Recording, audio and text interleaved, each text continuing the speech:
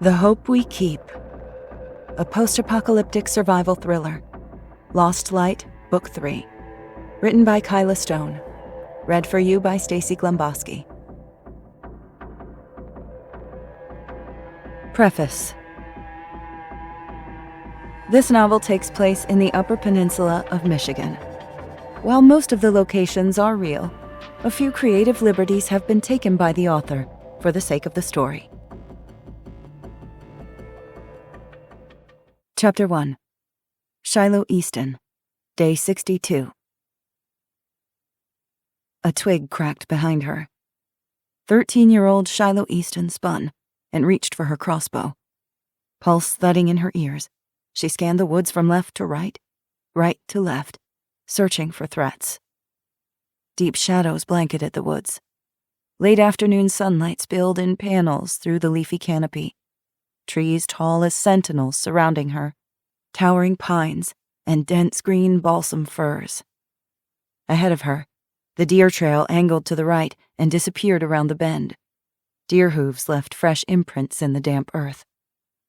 The hairs on the back of her neck prickled. It was a feeling, more than anything else. Something, or someone, was out there, following her, watching her. Planting her feet, she nestled the crossbow's buttstock against her shoulder, her cheek pressed to the stock, lining up her dominant eye with the sight. She tightened her grip, index finger balanced on the trigger guard, the sleek fiberglass bolt ready to fly. Black squirrels rustled in the leaf litter scattered across the forest floor. Robins and sparrows twittered from the branches of a great spreading oak. She inhaled the comforting scents of the forest, rich soil, wet leaf litter, and pine sap. Her mouth had gone bone dry. She had a hydration bottle with a filter in her pack, but she didn't reach for it. The stock of the crossbow dug into her shoulder. Beads of sweat trickled down the back of her neck. Movement out of the left corner of her eye. Her heart kicked against her ribs. She shifted the crossbow to the left, squinting as she examined the shadows, the way the light played across the birch, maple, and ash trees. Deeper shadows pooled beneath the rhododendrons dripping with pink flowers. The shiny leaves of the blackberry bushes, 5 yards to her right, trembled, as if something large had brushed past moments ago. Fear knotted in her throat. She fought it back. Shiloh held her breath and strained her ears, steadying her breathing the way Eli had taught her. It was the deer she was tracking, or a black bear, or a raccoon. Maybe it was nothing. It didn't feel like nothing. There, 10 yards to her southeast, a shadow lurked among deeper shadows. Was the shadow denser than the others? It appeared to deepen, shifting in a manner contrary to nature. The contours of the forest seemed to bend into the shape of a crouched human figure. Perhaps it was a hunter trailing a deer, like her. Or her wild imagination playing tricks on her. Or maybe it was a monster, a Wendigo, lying in wait. According to Ojibwe legend, the Wendigo was a malevolent, flesh-eating spirit roaming the woods in search of humans to devour, body and soul. She was distinctly aware of her aloneness in the Hiawatha National Forest, which consisted of almost 900,000 acres of rolling hills, flat plains, wetlands, and winding rivers and streams, a vast wilderness tucked into Michigan's Upper Peninsula, along the vast and rugged shoreline of Lake Superior. The radio was clipped to the belt at her hip, but it only crackled with static. Without realizing it, she'd wandered out of range in pursuit of her prey. The closest help was several miles away in Munising, population 2,000 or so, the closest town to the famed Pictured Rocks National Lakeshore. She was on her own. She'd spent the day searching for deer, but deer had grown scarce close to town. Everyone and their brothers, cousins, mothers, and in-laws were traipsing the woods in Alger County, hunting for white-tailed deer, elk, cottontail rabbit, feral pig, ruffled grouse, and even weasels and coyotes, whatever meat they could find. Her stomach growled loudly. She flinched at the sudden noise. The dense shadow lurking within the trees didn't flicker in response, didn't move. Her ragged breath was the only sound. She forced herself to stay calm. She was just skittish, her nerves on edge, jumpy. But then, everyone was jumpy these days. 2 months ago, brilliant auroras had lit up the heavens as a series of powerful superflares erupted from the surface of the sun. As massive bursts of radiation struck the Earth's magnetosphere, power grids were destroyed, transformers overloaded, and power lines burst into flames. Induced currents burned out satellite circuit boards, obliterating GPS, telephone, internet, television, banking networks, and high-frequency communication systems. In a matter of days, the infrastructure of half the world was annihilated. Everything was ripping apart at the seams. The daylight glinting through the trees began to change, turning golden as the shadows lengthened, stretching long fingers across the leaf litter. The first hint of coolness kissed the back of her neck. She had a few hours before sundown. It was past time to head back. Studying the quivering shadows, she couldn't shake the disconcerting feeling that something out here which did not belong, an evil she couldn't see or name, lurked in secret places, prowling and skulking in the shadows, biding its time. That she was the hunted, not the hunter. The sound came again. Leaves crackled off to her left. A shuffling noise as something moved furtively across the forest floor. The birds had gone silent. A hush fell across the forest. Sound dimmed, but for her blood whooshing in her ears.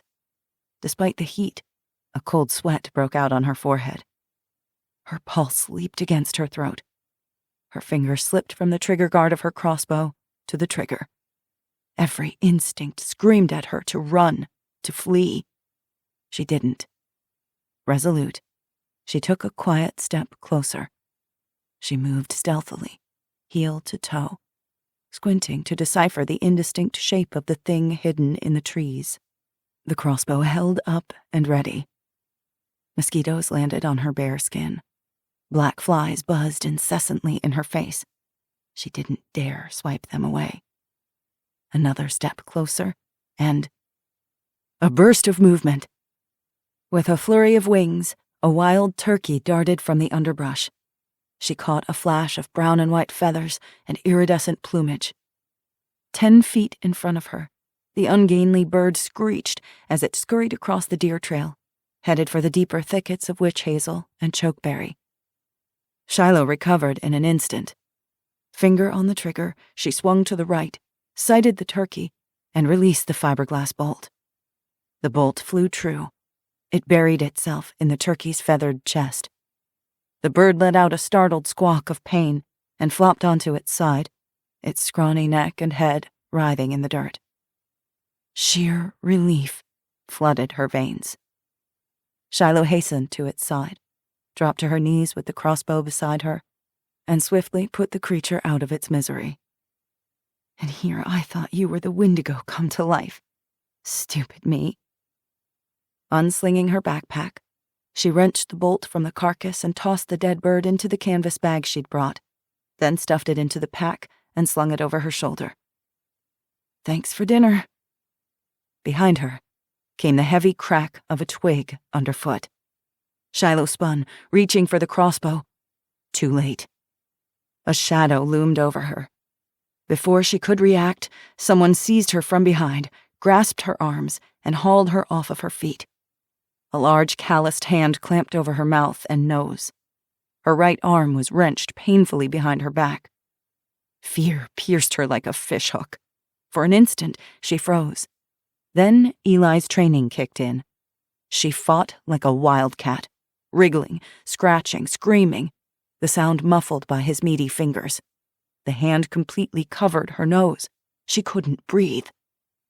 Clawing frantically at her attacker's hand, she grabbed the little finger and yanked down as hard as she could. The bone snapped. Flinging her head back, her skull connected with his face. Bone crunched. He growled in rage. His grip on her face loosened, but not enough. Writhing in his grasp, her lungs bursting, she managed to half-turn and jabbed the point of her elbow at his eye. With a curse, the attacker's hand slipped from her mouth. She forced her jaw open and bit down on the webbed skin between his thumb and pointer finger. Warm, coppery blood squirted onto her tongue. She wriggled from his grasp and fell to her feet. Whirling, she struck at his throat with the heel of her palm.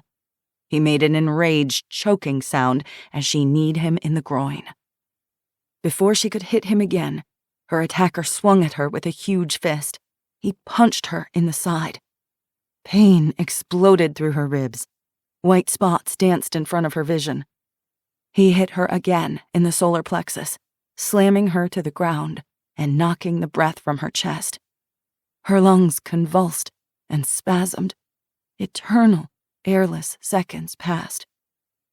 He stood, half bent over her, breathing heavily, clutching at his injured hand. He was tall and muscular, with sloped shoulders and a broad, ruddy, sweat-streaked face. The stink of something foul and unwashed emanated from his pores. He leered at her with bloodshot eyes. "You little slut! You'll pay for that!" Frantic thoughts spun inside her head. Mexico City, Mexico. Managua, Nicaragua. Panama City, Panama. She forced herself to stay present, to fight as hard and as fast as she could. Scrambling to her hands and feet, she skittered backward, desperate to get away from him. He grimaced, revealing brownish-yellow teeth in advanced decay, the gums red and swollen as he stared in shock at his bloody hand. "You bit me, you stupid little—" "Touch me again, and I'll kick your balls into your throat." Fury mingled with the fear churning in her gut. The crossbow lay beneath the beech tree, 10 feet away. She wouldn't reach it before he did. It was unloaded, basically worthless. The bolt that had shot the turkey was nestled in the pine needles next to her feet, half buried. He hadn't noticed it. "You're a brave one. Too bad. You still have to die." Straightening, he stalked toward her, drawing a knife. "You're worth too much, dead, Shiloh." Her pulse thundered in her ears. Frantic thoughts stuttered through her brain. How the hell did he know her name? Why was she worth money, dead? No time to worry about that now. On her hands and knees, she seized the bolt in one hand. In the other, she clawed up a handful of dirt. Her attacker bent low to seize her by the neck. Shiloh hurled the dirt into his face. Simultaneously, she lunged upward and stabbed the bolt into his groin, shoving it in as deep as she could. She twisted and yanked violently. The man jerked back with a howl. The bolt was torn from her fingers. She lost her balance and fell back onto her butt. Her chest heaved with panic and adrenaline. With both hands, he gripped the quivering bolt where it jutted from his pelvis, shrieking in agony. Bright red arterial blood pulsed from the wound. She'd hit his femoral artery.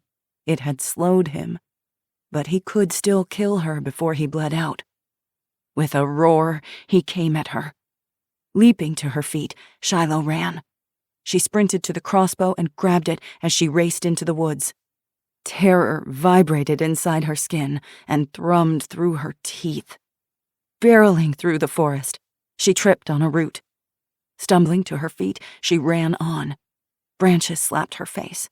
Thorns scratched her arms and legs. Her surroundings a blur, she craned her neck to check her six, convinced danger was nipping at her heels, death in hot pursuit. There was nothing behind her. That didn't mean he wasn't chasing her. Didn't mean she was safe. Finally, she reached M28, bursting out of the woods a quarter-mile north of the trailhead.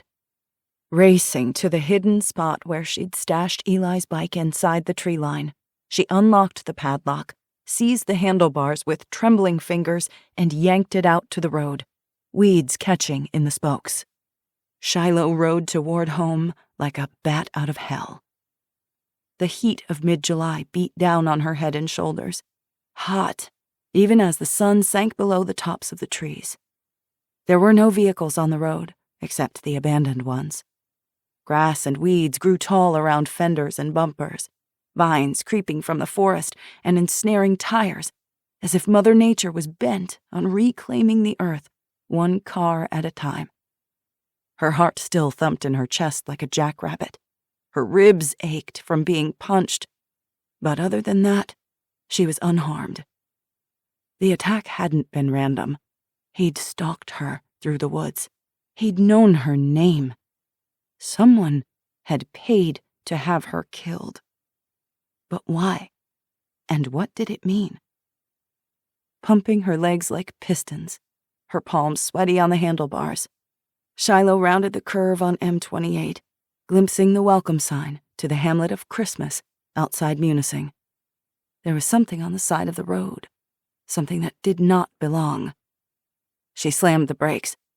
The tires squealed, leaving skid marks across the pavement, nearly hurtling her over the handlebars. The bike came to a halt in the center of the road. She thought this day couldn't get worse, but it could. Things could always get worse. On the left side of the road, something hung from the top of the telephone pole. The figure slowly rotated, as if pushed by an unseen hand. It didn't seem real, like a Halloween decoration or a scarecrow staked in a cornfield. Drawn by some ghastly compulsion, Shiloh drew closer, taking in the gruesome details. Unkempt nut-brown hair, the pale, rubbery skin of the face, the ripped and tattered shirt that was once white. A noose was wrapped around the throat, the head lolled to the side, the chin resting on the top of the shoulder as if the dead man were simply dreaming. Flies buzzed in dense clouds around the corpse. A puddle of dried blood stained the dirt along the shoulder of the road. As she approached, carrion birds flapped their wings and squawked belligerently at her, as if these Death Eaters had more right to this place than she did. Shiloh shuddered. A dead body, strung up in such a grisly display, was meant to be found, meant to instill horror, to strike fear into the hearts of those who beheld it. Something was coming, something worse than anything they'd faced before. Chapter 2. Lena Easton, Day 63. Lena Easton shielded her eyes with her hand against the blistering sun. The humid air was stifling. Sweat dampened her temples, her underarms, and the small of her back. Even in jean shorts and a tank top, her long chestnut hair yanked back in a ponytail, she was melting. The heat agitated the crowd. People jostled against her, pressing forward like a larger organism, beating to a drum of quiet desperation that grew louder with every passing second. The scent of sour sweat filled her nostrils. Elbows bumped into her. Someone stepped on her heel. She tried to retreat, but there was no room, no give. Someone shoved against her back. She checked to ensure Shiloh was right at her shoulder, afraid of losing her in the teeming crowd. Her chest constricted at the thought of the attack in the woods yesterday. She'd nearly lost her niece. She was determined to keep Shiloh within sight at all times. "This is a bad idea," she said under her breath. "We should go." A couple of hundred people had gathered in the Munising High School parking lot. At the front of the crowd, a FEMA emergency resupply semi-truck was parked, where it had been unloaded through the gym's side doors. 2 guardsmen stood sentry at the school's front doors to keep potential thieves out of the gymnasium, but from what Lena could see, most, if not all of the supplies, had already been distributed. 4 National Guardsmen surrounded the semi-truck, their body language stiff, shoulders back, feet planted, their expressions grim, bordering on hostility as they kept the crowd back. They didn't point their M4s at anyone, but carried their weapons low and ready. Everything about them telegraphed aggression. Shiloh warily scanned the crowd. "We have to get the antibiotics." Lena wanted topical and oral antibiotics, steroids, antihistamines, and other meds to help the community and ease the backlog of patients at the local hospital. She wasn't here for insulin, though she'd gladly take diabetic supplies if FEMA offered them. Before they could move, a man in glasses stepped onto a makeshift podium in front of the truck. Even though it was 90 degrees and humid, he wore a dark blue jacket with FEMA emblazoned in white on the back. Below him, the undersheriff, Jackson Cross, attempted to calm the crowd, along with his deputies, Devin Harris and Jim Hart, and police officer Ramon Moreno. Next to Munising Police Chief Sarah McAllister, Sheriff Underwood stood with hunched shoulders near the front of the truck, a recalcitrant expression on his face. Jackson met her gaze over the crowd and gave a rueful shake of his head. Her heart sank. She wouldn't be getting the antibiotics she'd hoped for. "Where's our food?" someone shouted. "Feed our kids! We've been waiting for hours!" They weren't wrong. Lena's stomach grumbled. Her legs were rubbery, muscles aching from standing for 3 hours. The FEMA emergency delivery had arrived hours late. She had snacks in her pack, homemade granola bars wrapped in aluminum foil, but she didn't touch them. Her anxiety rising, Lena's gaze swept the crowd again. Some folks looked like they hadn't eaten in a week. Their faces had thinned. Some were already gaunt, their clothes wrinkled and unwashed. Everyone looked haggard, bedraggled, worn down. The fear of the coming devastation held a destructive power all its own, an invisible force clawing into people's hearts and minds, sinking talons deep into their brains. It was making everybody crazy. Luckily, the UP was rural, where people could hunt, fish, and grow gardens, but complete forced self-reliance, without access to stores, gas stations, or pharmacies, was proving an incredible hardship for even the most prepared. "Look." Shiloh angled her chin at the right side of the 70-foot-long semi-truck. Several punctures were scattered across the aluminum side panel. "Bullet holes. They must have been ambushed on the road. Explains the guards being all jittery." Lena repressed a shudder. "Yeah, it does." "Thank you for your patience," the FEMA representative said into the megaphone. In his mid-30s, he was short and slim. His blonde hair was mussed, and there were deep bags of exhaustion beneath his eyes, his black framed glasses skewed. He introduced himself as Milton Sanders. "What are we supposed to feed our kids?" someone yelled. "My mom's about to die of heart failure. We need those meds." "We understand. We're working on it. I promise." His voice was high and squeaky with stress. "We'll relay information to your sheriff as we have it." "Where the hell are the rest of the supplies you promised?" a middle-aged woman shouted. Another woman pushed to the front of the line. Lena recognized Dana Lutz, a tough, brazen woman in her 40s who always seemed to find herself in the middle of town drama. "You're lying!" She had no megaphone, but didn't need one. Her throaty voice carried over the apprehensive rustling of the crowd. "You promised us supplies and meds, and you've got nothing left. You only brought enough for 100 people. What about the rest of us?" "Ma'am, step back, please," Sanders said. "This is an orderly proceeding. I was here early. I overheard you telling the sheriff you weren't coming back. Raiders attacked FEMA shipments on the highways. The roads up from Detroit and Chicago are far too dangerous. Isn't that what you said? That FEMA has 0 supplies left anyway? At least, not for us regular people. It's all been siphoned away by the rich." Lena stiffened. Shiloh said, "Oh, hell no." For a tense moment, the crowd was absolutely silent. Then a cacophony of panicked shouting broke out. "Give me my blood thinners! We need heart meds! My mother has cancer! I don't have a thyroid! I need meds to live! I paid taxes! Where the hell is FEMA when we need it? You've got no right!"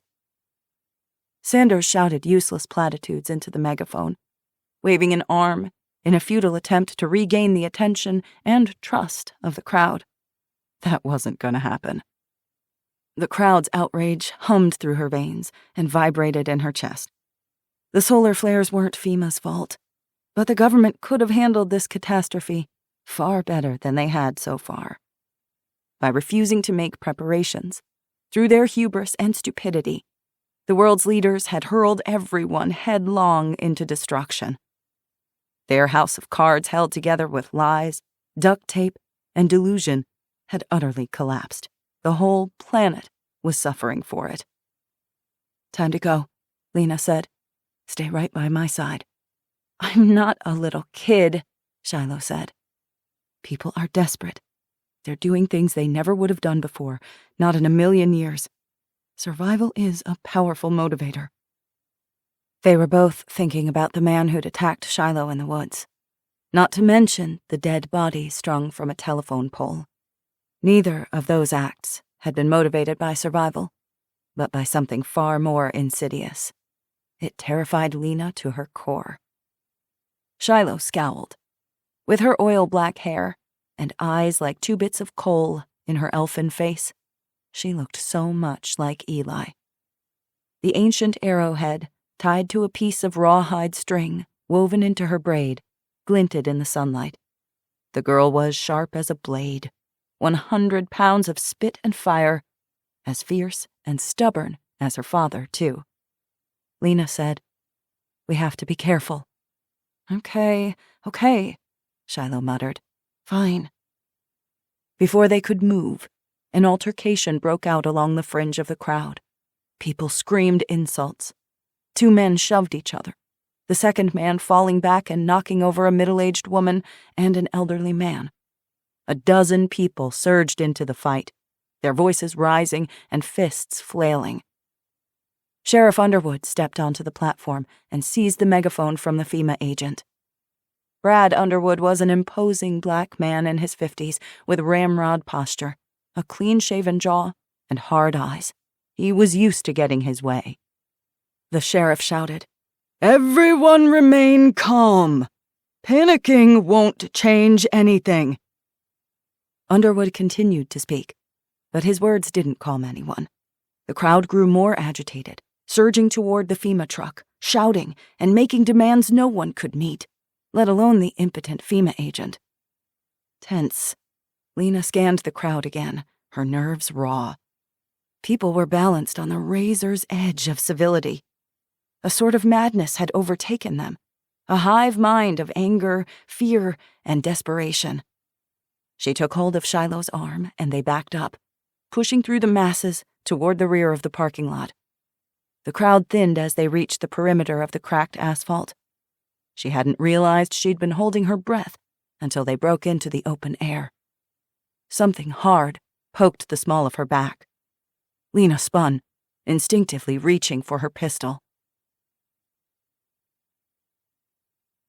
Chapter 3. Lena Easton, Day 63. Lena kept her hand on the butt of her pistol. "It's you." Astrid Cross leaned heavily on her cane to support her scarred legs. A tall, striking woman, her porcelain skin was unlined, and her blonde hair fell silkily to her broad shoulders. Her pale blue eyes met Lena's with an implacable expression. She tried to restrain her dislike, and failed. She didn't know what she'd done to get on Astrid's bad side, but somehow she had. Astrid had disclosed Lena's insulin stash to a couple of meth heads who'd attacked Lena and Shiloh at their old house. "I guess they're letting the patients out of the asylum." Astrid grinned. "Oh, honey, I'm the one running the asylum." Her smile contorted into a grimace, perspiration dotting her forehead from the effort of holding herself upright with her cane.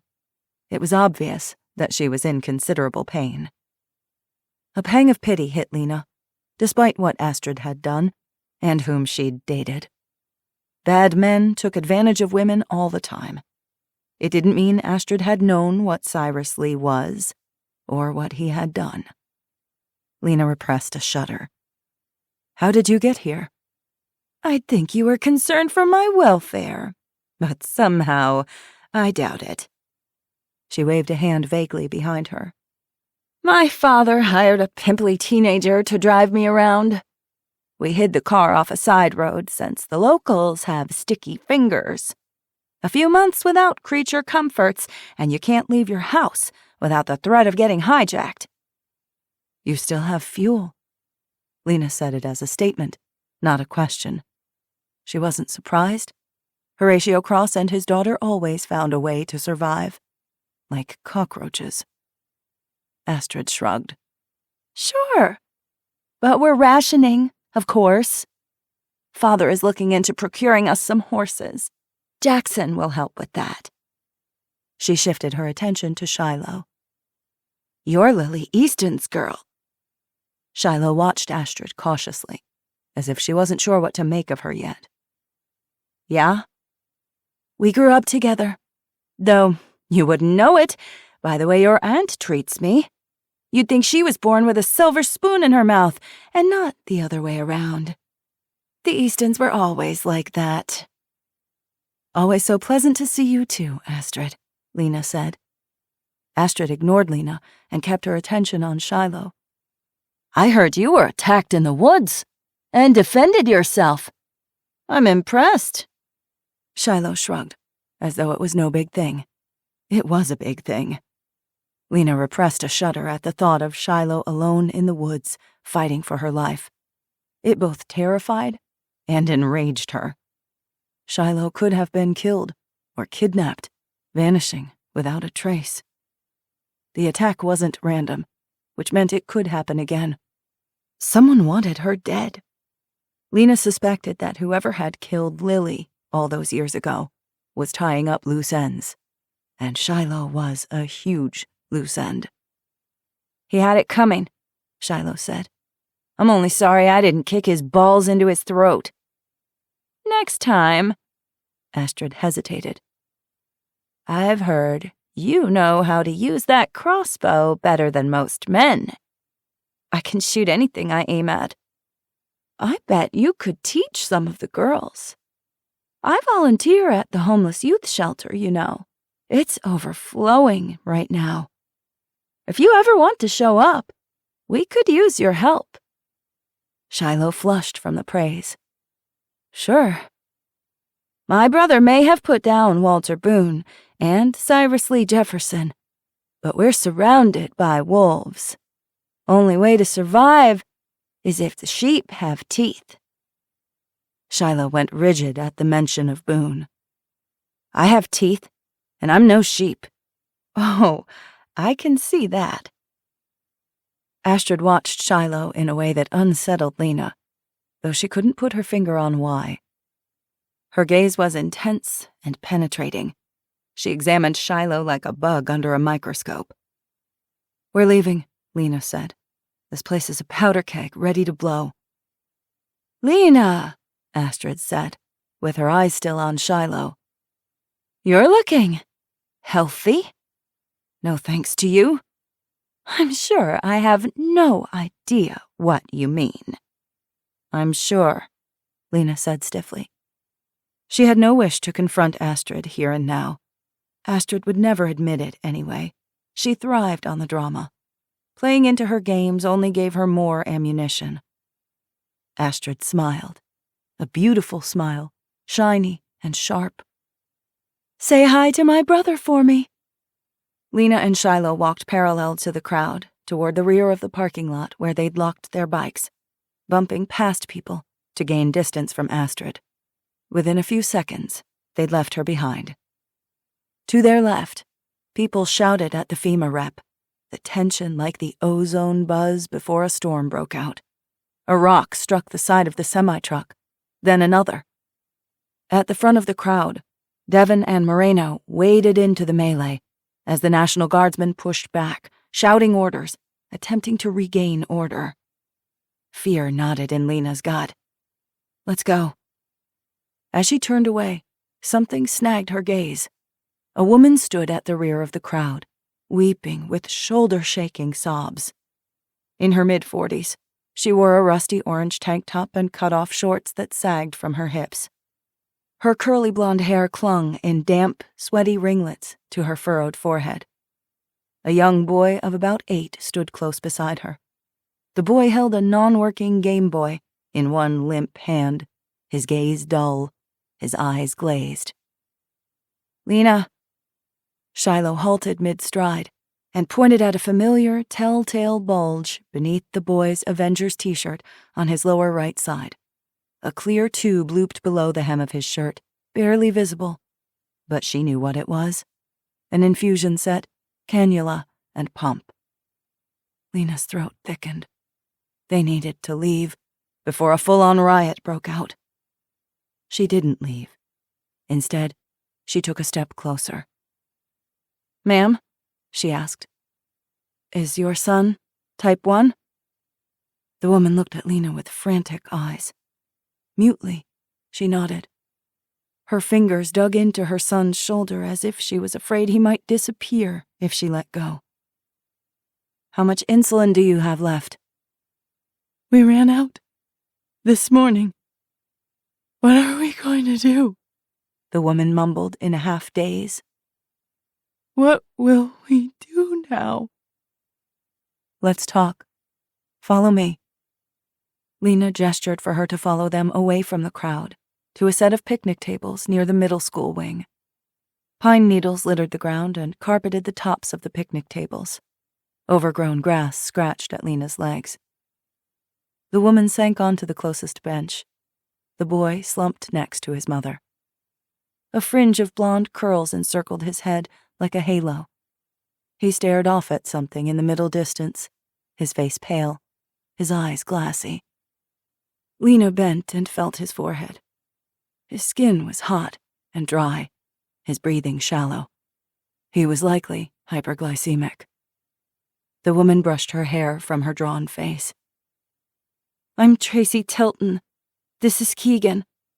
We're from Detroit. We were on vacation here when the power went out for good.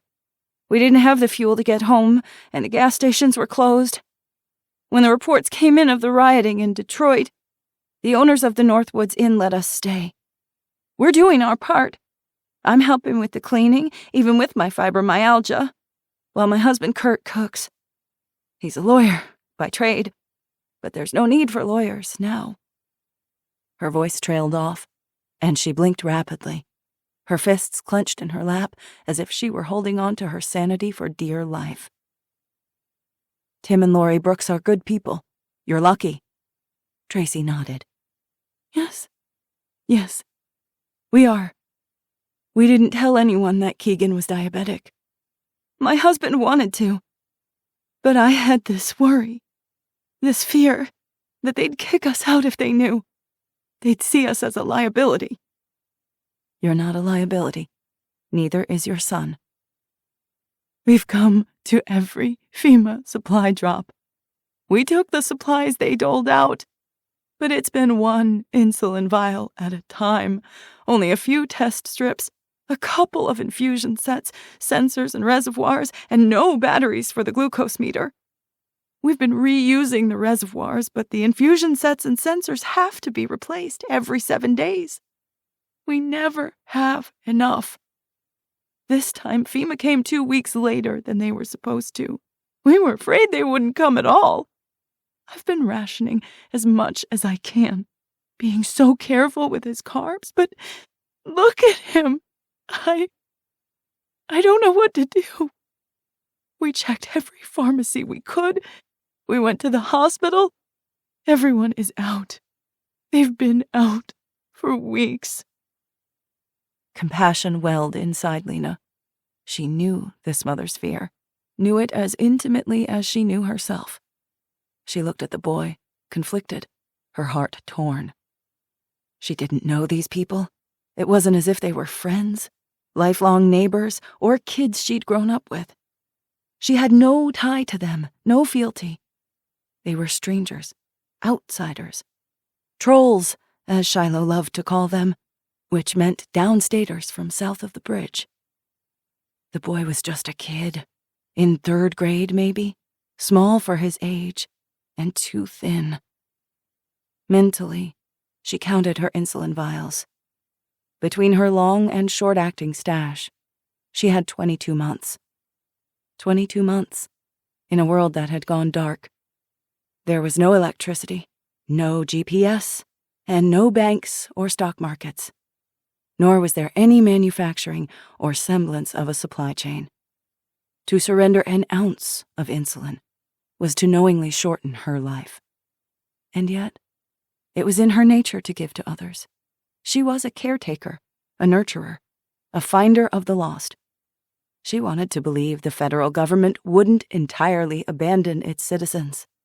Congress would obtain critical meds manufactured in the Southern Hemisphere and disperse them throughout the country. There had to be a way. If she hoarded her meds now, this boy would die within a week or 2.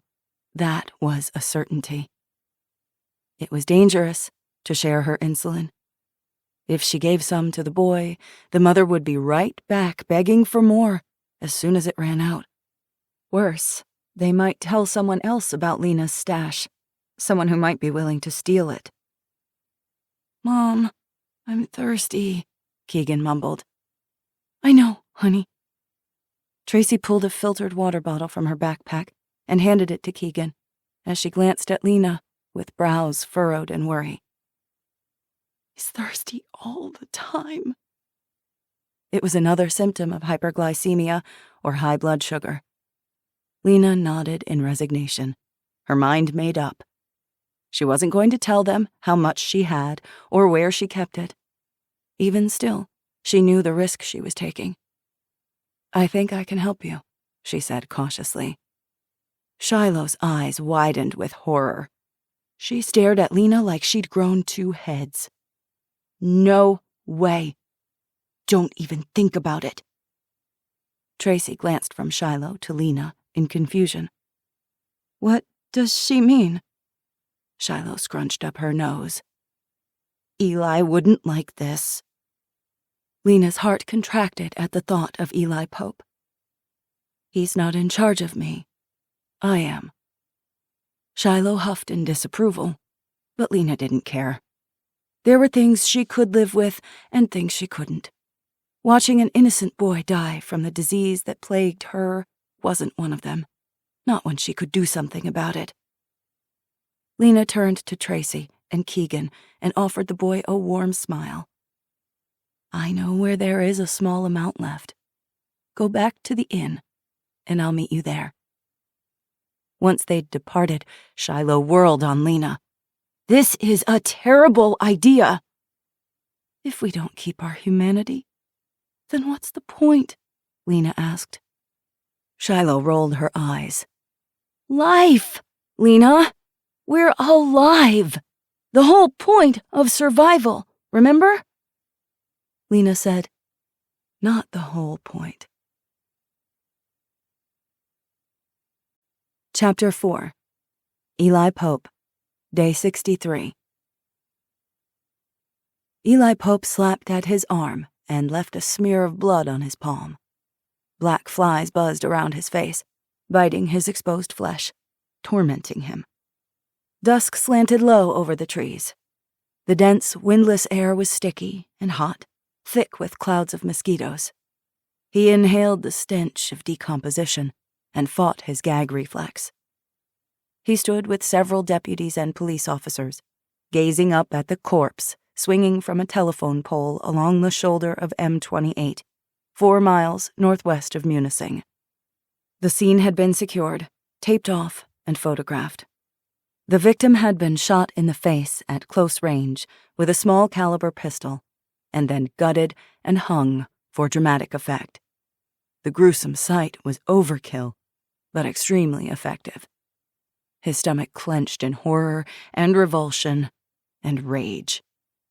He hated that Shiloh had discovered the grisly scene. He hated it more that some scumbag had stalked her in the woods.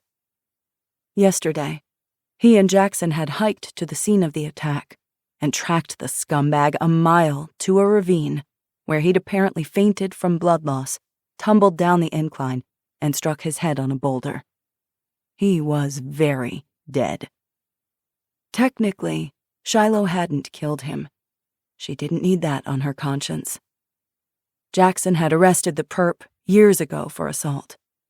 They feared that the attack on Shiloh had been a hit. There was only one person who'd hire a hitman to murder a teenage girl: Lily Easton's killer. The killer was still out there, hiding in plain sight. Fresh fury flared through him. His hands flexed into fists at his sides. He wanted to strangle someone. He'd fight the whole world to protect her. He felt wary eyes on him. His presence was far from welcome. The cops stared at him with suspicion and hostility, wondering what the hell he was doing here. Jackson cleared his throat. "In case I haven't mentioned it, I've deputized Eli Pope." A startled gasp rose from several of the officers. They knew he wasn't a killer. That didn't mean years of negative emotions died overnight. They didn't trust him. That was fine. He didn't trust them either. Eli watched Jackson. His spine was straight and his gaze resolute. His tousled, dirty blonde hair fell across his forehead. He had one hand resting on the service pistol attached to his belt. They were no longer enemies. They weren't friends either. Once he'd loved this man like a brother. Once he'd plotted to kill him. It was complicated. Everything about his relationship with Jackson was complicated. Jackson stared down his team. "Truth be told, I deputized him months ago when we assaulted Boone's cabin and rescued Shiloh Easton. Need I remind you that he went undercover for us, infiltrating Sawyer's criminal organization, risking his life to uncover a serial killer? Eli was a ranger, a Tier 1 operator. He has hostage rescue training and expertise in intelligence gathering, counterintelligence, counter-sniper teams, and terrorism investigations. His unit worked protection for generals, ambassadors, and State Department politicians in war zones from Serbia to Iraq. Anyone else with equal experience and skills, please come forward and say your piece." No one spoke. The cops and deputies stared at Eli in sullen, disgruntled silence. It was one thing to stage a mission to rescue a guy, but quite another to work with him side by side, to trust him to have your back in a fight. Jim Hart was the first to capitulate. A former Marine, the longtime Munising cop was in his 50s, balding, and sported a hefty gut, but he was tough and kept himself in decent fighting shape. "If you trust him, then I'm good." Cicadas buzzed in the grass. Shadows lengthened, and gnats swirled like little tornadoes. The others nodded grudgingly. They were reluctant, but they were on board. That was what mattered. Moreno slapped at a mosquito and pointed up at the slowly twisting corpse. "Truth be told, that right there scares the daylights out of me. We're fighting bad guys, with one hand tied behind our backs. If Eli can help us catch whoever did that, then I'm in." Devin Harris gave him a genuine smile. "Welcome to the team, Eli." Eli gave her a grateful nod. One of the newer deputies, Devin was in her mid-20s, short and fit, with long black braids spilling down her back. Her brown skin crinkled around her eyes when she smiled. Devin was tough and brave. She'd saved Lena and Shiloh at the lighthouse. Of Jackson's team, Eli trusted her the most. "Glad to get that housekeeping out of the way." Jackson turned to Eli. "Is it him?" "It's him," Eli said. "This is Sykes' handiwork." "You're certain?" "Yes. He wants us to know he hasn't left the Upper Peninsula, and that he's still around. Instilling fear is his MO. It's what he does, how he controls both enemies and allies alike. "Who is this Joker?" Phil Nash asked. He was a rookie and had been a kid during the Hells Angels' reign of terror. He was green as hell, but he showed up, which was more than most people these days. Jackson's mouth twisted, like he'd tasted something unpalatable. Darius Sykes is the former leader of a violent Hells Angels chapter. He murdered not only his rivals, but also their families, including children. He's infamous for stringing corpses along the highway in a grotesque warning to those who might consider crossing him in the future. 10 years ago, he went on a murder spree and killed 6 members of a rival gang. They were shot, gutted, and then hung from telephone poles along M28, every 20 miles between Wakefield and Sault Ste. Marie. Sykes is ruthless and brutal. Ugly memories seared Eli's mind. He'd spent 8 years in a cage, buried alive, in Alger Correctional Facility, with its concrete walls, barred windows, and cramped hot cells. Sykes had killed at least 7 men in prison. He'd beaten and maimed a dozen more. He'd been accused of rape, intimidation, and coercion. It was all part of his manipulative games, his entertainment. The day Eli had been released from prison, after his case was overturned on a technicality, Sykes attempted to assassinate him. He'd beaten Sykes in prison because he had the element of surprise. He'd also severely wounded Sykes's 2 best men, a grievous insult Sykes would not ignore. He hadn't forgotten Sykes's last words. "I will come for you. I will find everyone you love, and I will hunt them down and slit their throats in front of you, one by one." A former Tier 1 operator with the 75th Ranger Regiment, Eli had never feared men like Sykes. He did, now. Now, he had everything to lose.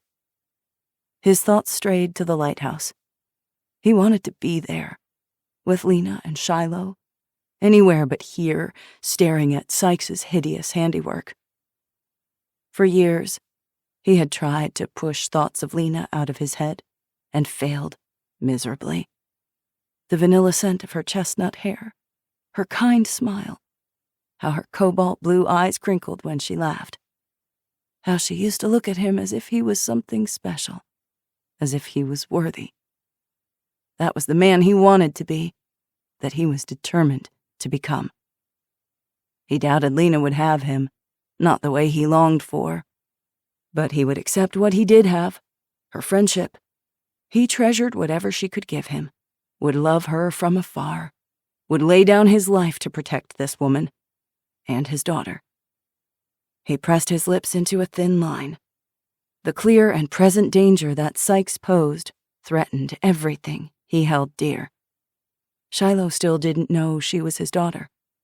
The thought of telling her turned his bowels to water. What if he wasn't good enough? What if he didn't have what it took to be a father? What if she hated him? He pushed his troubled thoughts from his mind and focused on the task at hand, one thing at a time. Do we know the identity of the victim?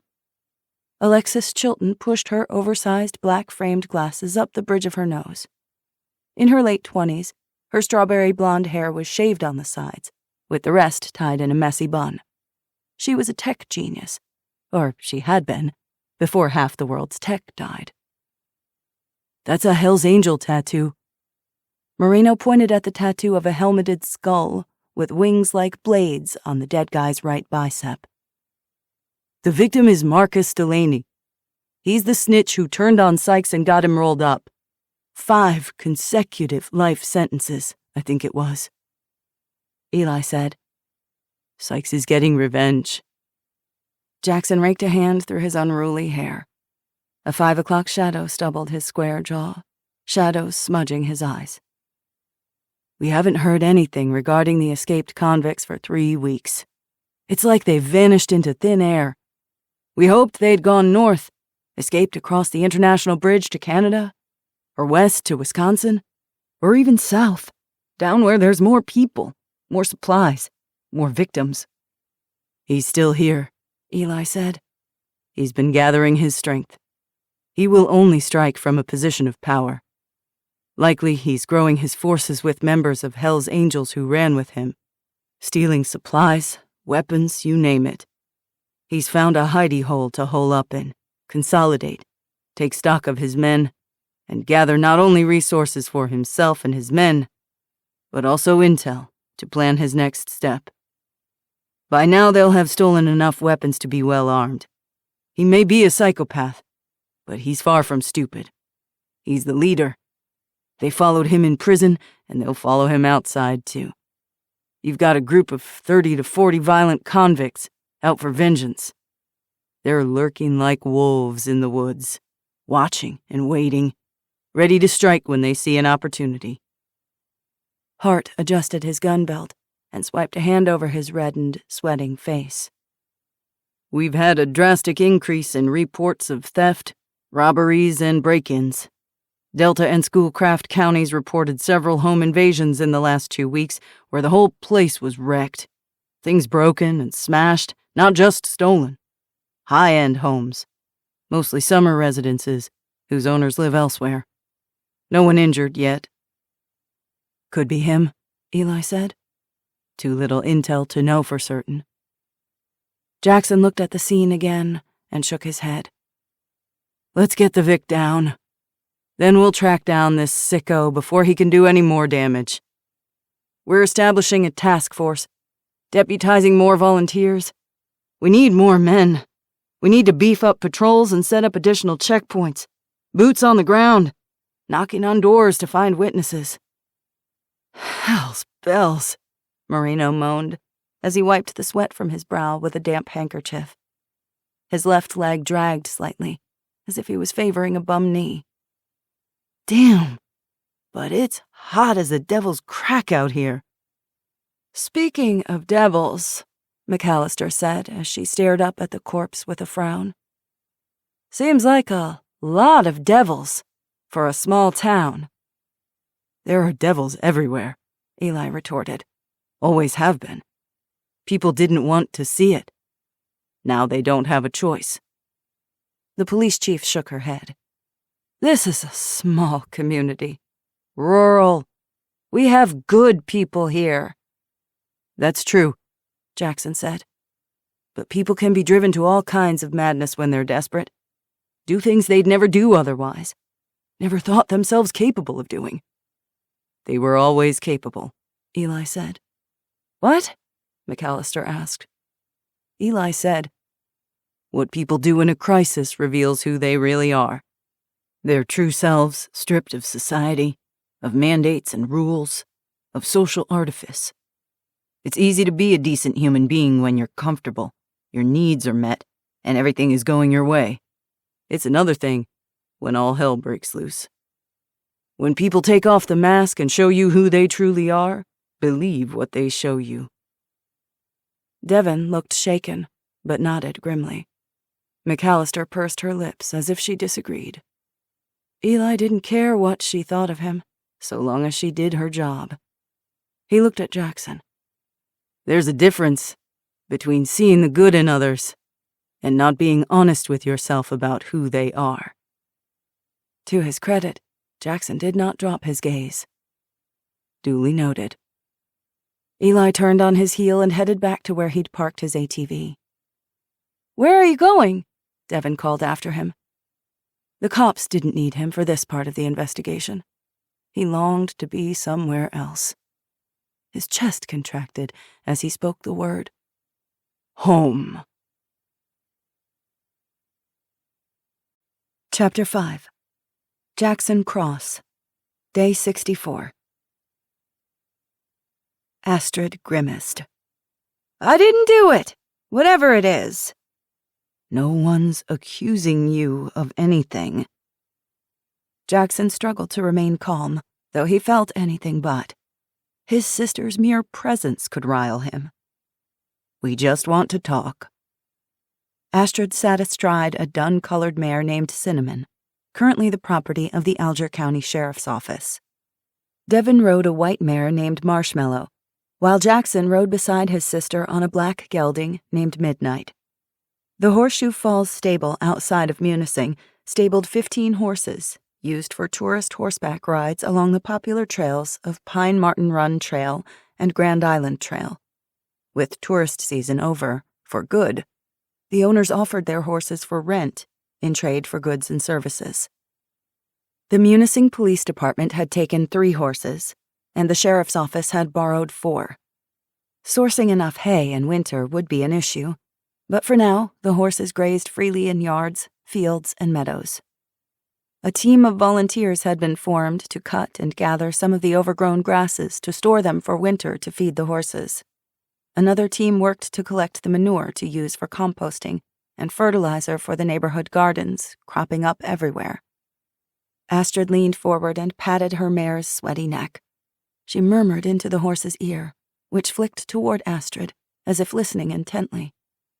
Jackson had never seen her so at ease with herself or others. She was a natural on horseback, moving easily with the horse's cadence. Jackson, however, couldn't wait to return to solid ground. The saddle jostled beneath him. He felt about to slide off at any moment. Sitting stiffly, he bumped along with every jolt of his horse's gait. The horse flicked his ears and snorted in annoyance. Astrid flicked the reins, gazing straight ahead. Tall, at 5'11", broad-shouldered and sturdy, she was a strong, athletic beauty, their family's Scandinavian descent apparent in her ice-blue eyes and white blonde hair. "I wondered when you'd want to have a chat." "It's been a busy few weeks," Devin said.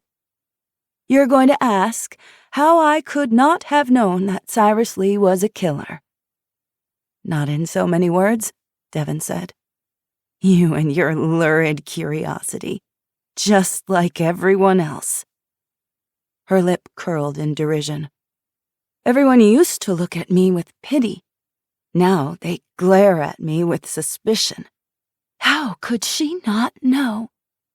They all think they'd be smart enough, intuitive enough, and discerning enough to distinguish the wolves from the sheep.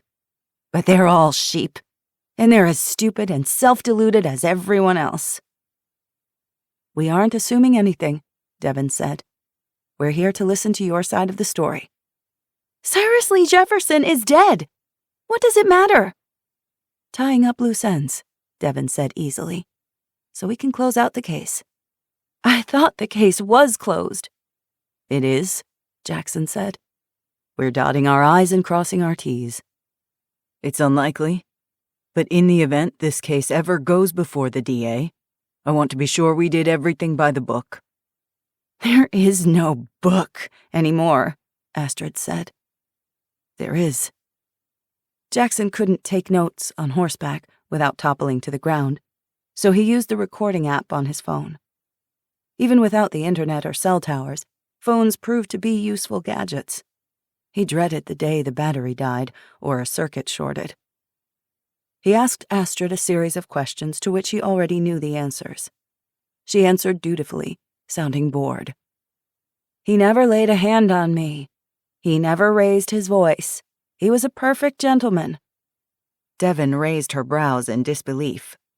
"He was," Astrid insisted. "He was shy, subservient, and compliant. Spineless. Did everything I asked of him. Asked how high when I said jump." "Don't blame yourself," Jackson said. "Serial killers like Cyrus Lee are skilled at camouflage." "He saw me as the perfect mark. And I was, wasn't I?" Her voice was laced with bitterness. "Poor little crippled girl. Couldn't do any better than a killer. That's what they're all thinking." She shot a hard look at Jackson. "I hate them all." No one spoke for a minute. The horses snorted, their hooves thudding against the packed dirt. A red-tailed hawk took flight from an oak tree, whose branches spread over the trail like gnarled fingers. Compassion swelled in his chest, surprising him. No one could call her stupid. She was astute, especially when it came to the human condition. She knew how the town saw her, and she hated it. He couldn't blame her. "Did you know he was in bed with Sawyer, dealing drugs?" Jackson asked. Astrid pursed her pretty lips. "No, I had no idea. Of course I would have told you had I known." She fluttered her eyelashes at him, the picture of innocence. He wasn't sure if he believed her, but he had zero evidence to the contrary. The thought of a drug dealer embedded with Sawyer, eating dinner at his table and setting foot in his home, made his skin crawl. He wasn't just a drug dealer, but a serial killer. If she had known, if she'd said something, so many lives might have been saved. "Did you ever see any evidence?" Devon asked. "One of the necklaces? Any other keepsake he might have kept from the killings?" "I had no reason to go into that dilapidated shed, let alone dig out the tackle box. Everything else in the house was normal. I mean, he rented it from his grandmother, so she could have entered it any time she wanted. I went there, occasionally, but his house was small and smelled like a musty old lady. Plus, he had to load up the wheelchair, and it was too much work. Mostly he just stayed at my house." She gave Jackson an accusatory look. "Our house. I mean, which is where he got insider access to missing persons cases. Not from me, but from you." Jackson had no defense. Guilt wormed inside him. For a long moment, no one spoke. His horse kept ducking his head to munch on the grass growing along the trail. Jackson jerked on the reins, to no avail. Black flies buzzed around them, the horses swishing their tails constantly to try and brush them away. "It's still hard to believe that Cyrus Lee killed Lily," Astrid said. Jackson kept his gaze straight ahead. Only he and Devon knew the truth, and it needed to stay that way, especially after the attack on Shiloh. He was certain the man who'd assaulted her had been hired by Lily's real killer. The killer feared that the girl might remember her past and was growing desperate to tie up loose ends. As the only witness to her mother's murder, Shiloh's very existence posed a threat. She wouldn't be safe until the perpetrator was caught. "And to think, you put your best friend away for it. Damn, but that must leave a mark." He gritted his teeth at the fresh wave of shame washing through him. Astrid always did like to rub in his humiliations. "At least you can stop pining for her now." Jackson clenched the reins and refused to respond. Astrid was needling him, for the hell of it. The best reaction was no reaction. "I never knew what you saw in her. That girl was a lost cause from the get-go." Back in high school, Lily and Astrid had been rivals, queen bees who were catty and competitive. It made little sense to cling to resentments for decades, but Astrid collected offenses and perceived slights like prized possessions, nursing them, breeding anger, resentment, and bitterness. Where there was no insult intended, Astrid would manufacture one. She was the kind of person who set fire to things simply to see what happened next. Astrid offered him a pitying smile. "Let it go, dear brother." "I'm working on it," he said evenly. "Are we done here?" Reluctantly, Jackson nodded. They hadn't gotten much that they didn't already know. Still, it was a box to check off. "When are you coming home?" Astrid asked. "You know I moved out. I'm not coming back." Astrid pouted. It did nothing to diminish her good looks. "Mom misses you. So do I." She continually surprised him. Was it another manipulative move to make him feel guilty, or a genuine admission? He never knew with her. "Look, Astrid, I'm keeping the horse." "The horse is the property of the department." Astrid ignored him as she clucked to her mount. She increased her speed to a trot and swiftly pulled away from them, her back straight and her white blonde hair streaming in the wind behind her, the sunlight haloing her head like a crown. "Where are you going?" he called after her. Her laugh echoed in the deep woods. "Wherever I want." Jackson watched her go with a sense of utter relief. At least it's over. I need to get off this damn horse before I can't move for a week. He had a million things on his to-do list. Sykes and his ex-convicts were a dangerous threat looming over the county. And despite what he'd said to Astrid, he couldn't let Lily's case go. Not while he drew breath, and not while the killer presented a threat to Shiloh.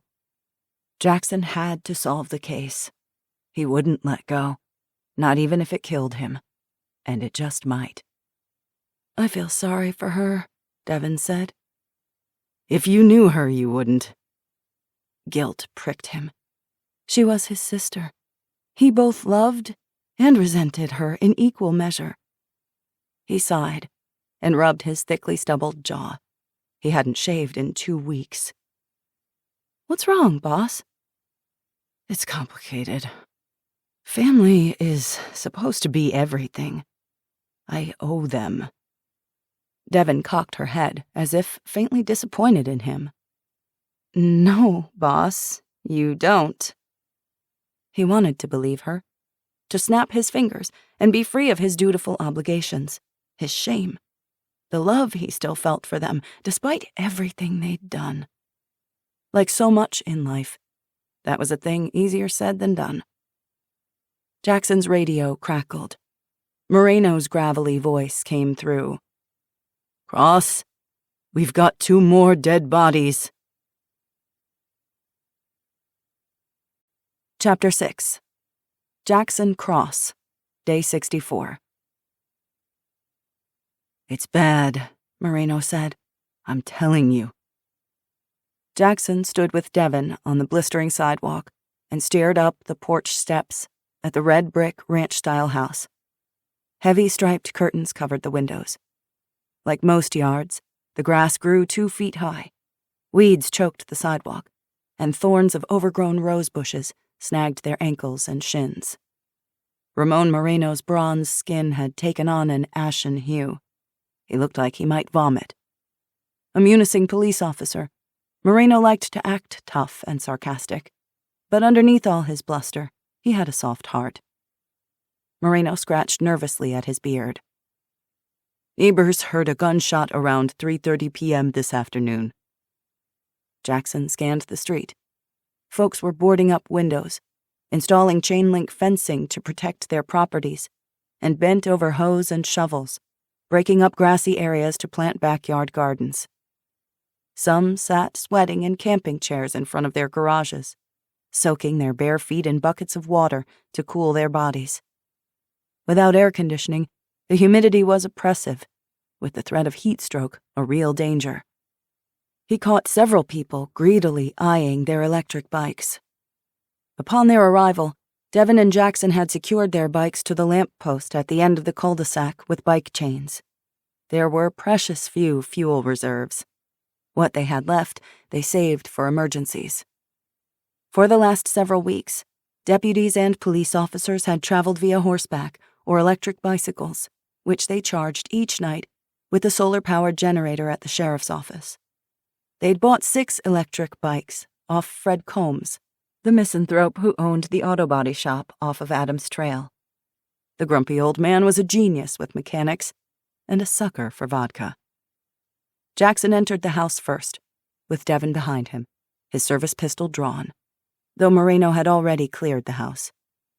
He carried a Glock 17 on his gun belt with a round chambered, along with handcuffs, a tactical flashlight, 2 17-round magazines in a pouch, and a backup pistol in an ankle holster. The door hung open. The smell hit him first. The rancid stink of something dead struck him in the face like a punch. The interior of the house was dark and stifling. Wiping the sweat from his brow, he covered his nose with his handkerchief and strode through the living room. Devin made a retching noise, covering her mouth with her hand. "Keep it together, Harris," she chided herself. "You okay?" Jackson asked her. She nodded, but she didn't look okay. They both felt it, the wrongness of this place. A bad thing had happened here. Moreno entered behind them. He moved haltingly, as if he dreaded every step. "The neighbor, Mrs. Lauren Cola, came to the station to report it. She hadn't seen the daughter named Finley or the father, Justin Martz, in 3 days. And the last time she did see them, she said the girl was looking sickly." "That seems to be going around," Jackson muttered. In the shadowed kitchen, dust filmed the countertops and the barren shelves. There was no food anywhere, not in the cabinets, the pantry, or the unplugged fridge. The occupants of the house had drunk the olive oil and balsamic vinegar and eaten the salt from the shakers. Jackson's gut tied in knots. It shouldn't be like this. Things shouldn't be like this. Moreno seemed to read his thoughts. "The neighbor said they were real private, kept to themselves. The father wouldn't ask for help, ever. Not even for some sugar or an egg." Devin grimaced. "People would have done something, even with their cupboards getting scarce. We have gardens, scavenging teams that donate a percentage of supplies to the food pantry. The FEMA emergency deliveries. We're all getting tired of fish, but we've got the lake, all these rivers. At least we've got that." "They were starving, in plain sight," Jackson said. "Not just them," Moreno said. "Everyone's getting skinny, if not outright gaunt. Hell, I've lost 20 pounds. Not that I didn't need to lose some chub, but a lot of people can't afford to lose any more, fish or no fish. Everybody's trying to garden, but it's not enough. You know, a whole bowl full of lettuce, cucumbers, tomatoes, and onions is like 200 calories. It's not enough." "No arguments there," Devin said. They went down the hall, the walls papered with family photos. A smiling single dad with a beaming little girl of about 6 or 7. They entered the first bedroom. The door creaked open. The smell worsened. Pictures of unicorns and ponies decorated the pink walls. The curtains were festooned with purple polka dots. Tucked beneath the purple comforter curled the shape of a little girl. A spray of reddish-brown curls spread across the pink satin pillow. Beside him, Devin stiffened. She didn't make a sound. She didn't need to. The same horror washed through him, invisible, but toxic. Moreno spoke in an almost reverent voice. Cops were tough, but kids did everyone in. According to the neighbor, the little girl had a heart defect. She'd gotten extremely weak without eating. Her heart must have failed in her sleep, or she got dizzy and slipped and fell, lost consciousness, and never woke up. There's not a mark on her." "And the father?" Devin asked, her voice strained. "There's a mark on him," Moreno said. "He's in his room, sitting in a chair by the window. He ate his shotgun. He was probably so racked with grief at losing her, life wasn't worth living. So he took the avenue he saw left to him. He wanted to be with his daughter." Jackson felt sickened. The burden he carried weighed more by the day, a heaviness deep in his bones. The tragic image of the little girl dead in her bed, and her dead father, distraught at his inability to protect her, refused to vacate his head. It never would. How could he stop tragedies like this from happening again and again across his county, the state, the entire country? He did not know. His helplessness threatened to overwhelm him. "I hope they're both in a better place than here," Devin said, her words laced with sadness and anger. Jackson placed a comforting hand on her shoulder. She was trembling. "There's nothing more we can do for them." They fled the dark, oppressive house. The screen door squeaked on its hinges as it slapped shut behind Moreno. Jackson gulped fresh air. He felt the probing, curious gazes of the neighbors on his back. A loud thud came from behind him. Moreno let out a muffled curse. Jackson spun in time to see the burly cop trip, stumble down the porch steps, and land hard on his rear end. Jackson raised an eyebrow. "You've never been a ballerina, but stairs are too much for you now? Go to hell." Moreno tried to stand, winced, and grasped the handrail to steady him. He looked genuinely pained. "Are you okay?" Devon asked. "Dandy," Moreno wheezed. "Never better. Let's throw an all-night party. I volunteer as tribute." Devon crossed her arms over her chest. "I noticed you've been limping." Moreno had been moving strangely the last few days. "What's wrong with you? Stub your toe in the dark or something? You're shuffling around like an old lady."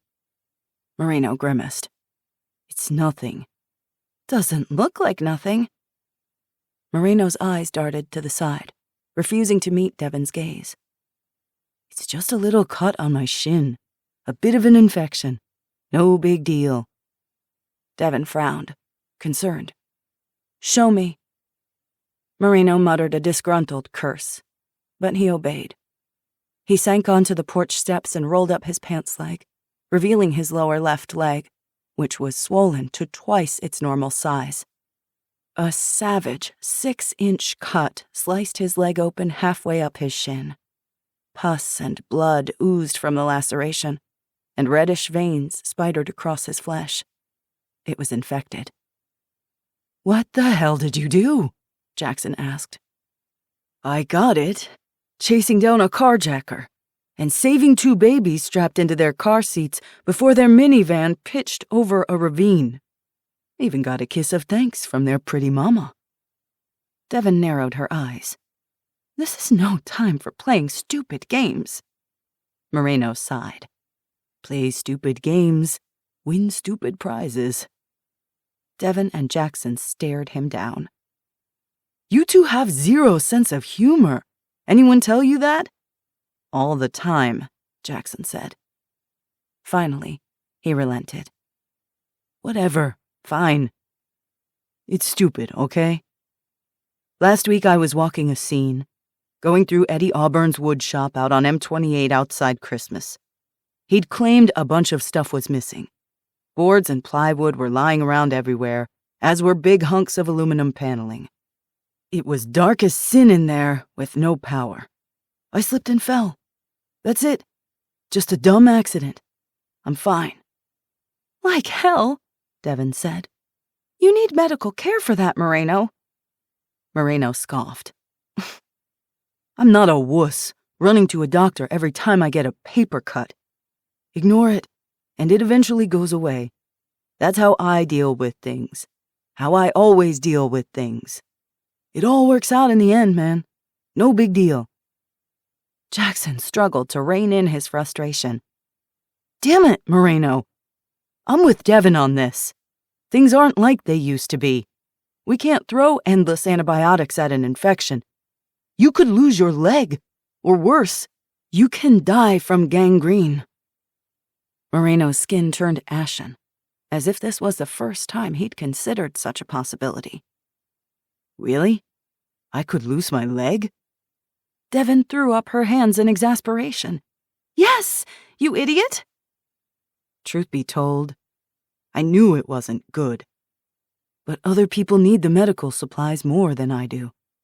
I didn't want to take anything that should be going to save a kid's life, you know? Devon's features softened, and she squeezed his shoulder. "We get it. But your health matters too, Ramon. And if you go down, who's going to protect those kids from the bad guys?" Moreno nodded soberly. "I get the message. Loud and clear." Jackson's radio crackled. Alexis Chilton's voice was threaded with static. "Where are you guys? You're supposed to be at the sheriff's office for the big press conference, remember?" Jackson hadn't forgotten, but finding the dead kid had driven the press conference right out of his head. He despised committees, endless meetings, and pointless press conferences. Sheriff Underwood was extremely fond of the sound of his own voice. After the near-riot debacle with FEMA yesterday, Underwood was desperate for some good PR. Alger County residents were restless, edgy, upset, and vulnerable. Underwood thought he could placate them, or, at the very least, keep them from tarring and feathering the sheriff's office. On our way. He clipped the radio to his belt. Underwood wants the sheriff's office and the police department present. Have Nash secure the scene. We'll take care of the bodies afterward. Jackson pulled Moreno to his feet. He gritted his teeth as he put weight on the infected leg. He could hobble on it, but barely. The hospital has a 5-day waiting list, Devon said. Go to Lena first. She'll get that nasty wound cleaned, disinfected, and bandaged. You should go, now. Moreno shook his head, stubborn as ever. After the press conference. Underwood will have my hide if I don't go. He'll have my hide if I let you die, Jackson grumbled. Moreno flashed him a mischievous grin and winked at Devon. Then I guess I won't die. Not yet, at any rate. Chapter 7. Jackson Cross, Day 64. Jackson grimaced as he scanned the growing crowd milling in front of the sheriff's office. People crammed the overgrown lawn and poured into the street. This was a press conference, but there were no press, media, TV, or internet. Whoever showed up got the news, which was then spread by word of mouth. A dozen deputies and police officers ranged on either side of Sheriff Underwood, who stood before a wood podium and spoke into a megaphone. The crowd was loud, unruly, and angry. They needed someone to blame for their misery. At that moment, Sheriff Underwood was that person. After the battle on Sawyer's yacht and the death of Cyrus Lee Jefferson, Underwood had given a brief press conference. He cared more about polls and popularity than solving cases, especially when the credit belonged elsewhere. But he'd finally succumbed to the pressure. Blow by blow, he gave the people a detailed account of the hunt and apprehension of Cyrus Lee. He left out several pertinent details. That law enforcement had barely escaped the burning yacht with their lives, and that the serial killer had been left to Sawyer's brutal vengeance. Jackson had been forced to choose between the law and saving the lives of the men and women under his command. He'd saved his people. Raising his voice over the disgruntled crowd, Underwood nearly shouted as he read from a handwritten statement. The investigation led our fine law enforcement officers to the residence of Cyrus Lee Jefferson, where a toolbox was discovered in the shed that contained the matching halves of the necklaces found on the victims buried in the woods behind Walter Boone's shed, Cyrus Lee Jefferson's partner in crime. The sheriff read off a list of the known victims' names. Summer Tabasaw, Elise McNeely, Lily Easton. The crowd let out an audible gasp at the mention of Lily. Underwood had waited too long to give the official statement. Rumors had run rampant for 3 weeks. Most folks knew that he'd been unmasked as the serial killer. Jackson and Devon had decided not to release the fact that Cyrus Lee had an alibi for the night of Lily Easton's murder, hoping the real killer would relax their guard, believing someone else had again taken the fall for their crime. Unfortunately, in the process of apprehending the suspect, he resisted arrest and was killed, Underwood boomed. Let's congratulate the Alger County Sheriff's Office Task Force in conjunction with the Munising Police Department. A citizen volunteer and 2 officers perished in the mission. One officer, Jim Hart, was wounded but has recovered fully. We have completed the investigation, and— You lied to us, someone in the crowd shouted. The killer could have murdered our daughters in their beds, yelled Pam Broski. Quiet, Underwood said. The real broken heart serial killer has been identified and stopped. That's what's important here. No thanks to you, shouted a middle-aged accountant named Marty James. You told us there was no killer. How could you have been so wrong? You failed us, Sheriff. Sheriff Underwood's usual bluster vanished. Sweat trickled down his temples, and his brown skin went ashen. His eyes bulged, and his hands waved frantically as if he could rein in the tide turning against him. Now listen here. Settle down, or we'll be forced to arrest you for disturbing the peace. Devon and Jackson exchanged guarded but incredulous glances. Moreno rolled his eyes skyward. Hart looked bored. Nash gaped at Underwood, like he was watching a man implode before his eyes.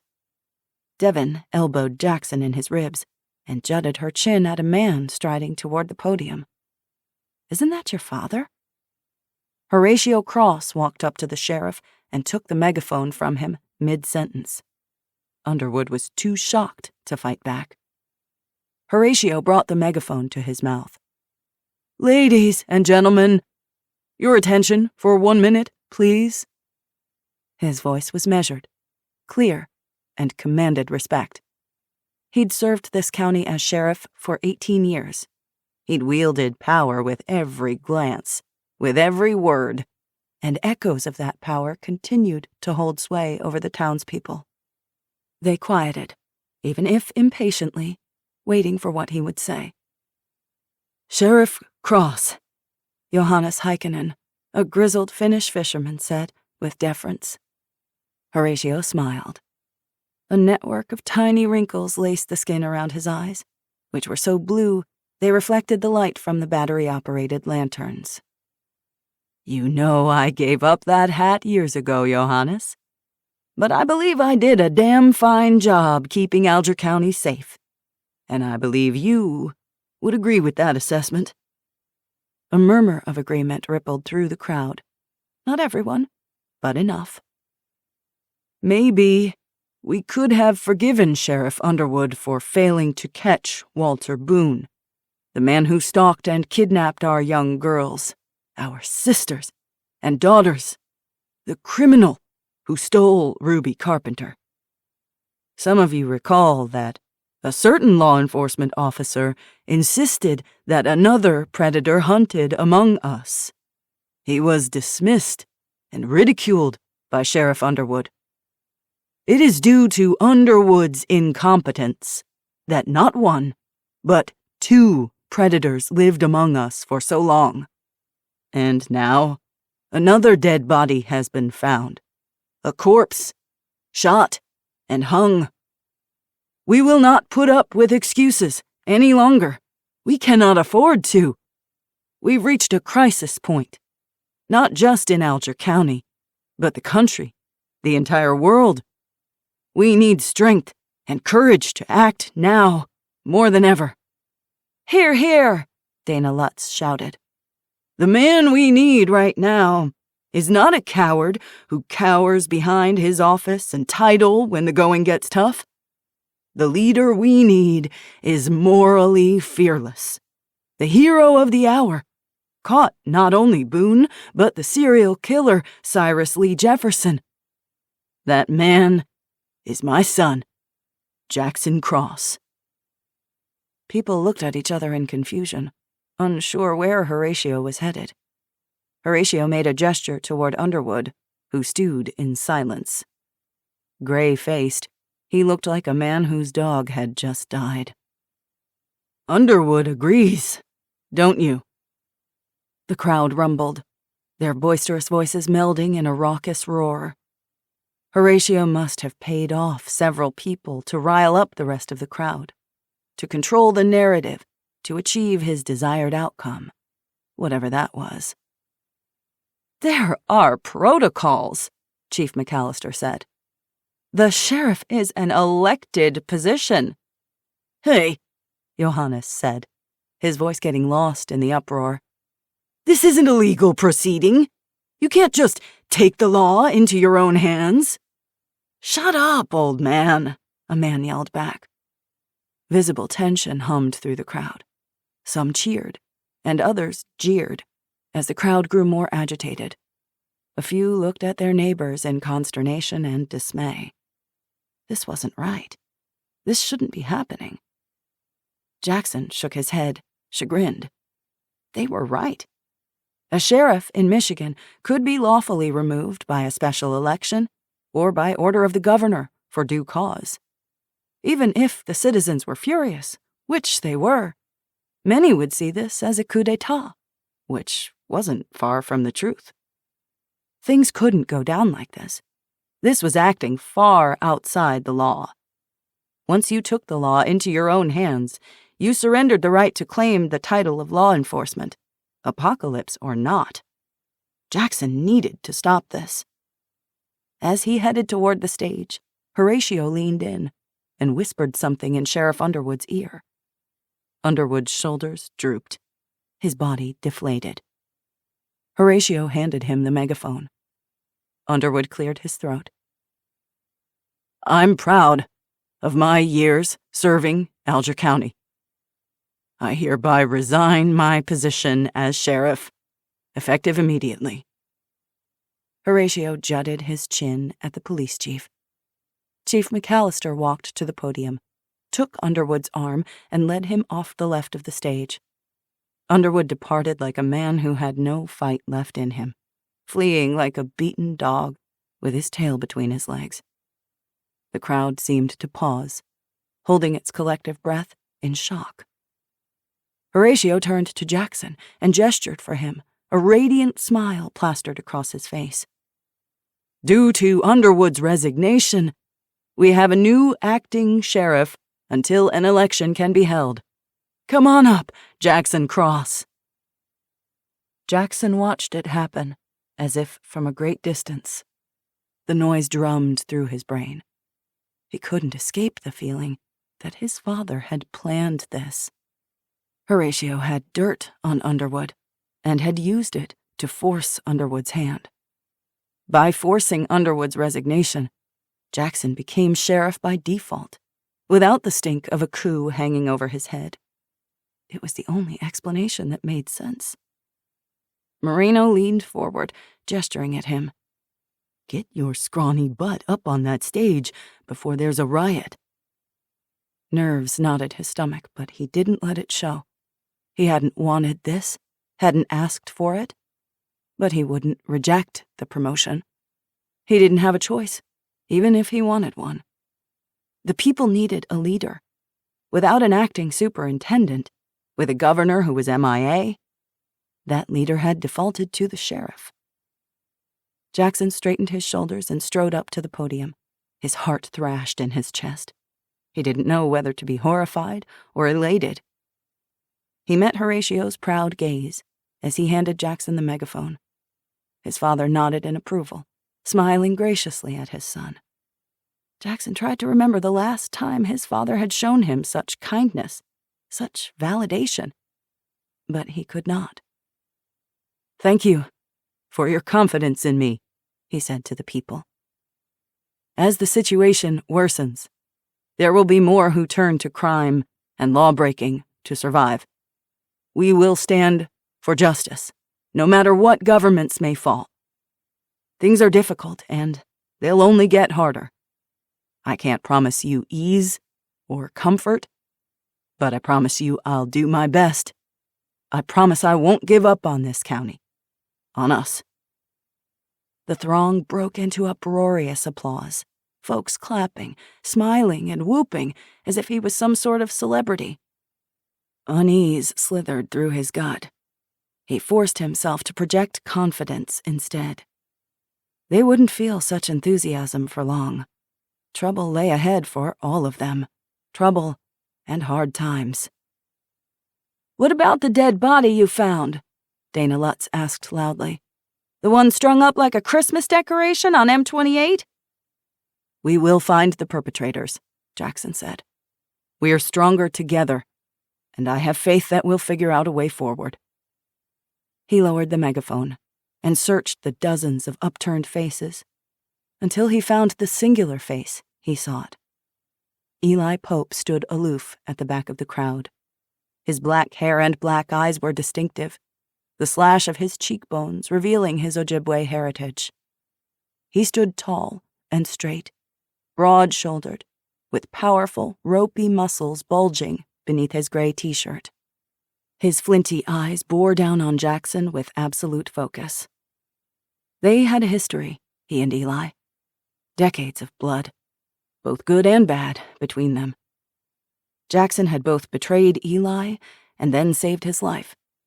Eli had sworn to kill him, and yet had come to Jackson's aid when it was needed, even going undercover to catch a killer. They weren't friends, but they'd graduated from enemies to something else, a grudging respect. Motionless, his hardened features unflinching, Eli met his gaze. For a moment, they stared across the crowd at each other. Much as he'd tried not to, Jackson had sought Eli's approval his entire life, like he'd sought his father's. Finally, Eli gave an almost imperceptible nod. Something like relief flushed through him. Maybe someday they could regain the friendship they'd once shared. Jackson could hope. He turned his attention to the people before him, his people. He sensed their misery, their exhaustion, and their fear. The constant low terror affected everyone. He could see it in their strained faces, their slumped postures, their vacant smiles, the numbness and depression, the anxiety and despair. They expected him to save them. He knew no salvation was coming. Chapter 8. Lena Easton, Day 65. You've got to be kidding me. Lena stood in the ER waiting room of Munising Memorial Hospital. The air smelled not of antiseptic, but of blood and vomit. Frustration and anger flared through her. Tell me you're joking. I wish I was. Dr. Kathleen Baldwin stared at her with regret in her eyes. It's a terrible joke, and nobody gets the punchline. Lena fisted her hands on her hips. People need you. You can't close the hospital. That's not an option. Dr. Baldwin wiped her forehead with a handkerchief that had seen better days. In her mid-50s, her gray-streaked brown hair was tied in a straggly bun at the back of her neck. Her smudged glasses slipped down her nose, her skin gray with fatigue. She smoothed the wrinkles in her lab coat, like that might make a difference. Behind her, 2 security guards carried rifles slung across their chests. They guarded the doors to the ER to keep out desperate family members willing to break in, to do anything to help their dying loved ones. Lena frowned. Who are those guards? Hired security? We've had altercations between distraught patients and irate family members and the nurses. One husband attacked a doctor when he couldn't perform the surgery his wife needed. Those aren't security guards. They're Sawyer's enforcers. And, Dr. Green snapped, we're doing what we have to do, like everyone else. I don't see the sheriff's office volunteering manpower for guard duty. Their hands are full. Do you see any National Guard coming to our aid? The sounds of crying and moaning filtered through the closed double doors of the ER. The waiting room was filled to capacity, and then some. Dozens of patients slumped in chairs and on the floor, or stood against the walls. A small girl had a deep, phlegmy cough that sounded like bronchitis. A father and mother waited with a preteen with a broken arm. A mother in stained pajamas cradled a baby wrapped in a thin blanket, crooning softly as the baby wailed and wailed. Appalled, Lena gestured at the waiting patients. How can you turn these people away? Dr. Baldwin cleared her throat. We have no choice. The hospital is using battery and solar-operated portable light towers. We have no power to run the equipment we need to keep people alive. Respiratory ventilators, EKG machines, ultrasound machines, X-ray machines, CAT scans machines, anesthesia machines, and patient monitors. The only meds we have left are common Tylenol and Advil. We can't do anything." Lena scoffed. "There's always something." The doctor's expression hardened. She was losing patience. "I'm speaking with you as a courtesy, Lena. Life support machines were turned off 2 weeks ago. Ventilators, everything. Every doctor and nurse has gone above and beyond. Our staff members are people too. I have worked around the clock 7 days a week for well over 2 months. We lost another pediatrician and 2 nurses yesterday. They're quitting so they can try to feed their families. I can't do it anymore. We can't. We've become a morgue, not a hospital." What are people supposed to do when they get hurt or sick? When there's a medical emergency? The township superintendents have decided to consolidate resources. I know it doesn't feel like it, but this is the best option. It truly is. The UP health system in Marquette still has fuel for its generator. They have power, they have anesthesia, and can conduct surgeries, as can War Memorial Hospital in the Sioux. We don't. Neither does Helen Newberry Joy Hospital in Newberry, or Bay Mills, Schoolcraft Memorial, or any of the others. Separated like this, we've run out of supplies. But by maintaining just the 2 hospitals in Marquette and the Sioux, we can still help people. You're going to Marquette, Lena said dully. Yes. Guilt flickered in her tired eyes. She pursed her lips as if pushing that guilt down somewhere deep. Those of us on staff who wish to do so are departing tomorrow morning. Someone from the Marquette County Municipal Office will pick us up in a couple of vans they've converted to biofuel, along with security, to protect us on the trip. The horror of it sank in slowly. No hospitals within reach. There'd been no ambulances running for a while, but if you could make it into town and endured the days-long line, you could still be seen by a doctor and could still get some treatment. And now? Lena's chest constricted. It was hard to breathe. And how are patients supposed to get there without fuel or vehicles? It's too far. How is that mother with cancer who has 2 kids going to get there? Or a grandpa with a broken leg? Dr. Green blanched. Look, I didn't say it was perfect, but it's all we can do. How many? Lena asked. How many doctors are leaving? As far as I know, all of them. Lena blinked. What? They've offered housing for our families, and food, shelter, and hot showers in a secure neighborhood. It's a good deal. She raised her brows. Perhaps they could use a good paramedic. I'm sure they could use you and your dog in search and rescue. I could put in a word for you. No, I'm not leaving. For half a second, she hesitated, torn by the temptation. If she could, take Shiloh and Eli with her? But would Eli leave? She didn't know. Would Jackson? He wouldn't. Neither could she.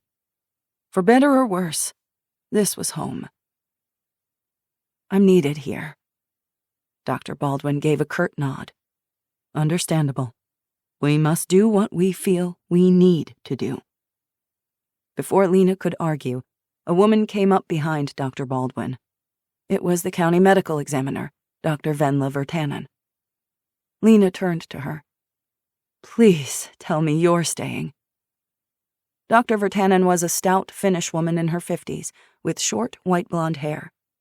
Instead of a lab coat, she wore PPE over slacks and a sweater. Jackson had spoken of her with respect. She was dedicated and good at her job. The ME shook her head. My daughter and her family are in paradise. I haven't heard from her since the skies lit on fire. She could be dead or alive. My responsibility is to her. The administrators of War Memorial offered me a position and will give us a house. The Sulaks generate electricity, but not only for the hospital. There are also some houses and businesses that have power. I can do more good there than here. Lena stared at her, stricken. How would Jackson solve murder cases without a medical examiner? The odds were staggering and grew more impossible with every setback. There was nothing Lena could say or do to change their minds. Though she was incensed, the rational part of her brain understood that medical professionals had families to take care of as much as anyone. Dr. Baldwin and Dr. Vertanen had the decency to look remorseful, but sorry didn't change a thing. Do the hospitals in Marquette or the Sioux have insulin? Lena managed to ask. Dr. Green shook her head. I'm sorry, but no. As far as I know, everyone is out, everywhere. At least in the Midwest. Lena thought she was prepared for Dr. Green's answer, but it still struck her like a blow to the solar plexus. She thought of little Keegan Tilton with a pang in her chest. In the ER, a nurse frantically called a code. Dr. Baldwin backed away. I need to get back to work. We will do our best to provide comfort to those we can before we leave. Take care, Lena. The doctors turned on their heels and headed toward the ER doors. The security guards opened the doors, watching warily to make sure the sick and dying in the waiting room didn't make a run for it. Dr. Vertanen looked over her shoulder with regret in her expression. Then she was gone. Defeated, Lena walked back through the cramped waiting room. Outside, dozens more people made a straggly line along the sidewalk, limping, bandaged, and feverish. An exhausted mother with twin preschoolers, a father holding the hand of a pale-faced, chemo-bald child, an older man with his arm in a cast, and a woman pushing an elderly woman in a wheelchair, probably her mother. Several people waiting in line had lain on the sidewalk, either sleeping or dead. No one had come for them. Lena's heart ached in compassion and horror. She wanted to save them all. Moreno was waiting for her in the parking lot. He leaned against the door frame of a Honda Odyssey and stared morosely at the pus oozing from his bandaged leg. What are we gonna do now? Frustration, worry, and trepidation swirled in her stomach. She was no stand-in for an actual doctor or surgeon, but she wasn't worthless either. There were things she could do for mild cases, for fevers and infections, to ease pain. She could help Moreno, and others like him. I'm going to get you taken care of, Moreno. I'm bringing you to the lighthouse. I can't promise anything, but I'll do my best. She glanced back at the hospital, at the line of sick and wounded who hadn't made it through the ER doors, and never would. I'm going to start a clinic. I'm going to help these people. Moreno looked at her in concern. You can't save everyone, Lena. Lena set her jaw. I'm gonna damn well try. Chapter 9. Lena Easton, Day 67. Shiloh's cry woke Lena from a dead sleep. Lena leaped to her feet, grabbed the M&P she kept loaded on the nightstand, and moved through the liquid shadows to the hallway, padding toward Shiloh's bedroom, pistol held low at her side. It was likely a nightmare, but Lena took no chances. Bear had been snoring like a freight train on the rug at the foot of her bed, but he awakened when she arose. He lumbered to his feet, his paws clicking across the wood floor as he followed her out of the bedroom. His thick cinnamon fur was rumpled. He yawned, his jowls pulling back to reveal his impressive jaws, drool glistening on his muzzle. The 150-pound Newfoundland was a giant teddy bear with teeth. Shiloh cried out again. Lena quickened her step. The girl often bedded down in a sleeping bag in the lantern room topping the lighthouse tower, but sometimes she wanted the comfort of a warm bed and a soft pillow. This was one of those nights. Lena entered her room, scanning the darkness, the white sheet fluttering over the window, and the empty corners. No threats. Then rushed to the bed, setting the pistol on the nightstand next to Shiloh's knife. Her crossbow leaned against the bed. Shiloh sat, bolt upright, whimpering. The sheets kicked off. Her hands balled into fists, like she could fight off the demons that invaded her dreams and stalked her nightmares. Tears streaming down her cheeks, she let out a keening wail of grief and fear that tore Lena's heart into pieces. "Oh, honey." Lena sat on the edge of the bed and gathered her niece into her arms. Trembling, Shiloh sank into her embrace and wept. Lena held her tenderly, offering a safe harbor, an anchor in her sea of sorrow. "I'm here," she whispered into Shiloh's tangled hair. "I'm right here." Lena and Bear stayed with Shiloh for an hour, until the nightmare's grip released her, and the tension in her body eventually went slack as she drifted back to sleep. Lena tucked her beneath the sheets and smoothed her sweat-dampened hair back from her face.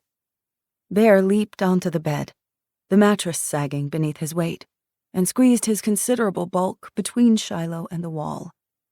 Flopping down, he rested his big head on his paws, the length of his furry body pressed against hers. Shiloh gave a soft moan and rolled against him, her hands tangling in his fur, gradually quieting, as though she sensed his vigilant presence, even in sleep, watching over her. Lena scratched his favorite spot behind his ears. "Chase the nightmares away, Bear. Keep her safe." Bear looked up at her with his doleful brown eyes. Intelligent and sensitive, he could sense his human's pain and seemed to instinctively understand that Shiloh needed him. He wouldn't leave her side tonight. She was incredibly brave and resilient, but she was just a kid. She'd endured more than any person should ever have to endure. Lena stood, but remained by the bed. She studied Shiloh in the dim light from the sweeping beacon flaring through the window, diffused by the damp sheet they'd strung over the windows to cool the air inside at night. In her mind's eye, she saw all the dead girls in their shallow graves, the missing girls and boys and mothers and fathers and siblings she had searched for over the years. She and Bear.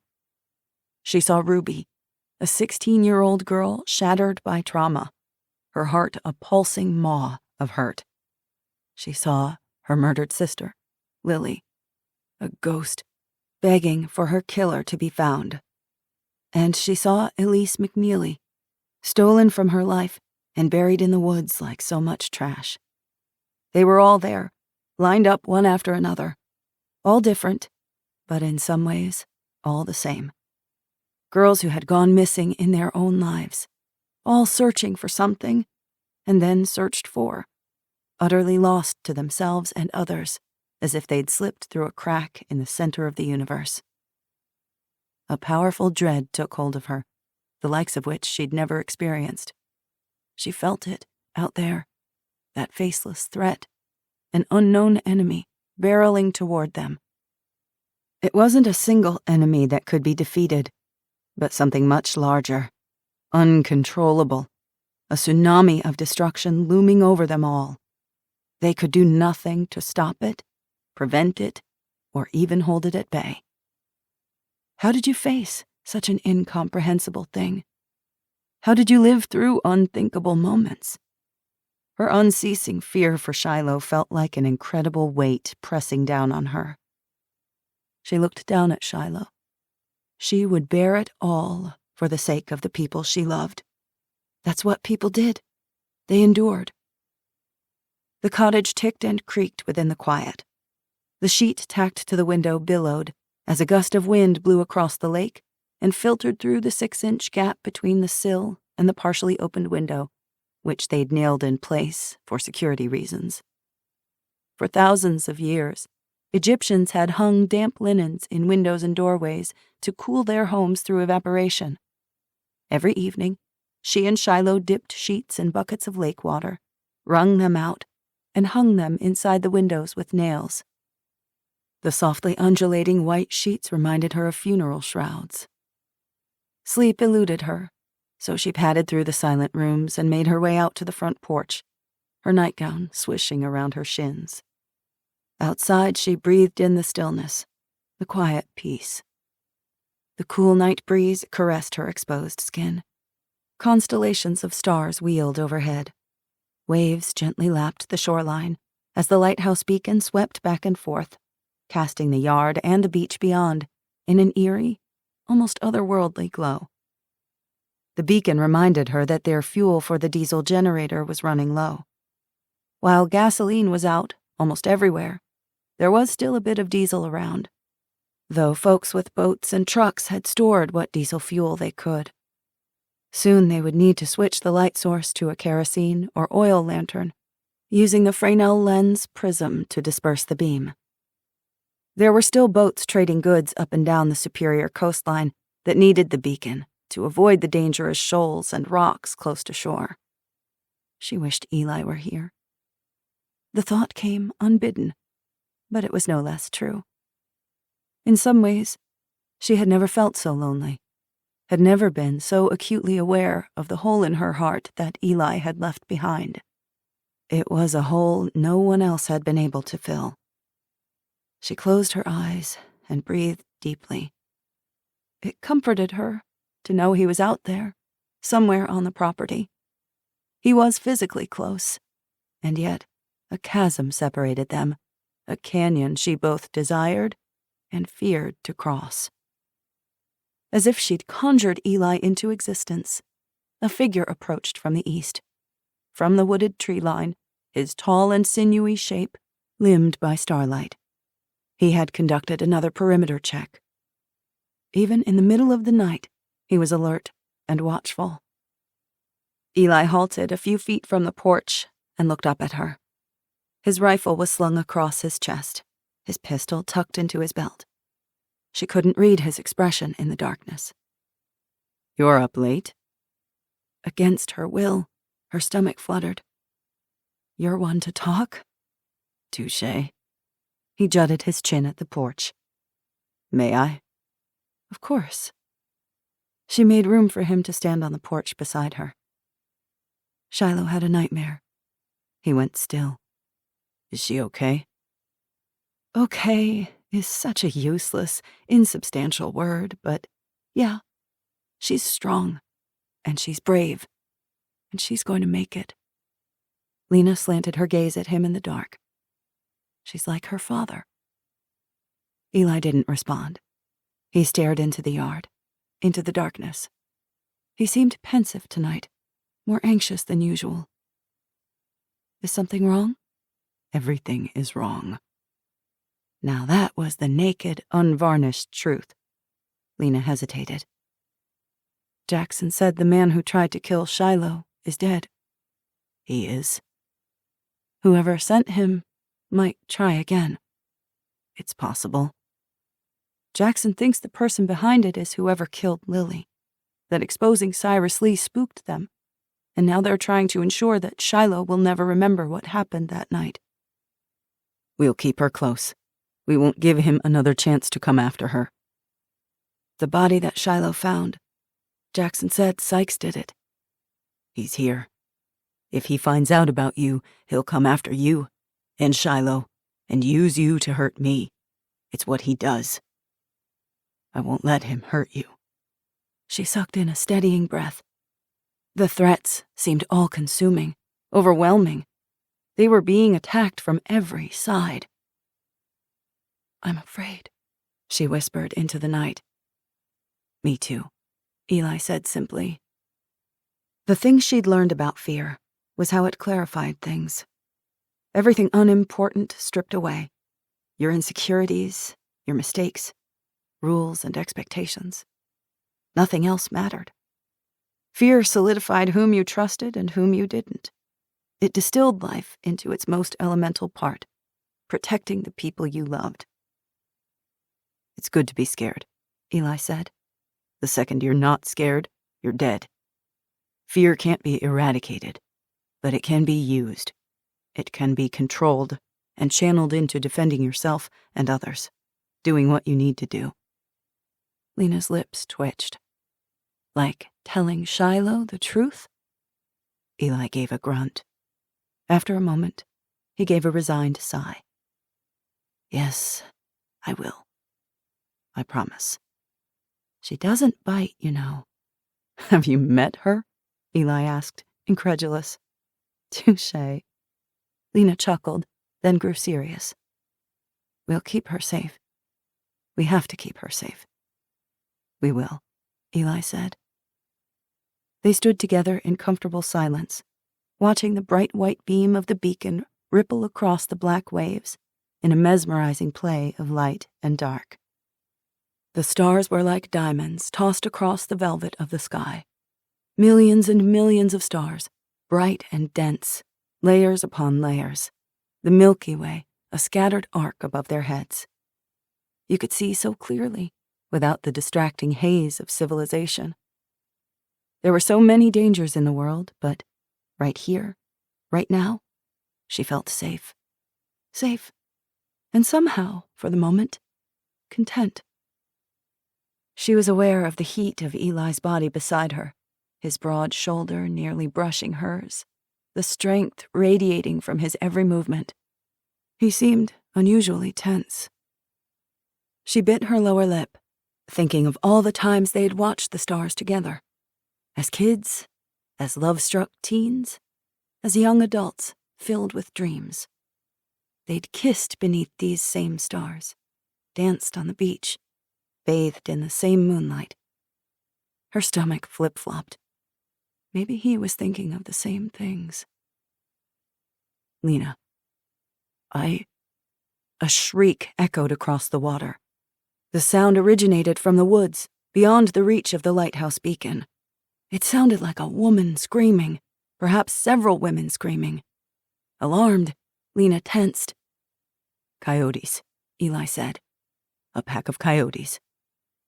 They listened to the staccato of yips, the long, mournful howls, the high-pitched baying.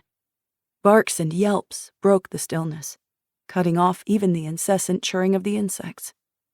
By the sound of them, the coyotes were traveling together somewhere to the east, deep in the woods, hunting for prey. Lena shivered and wrapped her arms around her ribs. They stood and listened to nature in her wild ferocity. After several minutes, the howls faded as the pack drifted further away. Lena glanced up at Eli. The silvered starlight reflected off the sharp planes of his face. His expression was hard, his mouth flat. She knew that look. What were you going to say? Eli shrugged. Nothing. She started to say something, but pursed her lips and held her tongue. They both had secrets they'd kept for years. It was difficult to say what needed to be said, especially between people who'd known each other so long and carried the baggage they did. He was in pain. It hurt her to see it, as if his pain was her own. And when Eli was in pain, he pushed everyone away, including her.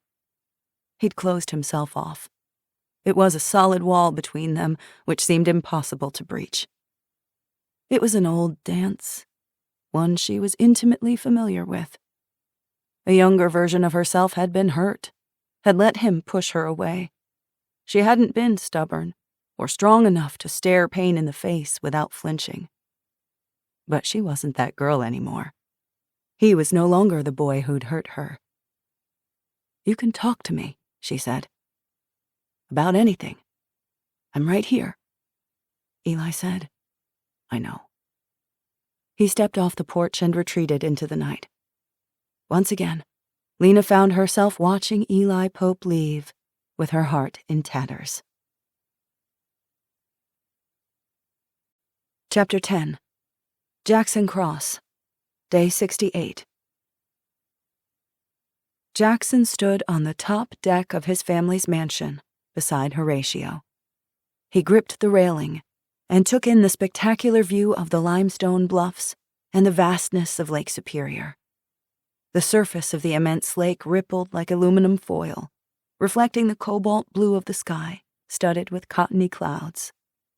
The native Ojibwe people called the lake Gichigaming, the Great Water. Over thousands of years, fierce winds had sheared off treetops and foliage, the cliffs taking on shapes like the prows of great ships jutting into the lake. Powerful waves carved coves and caverns and inlets out of the multicolored limestone. Behind him loomed the palatial house of his childhood, a mansion of stone and cedar, designed to resemble a grand Tahoe lodge, which, as a kid, had felt more like a prison. The property had been passed down through generational wealth. The cross-grandparents and great-grandparents were timber barons, exploiting the land and water, stripping the Upper Peninsula of its great trees, and leaving enormous graveyards of ravaged tree stumps in their wake. Jackson had wanted none of it. He'd made his own way. Now he was home and did not want to be, but he was compelled to return, seeking answers from his father, baffled by his need, and yet he could not seem to stay away. He had just come from Munising Hospital. The hospital had closed its doors, leaving hundreds of sick, wounded, and desperate people seeking answers he couldn't give them. He was furious, frustrated, and helpless. "You did something to make Underwood step down," he said to his father. "He didn't resign on his own." Horatio gazed at Jackson with an impenetrable expression. Tall and slender in his mid-60s, his silvery hair brushed back from his high forehead, Horatio Cross had the air of a distinguished gentleman. As the powerful former sheriff of Alger County, he was wealthy and well-connected, and he was accustomed to giving orders, controlling and manipulating everyone around him, including his family. Horatio slapped him on the back. "You've humiliated Underwood twice now, first with Boone, and then with Cyrus Lee Jefferson." Jackson stiffened, gritting his teeth. "That wasn't my intention," Horatio spoke over him.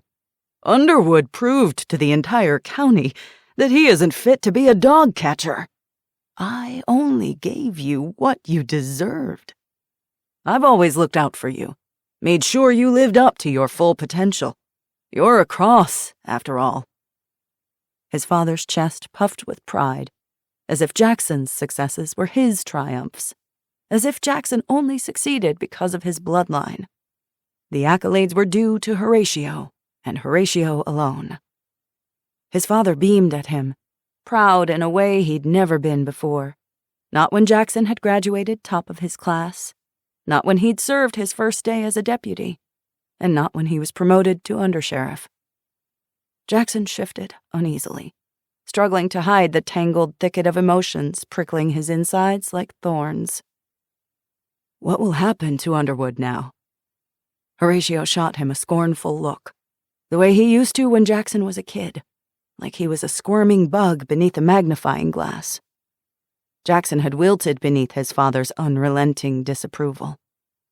"Forget about him, and look forward, Jackson. Only look forward. What's behind you is a distraction, a snare to trip you. Don't let yourself fall." The words were innocuous enough, yet they sounded faintly like a threat. Something sour-sick churned in his gut. How hard he'd tried to measure up, to make his father proud, to earn a look of satisfaction that Horatio had so readily bestowed upon Jackson's brother and sister.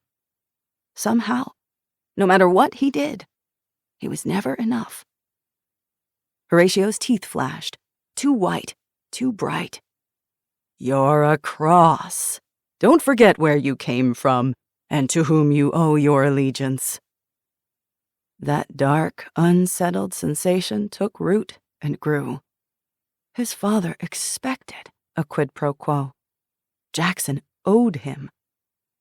Horatio believed he had handed Jackson the promotion on a silver platter, That favor needed to be repaid 100 times over. You were never square with a man like Horatio Cross. He kept his shoulders straight and tried to ignore the insult, the needling guilt trip he'd heard all his life. I'm going to do my job. No special perks. I'm not going to turn a blind eye to anything. Horatio made a dismissive gesture and spun on his heel, headed for the deck stairs. When Horatio was done with the conversation, it was done. At the edge of the deck, Horatio paused and glanced over his shoulder, his eyes hard. Don't start to think you're the kind of man we both know you're not. Then he was gone. Jackson gripped the railing with whitened knuckles. A hawk soared high above the bluffs on columns of wind. Below him, the lake sparkled bright and hard as a diamond. Childhood memories bristled with fear, shame, disappointment, and longing. The pathetic fact he couldn't escape. The unwanted boy inside him still yearned for that love, that acceptance, that warm, bright circle of his father's withheld affection.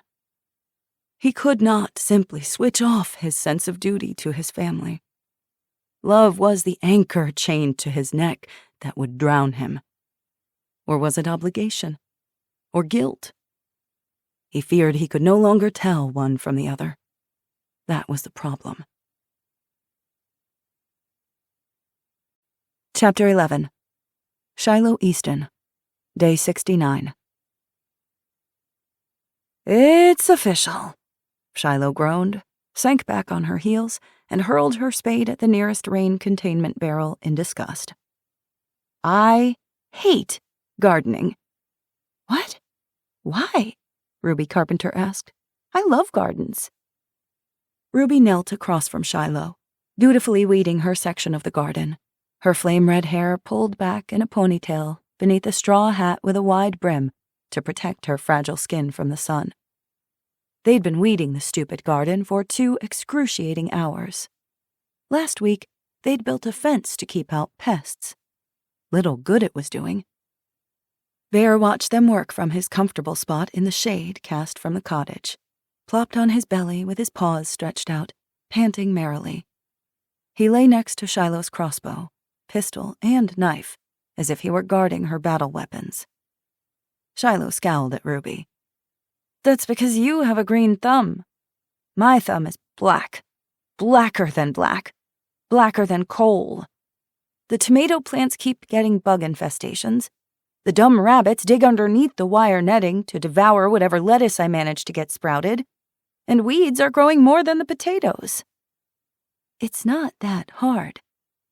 Say that again, and I'll make a necklace of your teeth. Ruby gave her a reproachful look. She had the patience of the saints. Damn her. Not Shiloh. She'd rather be hunting things and skinning the bad guys alive. Whatever. Lena says we can't break for lunch until we get rid of these weeds. I don't see the point. They'll just be back tomorrow. Ruby usually rode over on her bike to help with the lighthouse chores. In return, Lena sent her home with wild blackberries or some vegetables or herbs from the garden. Shiloh appreciated the company, though Ruby could be incredibly annoying, like now. Ruby rolled her eyes. Those bugs on the tomato plants are fruit worms, aphids, and flea beetles.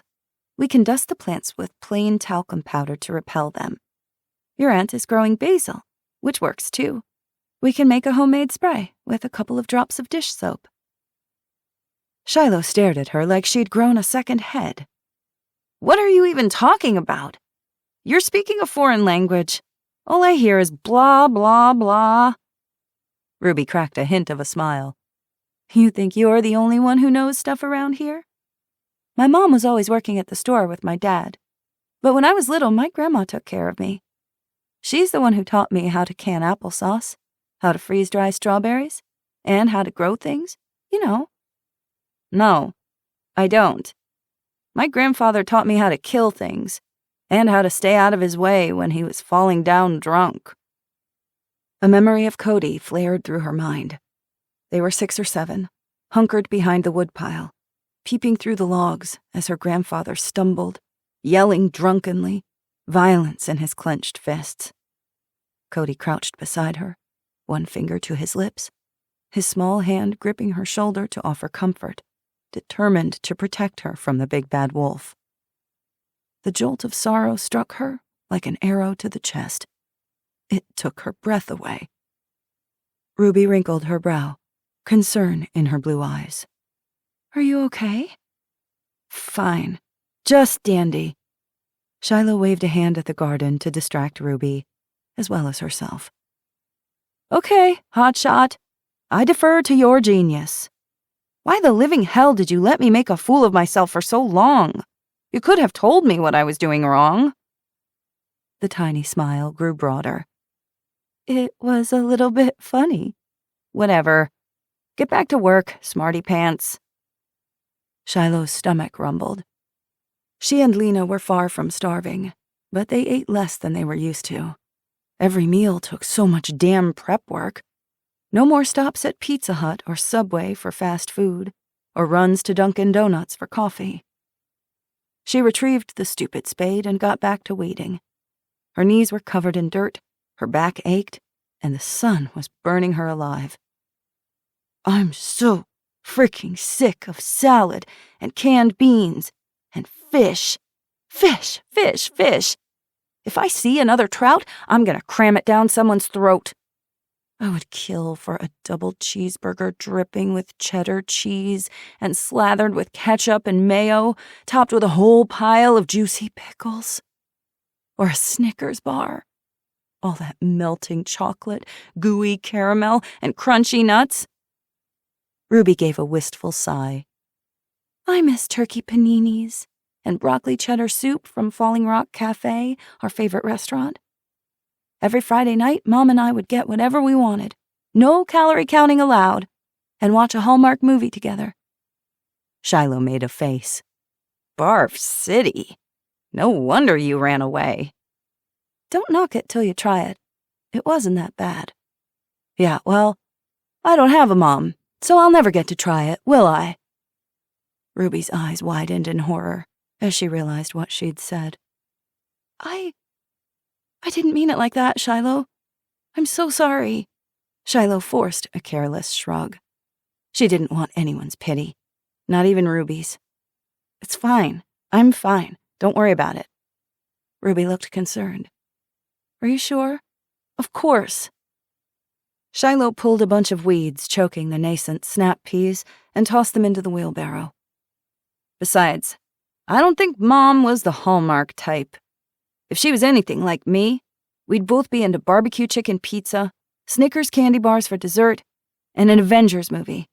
Or Star Wars, but only the original trilogy." Shiloh glanced down at the oversized green The Last Jedi t-shirt that had been one of Cody's favorites. It featured a picture of a fuzzy Ewok emblazoned with the words, "Endor Forest Summer Camp." "You remember your mom much?" Ruby asked quietly. Shiloh stiffened. "Nope." "Not at all?" Shiloh closed her eyes, saw the darkness, a shadow moving across the wall, terror a coppery taste like pennies in her mouth, long dark hair strewn across a pillowcase, blood spattered on satin sheets. Her strongest memories of her mother were of that night. Faint recollections, like wisps of smoke dissipating through her fingers, ghosts vanishing when she chased them. She opened her eyes and focused on the sunlight shining through the trees like a patchwork quilt of light and shadow. The green blades of grass tickling her bare legs, the dirt beneath her fingernails, the steady sound of the waves beating the shoreline. Grief was a dagger. It cut anything it touched. "I'm working on remembering. But mostly I see her in the way other people talk about her. Lena and Jackson tell me stories about how bright and vivacious she was, how beautiful. Everyone is perfect after they die. I promise to only say nice things about you when you die." "True friends keep their friends' secrets to the grave," Shiloh quipped. Ruby stilled. She shot Shiloh a questioning look.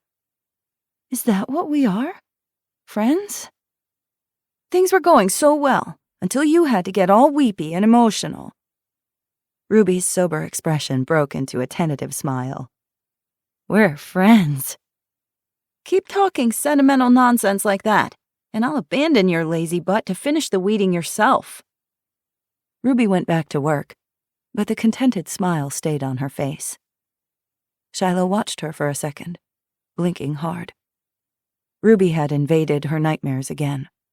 Her plaintive cries mingled with Cody's, their sorrowful voices haunting Shiloh as she searched and never found them. In the real world, Shiloh had unearthed Ruby from beneath the floorboards of Walter Boone's cabin, yanked her from the pit, and faced Boone while Ruby fled, traumatized but alive. Gradually, day by day, Ruby was coming back to life, blooming like a flower with its petals coaxed open in the sunlight. Shiloh would never admit it, but when Ruby smiled a real smile, it warmed a little spot in the center of her chest.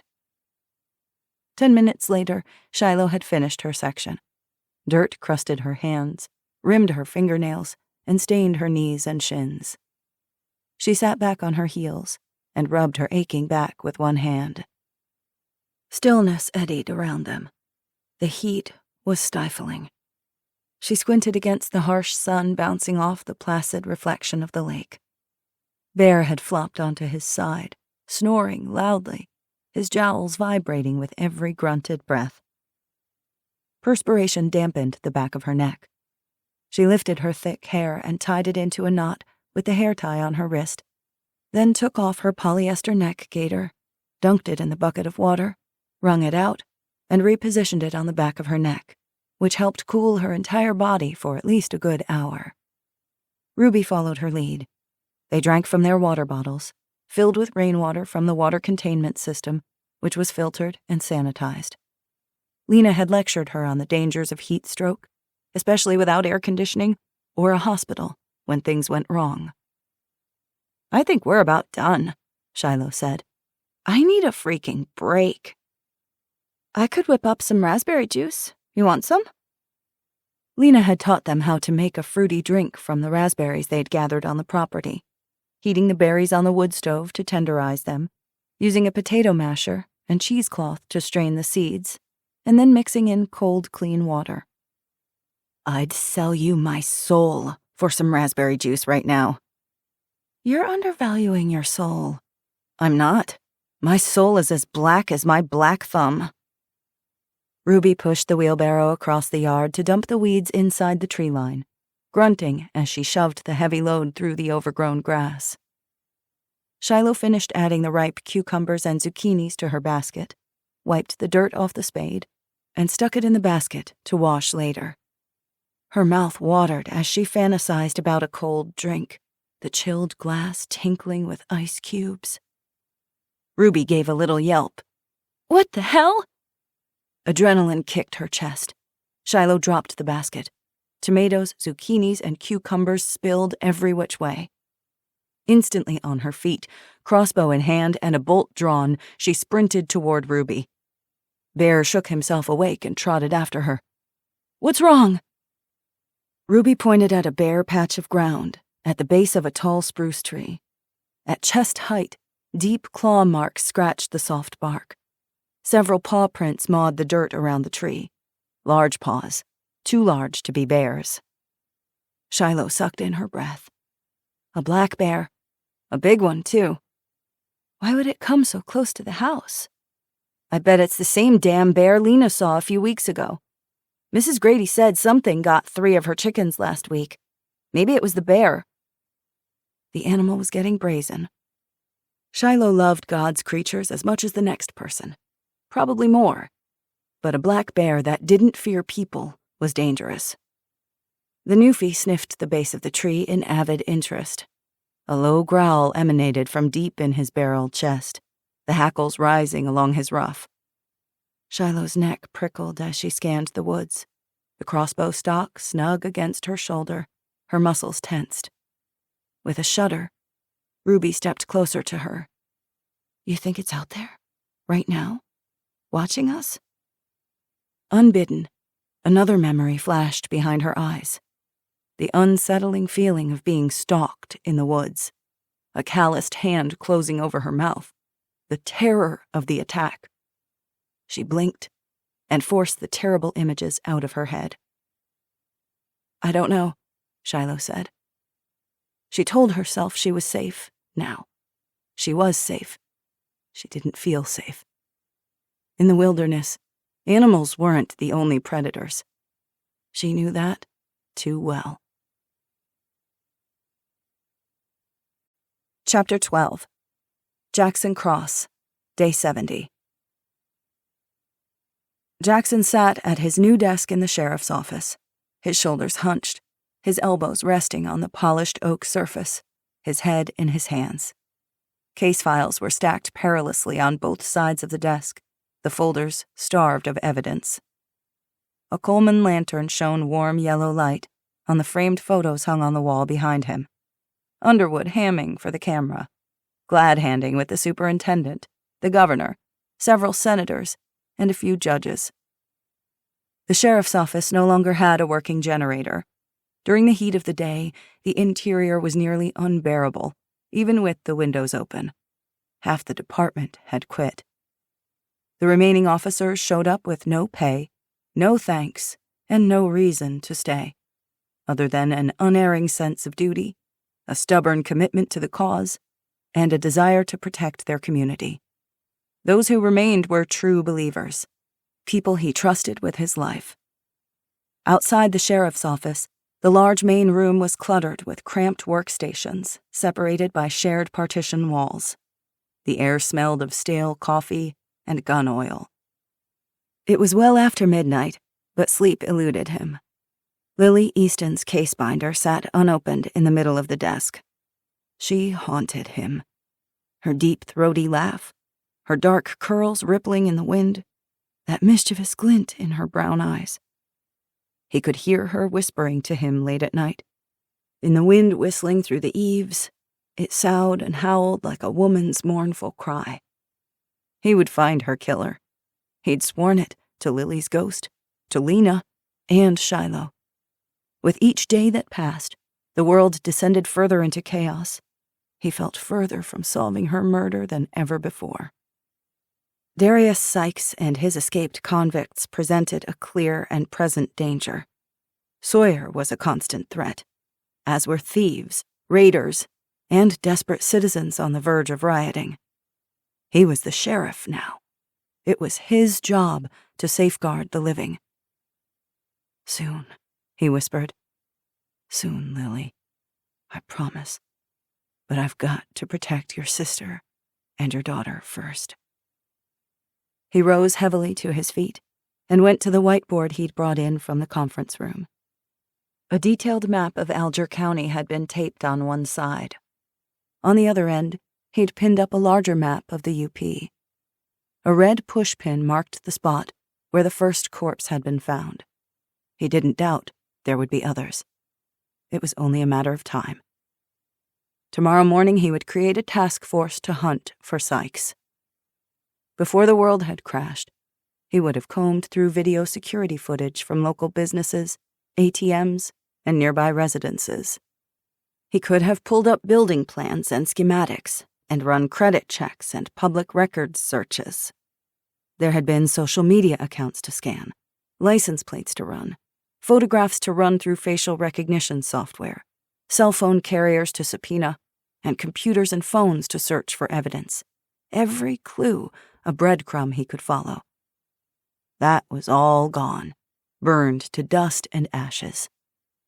Jackson found himself once again on the hunt, searching in the dark for a killer.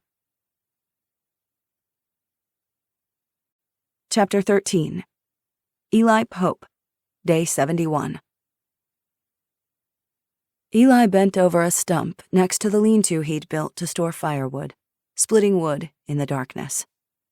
The steady thwack, thwack, thwack of the rising and falling axe drowned the voices in his head and kept the nightmares at bay, at least for a while.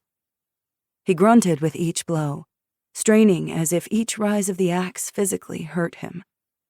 Sweat slicked his skin and rolled down his temples, plastering his damp hair to his forehead. Shirtless in cargo shorts, his biceps bulged as the axe rose and fell, rose and fell, his sinewy muscles rippling beneath battle-scarred skin. The pile of fresh-cut firewood next to him stood chest-high. There had been none this morning. He had chopped wood for hours. Eli and Shiloh had collected deadfall. Eli had felled oak and maple trees along the perimeter of the meadow to season for next year. Earlier, he'd run his 10 miles as if he could outrun the demons hot on his heels. It was late, past 11 p.m. He should be in the assistant's cabin, restlessly tossing and turning, but instead, he was outside in the dark, weary and exhausted, his muscles burning with lactic acid, unable to stop. Eli heard her footsteps before he saw her, his senses acutely attuned to his surroundings. Lena strode around the corner of the assistant's cabin and halted a few yards away.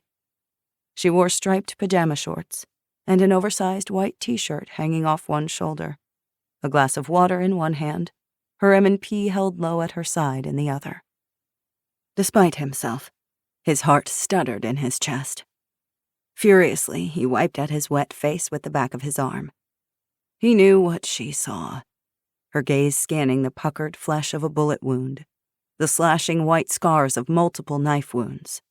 Fading yellowed bruises from his beating on the yacht still marred his ribs, his back, his chest. "Hey," she said softly. "Hey." His shoulders stiffened, then he continued chopping. Thwack. Thwack. He placed a new log on the stump. The axe plunged again and again. Thwack. Thwack. She watched him in the dark. "You need a break." "I'm fine." "Talk to me," she said. "I said I'm fine." "You're not." She stepped closer. "Eli, stop." Obediently, he lowered the axe, breathing heavily. "You ever take no for an answer?" "No." He grunted. She thrust the glass of water at him. "Take it. You're already dehydrated." His arms shook from fatigue as he sank the axe into the stump. He guzzled the water and then set the glass on the stump next to the axe. They stared at each other in the dark. His face was veiled in shadows, his eyes dark pools that reflected the dwindling light. The lighthouse beacon passed back and forth, casting an eerie glow across the grass, the buildings throwing long shadows as night insects chirred. "You're not fine." An involuntary shudder went through him. "What's wrong?" "You have enough on your plate already. I don't want to burden you." "I'll decide what I want to be burdened with." He stared down at the axe jutting from the heart of the stump. "You don't want to know. No one does." Anger flashed across her face. "You don't know that. You don't get to choose for someone else. That's not fair." She took a step toward him until they were less than 2 feet apart. "I'm asking, Eli, because I want to know. I'm not leaving until you tell me." He looked at her, stared her down with a ferocity that should have cowed her, but didn't. She stared right back, unflinching. Lena was stubborn, always had been. "It's ugly." She lifted her chin. "I can handle ugly." Instinctively, he touched the St. Michael's medal hanging from his neck next to his dog tags. His mouth wouldn't work properly. The silence stretched between them. He half expected her to leave, but she didn't. She waited him out. After a long moment, his shoulders slumped in resignation. He said the thing he hadn't spoken aloud, the thing he hadn't been able to bear. To see who he truly was, reflected in her eyes, the rejection when she feared and hated him. The words were like barbed wire on his tongue. "I killed an innocent. a non-combatant. Lena stared at him in shock. He waited for the revulsion, the horror, and judgment. It didn't come. "Tell me," she said. He did. "On Sawyer's yacht," he said in a broken voice. "When I broke free in the safe room, one of the wait staff came in. He was still a kid, just a grunt Sawyer used to run errands for his crew. He brought me water, against Sawyer's orders, and he died for it. I killed him for it." He carried the burden with him, the guilt and the shame. He'd been carrying it since the night the yacht burned and Jackson rescued him from Sawyer's clutches. This bloody millstone blighted his soul and tortured his mind. He looked at her like he was drowning. "I can't get his face out of my head. He's in my dreams, my nightmares. I see him everywhere. That kid and David Kepford, a man I never met who died for me. How am I supposed to live with that? What kind of person does that make me?" "Eli." He shook his head, adamant. "I murdered an innocent. Just a kid doing a good deed. I murdered him. He was no threat to me.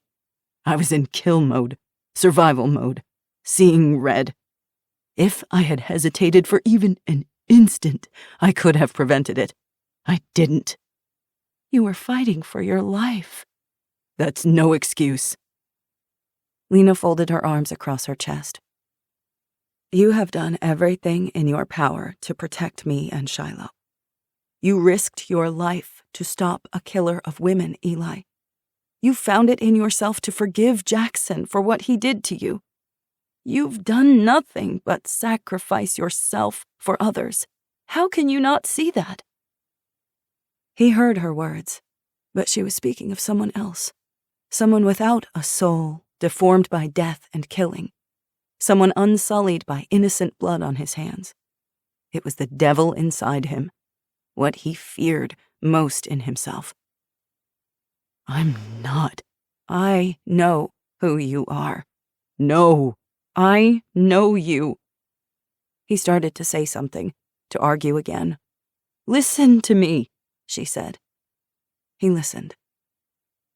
"The things you did, the things you saw, what happened to you and what you did to others for your country, for your survival, it all haunts you. I know that. I see that. You can't bury what happened to you. You pretend it's dead, forsaken and left in the past, but it isn't. The past is in every breath you take, every memory, every emotion, every reaction you have. Soldiers and survivors, we all have something in common. It's trauma. We try to drown it, to numb it, to erase it. It doesn't work. It never works." She touched her heart. There are different kinds of battlefields. Not everyone is in Syria or Afghanistan or Ukraine. Some are here. She touched her head. Some are here. You have fought battles you never should have had to fight. You endured years in prison for a crime you didn't commit. You're still on that battlefield, but you don't have to fight alone. You don't have to suffer alone. Eli's chest constricted. It was suddenly difficult to breathe properly. Lena had somehow peered deep inside him. She knew his history, his past, his demons, all the ugly things he hated about himself. He felt exposed and vulnerable. And yet, she did not look away. She knew the worst of him and didn't run. Strange, unfamiliar warmth radiated through him from his fingers to his toes. It was uncomfortable, disconcerting, unsettling, and yet not entirely unwelcome. He wanted this. He yearned for it. but didn't know how to ask for it or deserve it. You have to let the darkness out to let the light in. He went still. She took a step toward him. You have to talk about it. It's how we heal. I don't know how. Lena came closer. Another step, and she'd bridged the gap between them. She reached for him, wrapped her arms around his waist, and leaned her head against his bare chest. His arms hung rigid at his sides. He was afraid to move, lest he frighten her away. His heart thumped in his chest. His breath caught in his throat as he inhaled her vanilla scent, her sweetness, her warmth. His blood buzzed beneath his skin. Everything came rushing back.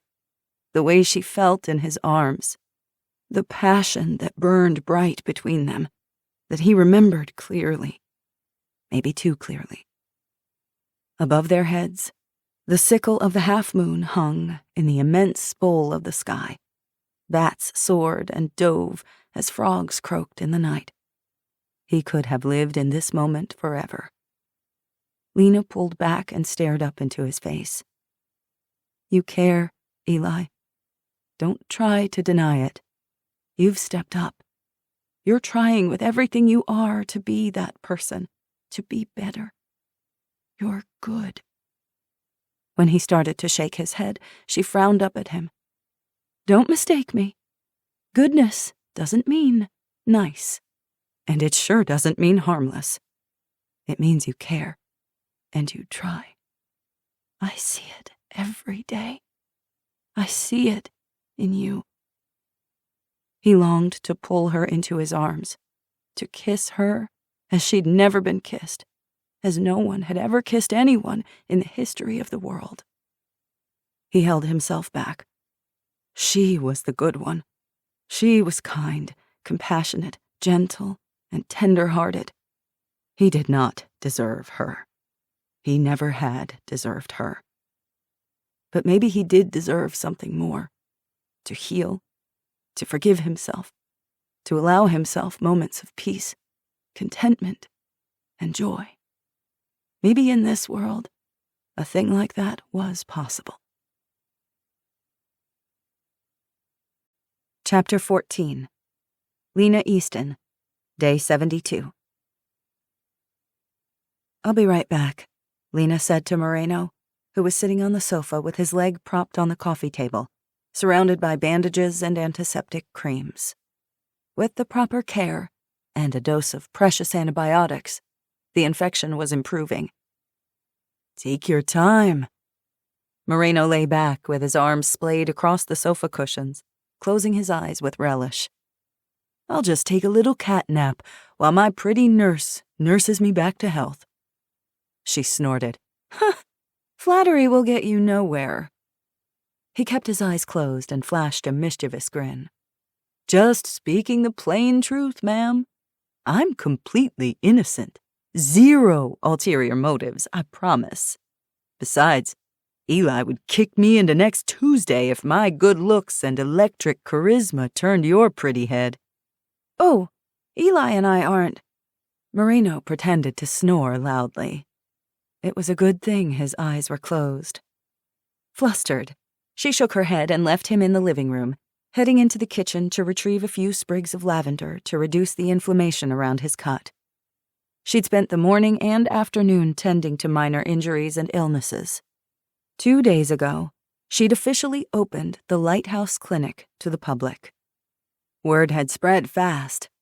Trey Gleason, a retired local pediatrician, had agreed to help her 3 afternoons a week in exchange for a weekly basket of fresh vegetables, canned in winter. Last week, she and Jackson had raided the aquarium store in downtown Munising. Fish antibiotics were similar to those prescribed for humans: amoxicillin, ciprofloxacin, and penicillin. While she'd never advocated for the human use of animal antibiotics when the world was functioning, things were different now. Something was much better than nothing. But even fish antibiotics would disappear soon, and they needed alternatives. The antibiotics she would ration for the worst cases, like Moreno and his infected leg. She'd gone to the library, still open with limited hours, and run by the formidable Mrs. Grady, and checked out every book on natural and herbal remedies, then collected the recommended herbs from a vacant landscaping store outside of town. No one had touched the packets of lavender, evening primrose flowers, ginger, golden seal, or chamomile seeds. Most people were thinking of immediate caloric needs rather than long-term solutions. So far, she'd offered chicory root to the child suffering from bouts of diarrhea to reduce inflammation, and chamomile to Sandra Miles for her arthritis, and James Wood to relieve his constant toothaches. Aloe vera and raw honey had antiseptic properties and were excellent for soothing minor cuts and lacerations. As Lena entered the kitchen, a bent figure closed the pantry door and tottered around to face her.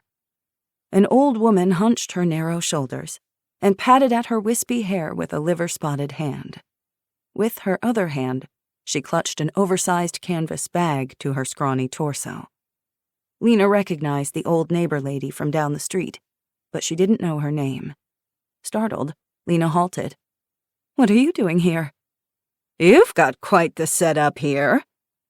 The old woman's pinched gaze roamed the hydroponics wall garden system, the counters crammed with jarred tomato sauce, and the table set with a bowl of ripe zucchinis. Her watery eyes shone with greed. Unease slithered through her gut. "The clinic is in the living room. This part of the cottage is not available to patients. You're trespassing." "Is that so? You got something to hide? Is that it? You a hoarder?" Lena stiffened. "I have nothing to hide. We are entitled to our privacy. You're on private property." The old woman gestured at the wall of hydroponic plants with a withered arm. "What's all that? Why do you have it, and we don't?" Hydroponics was a system of growing plants without soil, which used less water and promoted faster growth, higher yields, and, best of all, allowed for indoor growing year-round. Currently, she used it for her medicinal herbs: rosemary, mint, sage, basil, and peppermint. But she had plans to build a DIY system in one of the spare bedrooms to grow vegetables suited to hydroponics, such as lettuce, spinach, peppers, and cucumbers. Jackson had told her that David Kepford, the principal of Munising High School and a formidable Marine, had used it in his office. Before he'd died, he'd told Jackson to put it to good use. While Lena could never repay the gift Kepford had given her, and others, she could give back, unselfishly, the way he had. She said none of this to the intruder, however. "They're medicinal plants I use in my clinic. Now, please leave and return to the living room if you'd like to be seen as a patient." The old woman scratched at a red rash that started at her wrist and traveled up her arm, disappearing below the sleeve of her baggy, faded sundress. Dirt crusted her high heels. Strange footwear for a grandma. "Is that eczema?" Both coconut oil and sunflower seed oil have soothing and antibacterial properties that can reduce itchiness and blisters and improve skin barrier function. I can help you, but you need to wait with everyone else." The old woman ignored her generous overture. "Why do you have all this stuff that no one else has, huh? That's what I want to know. We have to bring you Band-Aids, beans, or bullets to pay you with what little we have left, while you have so much already?" Lena gritted her teeth. "I take little payment. I'm helping people instead of doing other valuable things with my time." The old woman pursed her wrinkled lips. "Like what?" "Like cooking meals from scratch, growing and tending to my garden, scavenging for supplies, preserving food for winter, hunting and fishing for tonight's dinner, cutting firewood and hauling water from the lake and then purifying it for drinking and cooking, studying first aid and emergency medicine so I can heal patients without a hospital or doctors, identifying and using wild plants that can be used for food and medicinal purposes, The list is endless." The woman sniffed in derision. "I haven't eaten in 2 days. The only thing I can make for my nephew is watery, lumpy pancakes and a few potatoes. All we got left. What are you going to do about that?" A mixture of revulsion and pity flared through Lena. She hesitated, unsure what to do. On the one hand, the elderly woman was too old to do much for herself, and Lena felt compassion for her plight. On the other hand, the woman expected handouts, and when they weren't forthcoming, she felt entitled to demand them. The thought of a greedy stranger rummaging through her belongings and invading the sanctity of her home made Lena's skin itch. "I see that you're in a tough situation. We all are." "You keep saying that, but I don't see the skin falling off your bones from starvation. You're plump as a bug in a rug, aren't you?" Lena half expected the crone to reach out and pinch her cheek, like the witch in Hansel and Gretel. "And I don't see your girl going hungry, do I?" The woman continued with a nasty tone. "You got enough supplies here to share with the whole street, but I don't see you sharing nothing. I see you hiding what you got from everyone. You've got some secret stash you're hoarding like you're better than us. You think you're better than me? That you deserve to live all high and mighty, with heat from your wood stove and water from the lake right behind you, with all that food in your pantry and that fancy spring house you got out back?" She hooked a gnarled finger at the kitchen window overlooking the backyard and the creek. "You don't deserve any of it." Lena stiffened at the mention of the spring house. "You don't know me." The woman sneered, scratching incessantly at the rash on her shrunken arm. Beads of blood appeared. "Don't I? Everyone knows who you are, and who you've got in your pocket. You're the sister of that dead girl that caused so much trouble. You ran away, but now you're back, causing more trouble." Lena blinked, but quickly regained her composure. She wasn't going to take verbal assault in her own home, even if it was from a grandma. "Leave my house." "Not without my share," the crone snarled, spittle spraying from her mouth. "You heard her." Shiloh entered the kitchen, one hand resting casually on the butt of the pistol at her hip. There was nothing casual about the fiery look in her eyes. "Leave, now, or we'll toss you out on your bony backside." Bear wandered in beside Shiloh, his ears pricked, his bushy tail wagging in a friendly greeting. He'd sooner lick the intruder to death than bite her, but the old woman didn't know that. His simple presence was intimidating. The woman shot Shiloh a baleful look, then hobbled past them, her head down, mumbling something to herself that sounded a lot like a witch's curse. Lena said firmly, "Next time, if you'd like something, you can come and ask, instead of sneaking around." Lena went to the bathroom window and watched the woman shuffle down the long driveway with a mix of relief and consternation. Her knobby shoulders were like coat hangers, the back of her spotted scalp gleaming through thin clumps of hair white as a spider's web. Once the old woman was good and gone, Lena checked the pantry to see if anything had been stolen. Luckily, everything was still in its place, including the canned goods they'd started storing for winter, though most of their supplies were kept in the root cellar. Despite her misgivings, compassion swelled in her chest. The woman was too old to help herself. "I don't know if we should have sent her away.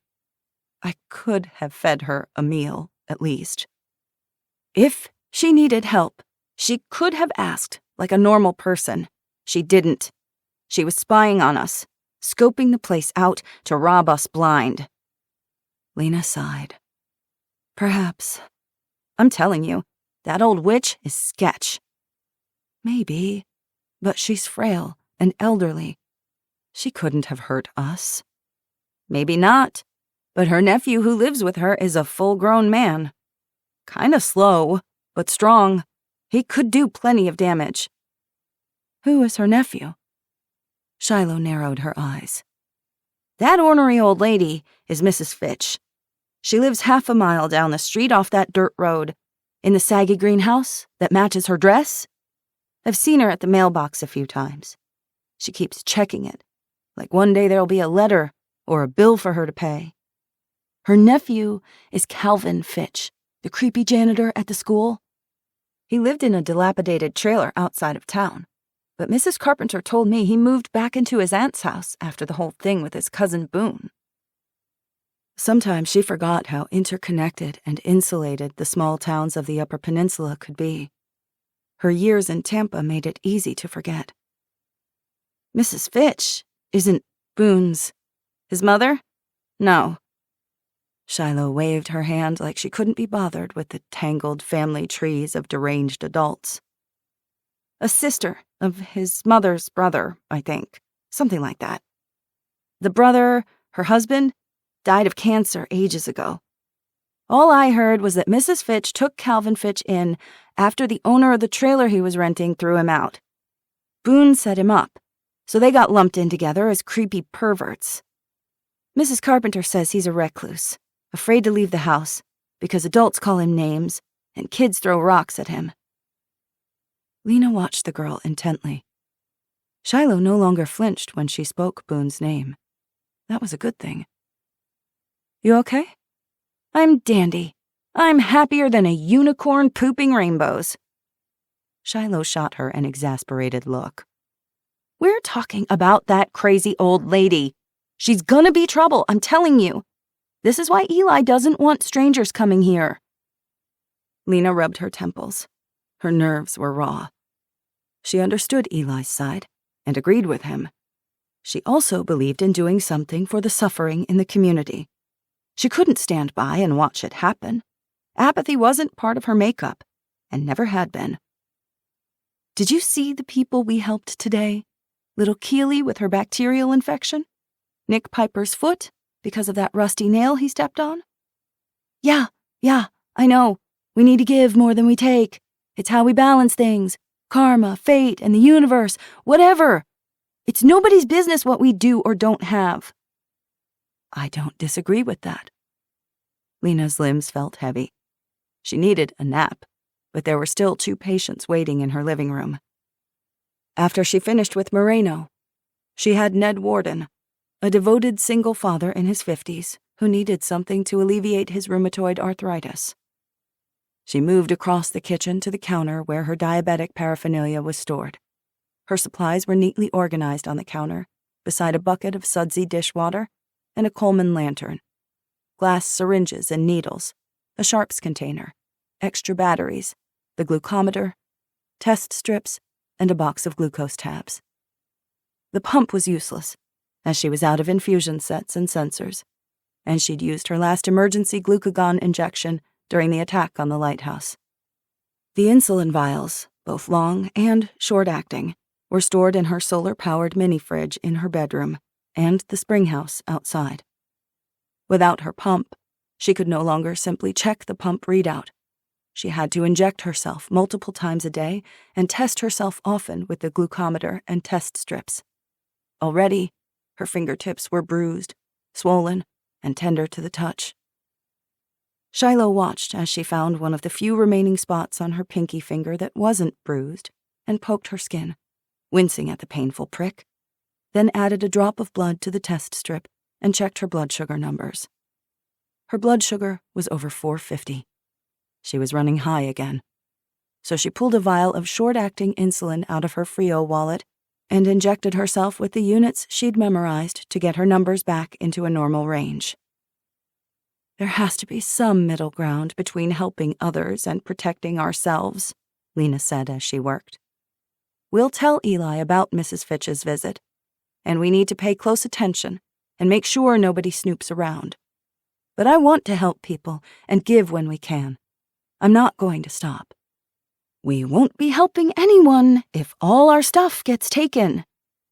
Lena gritted her teeth. I'm well aware of that. I'm stubborn, not stupid. You sure about that? Shiloh offered her an evil grin. Want me to go give that bag of bones a beatdown she won't soon forget? Bet you I can make sure she never breathes a word of our stash to anyone. Shiloh, Lena said in a reproachful tone. What? I'm just saying. It's an option. Scorched earth is not the only option we have available to us. You're no fun. We can't go off and beat the crap out of people preemptively. Maybe we should, Shiloh retorted. Bear's ears pricked. His big head swung back and forth between them, like he was trying to figure out what in tarnation his humans were arguing about. He must have given up, because he ambled over to his water dish and gulped big mouthfuls, spraying water everywhere. Shiloh had a good point. The thought of intruders poking around made her flesh crawl. They couldn't be at the lighthouse 24/7, and she needed a better way to protect the insulin stores. You're right. Tonight you can help me move the solar fridge up to the tower. Raiders probably won't look there first. We've already planted bushes around the spring house to hide it from prying eyes. Sure, whatever. Shiloh spun on her heels and headed for the back door, grabbing one of the 5-gallon buckets they kept next to the shoe rack, along with the loaded shotgun hanging on a hook. Shiloh slung the rifle over her shoulder. Since finding the black bear tracks a few days ago, they didn't leave the house without it. Come on, she called to the newfie. Bear lifted his head, drool dribbling from his jowls, and bounded eagerly after Shiloh, almost shoving her aside with his burly torso when he reached the door ahead of her. Where are you going? Lena asked. To lug a bucket of water to the bathroom so I can use the damn toilet, Shiloh said over her shoulder as the screen door slammed behind her and Bear. You want the gory details? Lena sighed wearily. Parenting a teenager in the apocalypse was harder than it looked. Chapter 15. Shiloh Easton, Day 74. I'll catch more fish than you, Shiloh said, hands on her hips. Eli grinned. We'll see about that. I know how to fly fish, Shiloh scoffed. Course you do. Eli picked up the fly fishing rod leaning against a nearby boulder, along with a net and a burlap sack, which he attached to his belt, before he walked down to the bank and started upstream. They'd ridden their bikes to the Autrain River to catch dinner. The 16-mile river meandered through Alger County west of Munising, springing from the Cleveland Cliffs Reservoir and flowing north through Autrain Lake before spilling into Lake Superior. Shiloh was sick of fish, but she didn't tell Eli. She enjoyed tramping through the woods with him, though she'd much rather be shooting things. Eli promised to continue her combat and weapons training. She was gonna hold him to it. Shiloh left her crossbow resting on the rock and followed Eli. Sweet ferns tickled her bare shins. Birch trees, cedars, and pines grew tall along the banks. She scrambled over fallen logs worn smooth and gray by the water, slick to the touch. Sunlight glittered off the tea-colored water.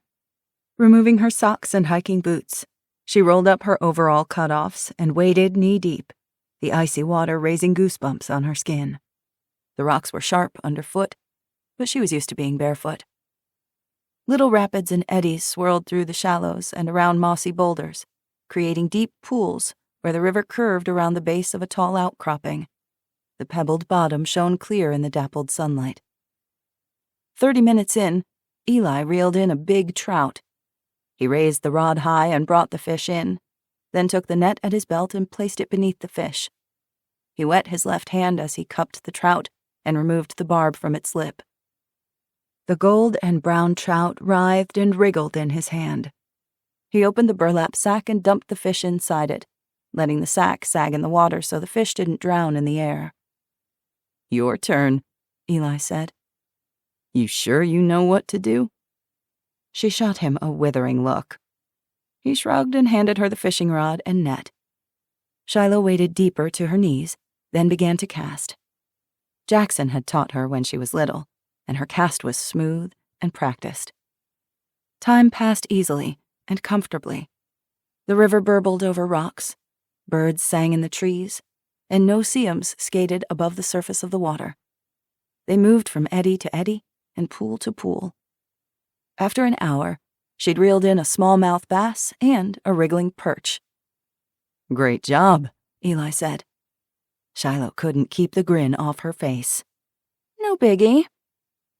She loved the lighthouse, but she was at home in the woods, too.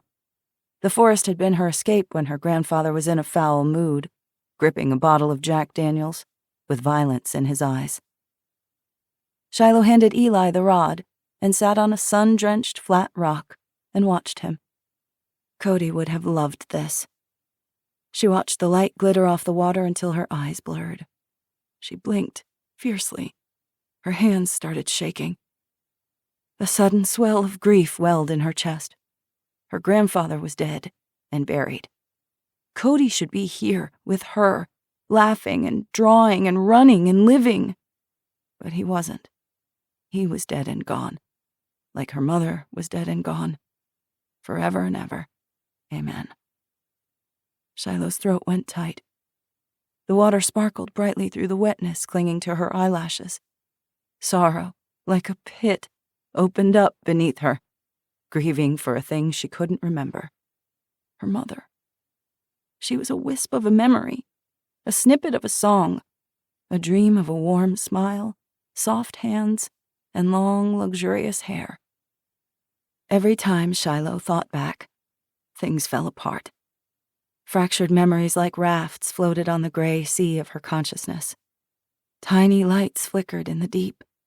She couldn't dredge them up, couldn't capture them in a bottle before they winked out. Darker things she had pushed down deep, dormant, and waiting for the right moment. She felt it like a scream, locked in the back of her throat, a bone-deep terror woven into her marrow. When her vision cleared, Eli stood in front of her, shin-deep in the river, fishing rod in one hand, gazing at her intently. "What is it?" She shrugged, embarrassed, and looked away. "Nothing." "Is it the attack? Are you okay?" "He deserved what he got. He tried to kill me, so I defended myself. That's it." "You sure?" "Yeah." "Because no one else will hurt you. I'll make sure of that." She didn't answer. He couldn't promise her that, and she knew it. After a protracted silence, he said, "You can talk to me, you know." She rubbed the back of her arm across her eyes, inwardly cursing herself for her weakness, her vulnerability. She looked down at the water, unable to meet his gaze. She was so tired of being afraid. She hated it. "Everyone leaves. Grandfather, Cody, my mom, everyone." "Not everyone. Not Lena or Jackson." Eli hesitated. "Not me." Shiloh made a non-committal noise in the back of her throat. She grabbed the crossbow resting on the rock at her side and wrapped her hands around the grip. Touching the weapon centered her somehow, made her feel less exposed. "I'm serious." She forced herself not to feel it, to show him that he couldn't hurt her. But that was a lie. A fat, blubbering lie. "You saved me at the cabin. You've put up with me for a while. But you don't owe me anything. Everybody leaves, one way or another." "I don't." "Why the hell should I believe you?" Eli watched her with those penetrating eyes, dark as anthracite, like her own. "Shiloh," he said, "I have to tell you something." Chapter 16. Eli Pope, Day 74. Eli couldn't breathe properly, his lungs constricted. He'd faced armed killers in battle and hadn't experienced trepidation like this. He busied himself with the task at hand, eager to distract himself, to put off the thing that terrified him more than mortal combat. He took out his knife, stuck it in a nearby moss-slicked log, and picked up the sack attached to his belt, then reached in and brought out one of the trout, wriggling and slick, its scales shimmering in the sun. Eli gripped it near the tail and whacked it hard against the log. The fish quivered, its neck broken. Eli set it on the log and repeated the task with the second trout. After gutting the fish, he placed them in the cast-iron pan and set it over the fire he'd instructed Shiloh how to build using a ferro rod. As a fire starter, they'd wrapped a strip of dryer lint in wax paper, both of which were highly flammable. Dryers everywhere were full of lint. It was an easy item to scavenge from the laundry rooms of abandoned houses. Eli set the solar kettle on a sun-drenched ledge to boil water to make coffee. Once the fish were sizzling over the fire, he squatted on his heels and leaned back. He felt Shiloh's coal-black eyes on him, intent and piercing, asking the question he needed to answer. He recalled the half-feral child who'd crept into his campsite, her crossbow pointed at his chest, wary and curious, shy and brave. There had been an instant connection between them, but he hadn't recognized its power. He did now. He knew now. Minutes passed in silence. Mosquitoes buzzed around them, and clouds of gnats swirled over the placid surface of the river. The air smelled fresh, of moss and wildflowers. He cleared his throat. She wrinkled her pert nose. "Whatever you're gonna say, spit it out already." "Fair enough," he said. "I know you didn't know who your father was. I didn't know either. Not until I got out of prison. I would have done things differently if I'd known. I would have done everything differently." Shiloh stared at him, a wrinkle between her brows, her expression frozen, her eyes wide like a deer caught in headlights, crouching like a wild animal on the verge of fleeing. "Say it," she whispered, so low he had to strain to hear. "Say it out loud." Powerful emotion bubbled up from some deep space within him, a thing he hadn't known existed until Lena had spoken the words aloud, and the thing was made real. Fatherhood. What if he failed her?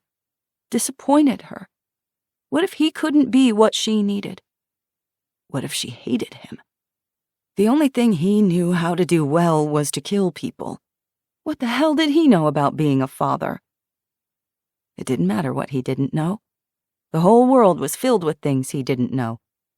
But this child here in front of him, with her sullen expression and fierce eyes, she was worth every fear, every failure, every sleepless night. Lena believed love could conquer all obstacles. He didn't know what he believed in, if anything, but he knew he would try, with all his might. This girl was the best thing he had ever done. Loving her would be the best thing he would ever do. That was enough. Eli said, "You are my daughter." She didn't move or react, just remained there, utterly still. He saw himself in her eyes, her doubt and fear, her guardedness, expecting the worst, afraid to believe in something. He saw it in the way she gripped her weapon for comfort, as if it could protect her from loss. "I'm not going anywhere.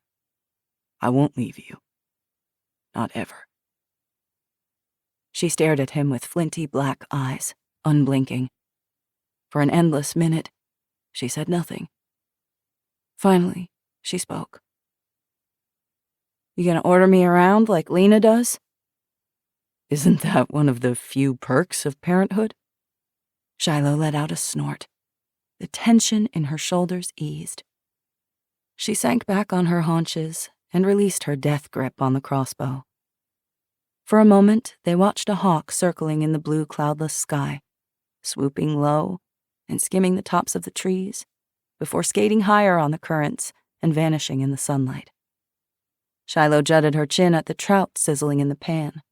A singed smell filled the air. You gonna take those out before they turn black?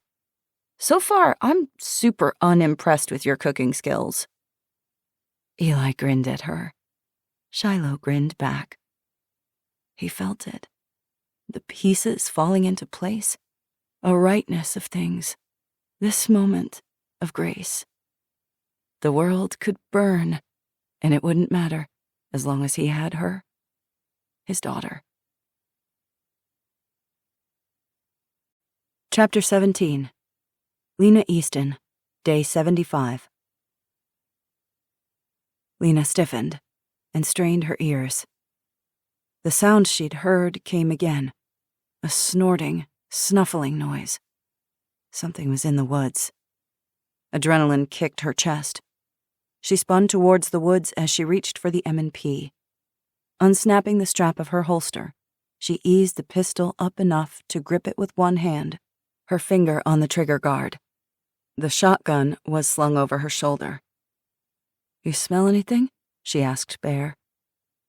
At her side, Bear perked his ears, sniffed the air, and wagged his tail. He tilted his head from side to side and gave her a confused look. Whatever was out there was downwind. The Newfie couldn't scent it. Dusk had descended, turning the sky deep purple as bats wheeled above the trees, darting and diving after insects. Bear loped at her side, sniffing the ground. She'd been so busy that they hadn't practiced the search and rescue games to keep them both sharp. They'd continued their evening patrols of the perimeter, monitoring for strange footprints or anything out of place. Since it contained half of her insulin stores, Lena felt compelled to check and recheck the spring house they'd constructed along the bank of the creek that fed into Lake Superior. She'd hidden the insulated cooler containing her insulin behind the glass milk jugs and goat cheese. Relief filled her each time she verified her medication was safe. Often, Eli and Shiloh joined them, but not tonight. Shiloh was up in the lighthouse tower, and Eli was training a group of citizen volunteers in operational security and hand-to-hand combat tactics. Leaves rustled off to the left. The sound came from inside the tree line to the west. The yard was empty, the cottage quiet and still. In the twilight, the colors of things leaked into gray. The branches of the trees reached for the sky like wraiths. To the north, soft waves ruffled the pebbled shoreline. She swiped a swarm of mosquitoes away from her face and peered into the shadows. All around her, the forest throbbed with sounds. Over the trill of insects came another loud swishing noise. Something heavy moved through the underbrush. The hairs rose on the back of her neck. She kept her voice low. "Stay close to me, boy." Cautiously, Lena stepped through wild columbine and milkweed bushes, searching the thorny blackberry thickets and the snarls of rhododendron, the underbrush thick and impenetrable. In the gathering dusk, the trees looked the same: sugar and red maple, beech, yellow birch, and hemlock. Perhaps Mrs. Fitch was spying on them again. They'd seen her lurking about their property twice since their altercation in the cottage 3 days ago. Once she'd been caught peering through the living room window, her withered face pressed to the glass. When Lena confronted her, she claimed she heard the dog barking and wished to make sure you people are feeding it properly. Lena said loudly, "If you're out there, step out of the trees. I'll give you half the loaf of sourdough bread I just baked, but you're going to have to show yourself." The rustling grew louder. Lena set her jaw and stepped toward the trees, exchanging the pistol for the shotgun. Snicking the safety off, she held the gun low in both hands. Not 60 feet away, a huge creature emerged from a thicket of blackberry bushes. The enormous black bear halted and stared at her in surprise. The densely furred animal was at least 6 feet tall if it stood on its hind legs, and a good 500 pounds. Lena froze. At her side, Bear let out a throaty growl in warning. The black bear shook its head and let out an angry growl that dwarfed the dog's growl. The sound reverberated in her chest. She couldn't tear her gaze from those powerful jaws. "Easy now," Lena said in a calm voice, though she felt anything but. Fear clawed her throat, and her pulse roared in her ears. Every warning she'd heard about bears barreled through her brain. Appear non-threatening. Don't panic. Be slow and calm. Whatever you do not run. Never play dead. That's an invitation to get eaten. Its small, rounded ears twitched. It made a snuffing sound and shook its head back and forth, staring at her with beady eyes. It lumbered a few steps toward her, blowing loudly through its snout and swatting at the ground with one of its huge paws, a clear threat. Black bears were typically shy, reclusive, non-aggressive animals, except for this one. Was this the same bear she'd seen a month ago? It was hard to tell. But this must be one of the black bears released from Oswald's Bear Ranch in Newberry, located 50 miles east. Black bears could travel incredible distances, especially to visit old hunting grounds. To a once captive black bear, humans represented food. In the wild, food was more difficult to come by. Perhaps this bear had forgotten how to hunt, or had suffered an injury that prevented it from surviving as nature intended. This black bear saw Lena not as a source of food, but as the food itself. Bear gave another savage bark. His hackles raised as he darted forward, bravely defending her. "Bear, stay back!" Her mouth had gone bone dry, her tongue thick and swollen against the roof of her mouth. Trembling, she raised the 12-gauge double-barrel shotgun. "Go away!" She loathed the thought of killing a creature so regal, but she would if she had to. She had a weapon. She wasn't helpless. But how many slugs would it take to bring down a 500-pound animal if it charged her? What if she missed? It was so close she could see its nostrils flaring, the glint of claws as it raked the ground and huffed at her hungrily. "Go!" she screamed. "Just go!" It peeled back its jowls and gave an earth-shattering roar. It stood on its hind legs, impossibly tall. One swipe of those powerful paws, and the Newfoundland was dead. So was she. Primal terror coursed through her veins. Thousands of years of instinct screamed at her to run. She did not run. Lena braced the butt against her shoulder and welded her cheek to the stock, her legs shoulder-width apart as she aligned her sights and squeezed the trigger. The shotgun boomed, her shoulder absorbing the recoil. Nothing happened. She'd missed. The Newfoundland ran at the black bear, barking and snarling. The black bear roared at the dog. It swiped at him with a massive paw. Bear scampered just out of its reach. It dropped to all fours with a tremendous crash. The ground shook beneath Lena's feet. Time slowed. She desperately realigned the oncoming target, pulled the trigger again, and fired the second shell. The boom of the shot rang in her ears. The bear faltered, but kept coming. His hind leg dragged. She'd hit him, but it wasn't enough. A chest or a head shot would take him down. She had to fire again, and quickly. She opened the breech and both shells ejected into the grass. Her numb fingers fumbled in her pocket for 2 more shells. With the shotgun hinged open, she inserted 2 shells into the barrel, then firmly snapped the gun closed to load it, but not quickly enough. The bear lumbered toward her, 30 yards away now, much too fast. A whooshing sound. Something punched past her face, so close her hair stirred. The black bear bellowed in outrage. A bolt quivered from the matted fur of the animal's barrel chest. With an incredible roar, the black bear charged. In the same instant, the Newfoundland attacked. "No!" Lena raised the shotgun, pressed the butt to her shoulder, and fired twice in quick succession. The black bear shuddered but kept barreling toward them. Another twang, and whoosh. The second bolt struck the bear's haunches. The bear roared, slowing but not stopping, It kept coming, closing the space between bear and dog. 10 yards, then 5. The dog lunged for the black bear's thick neck.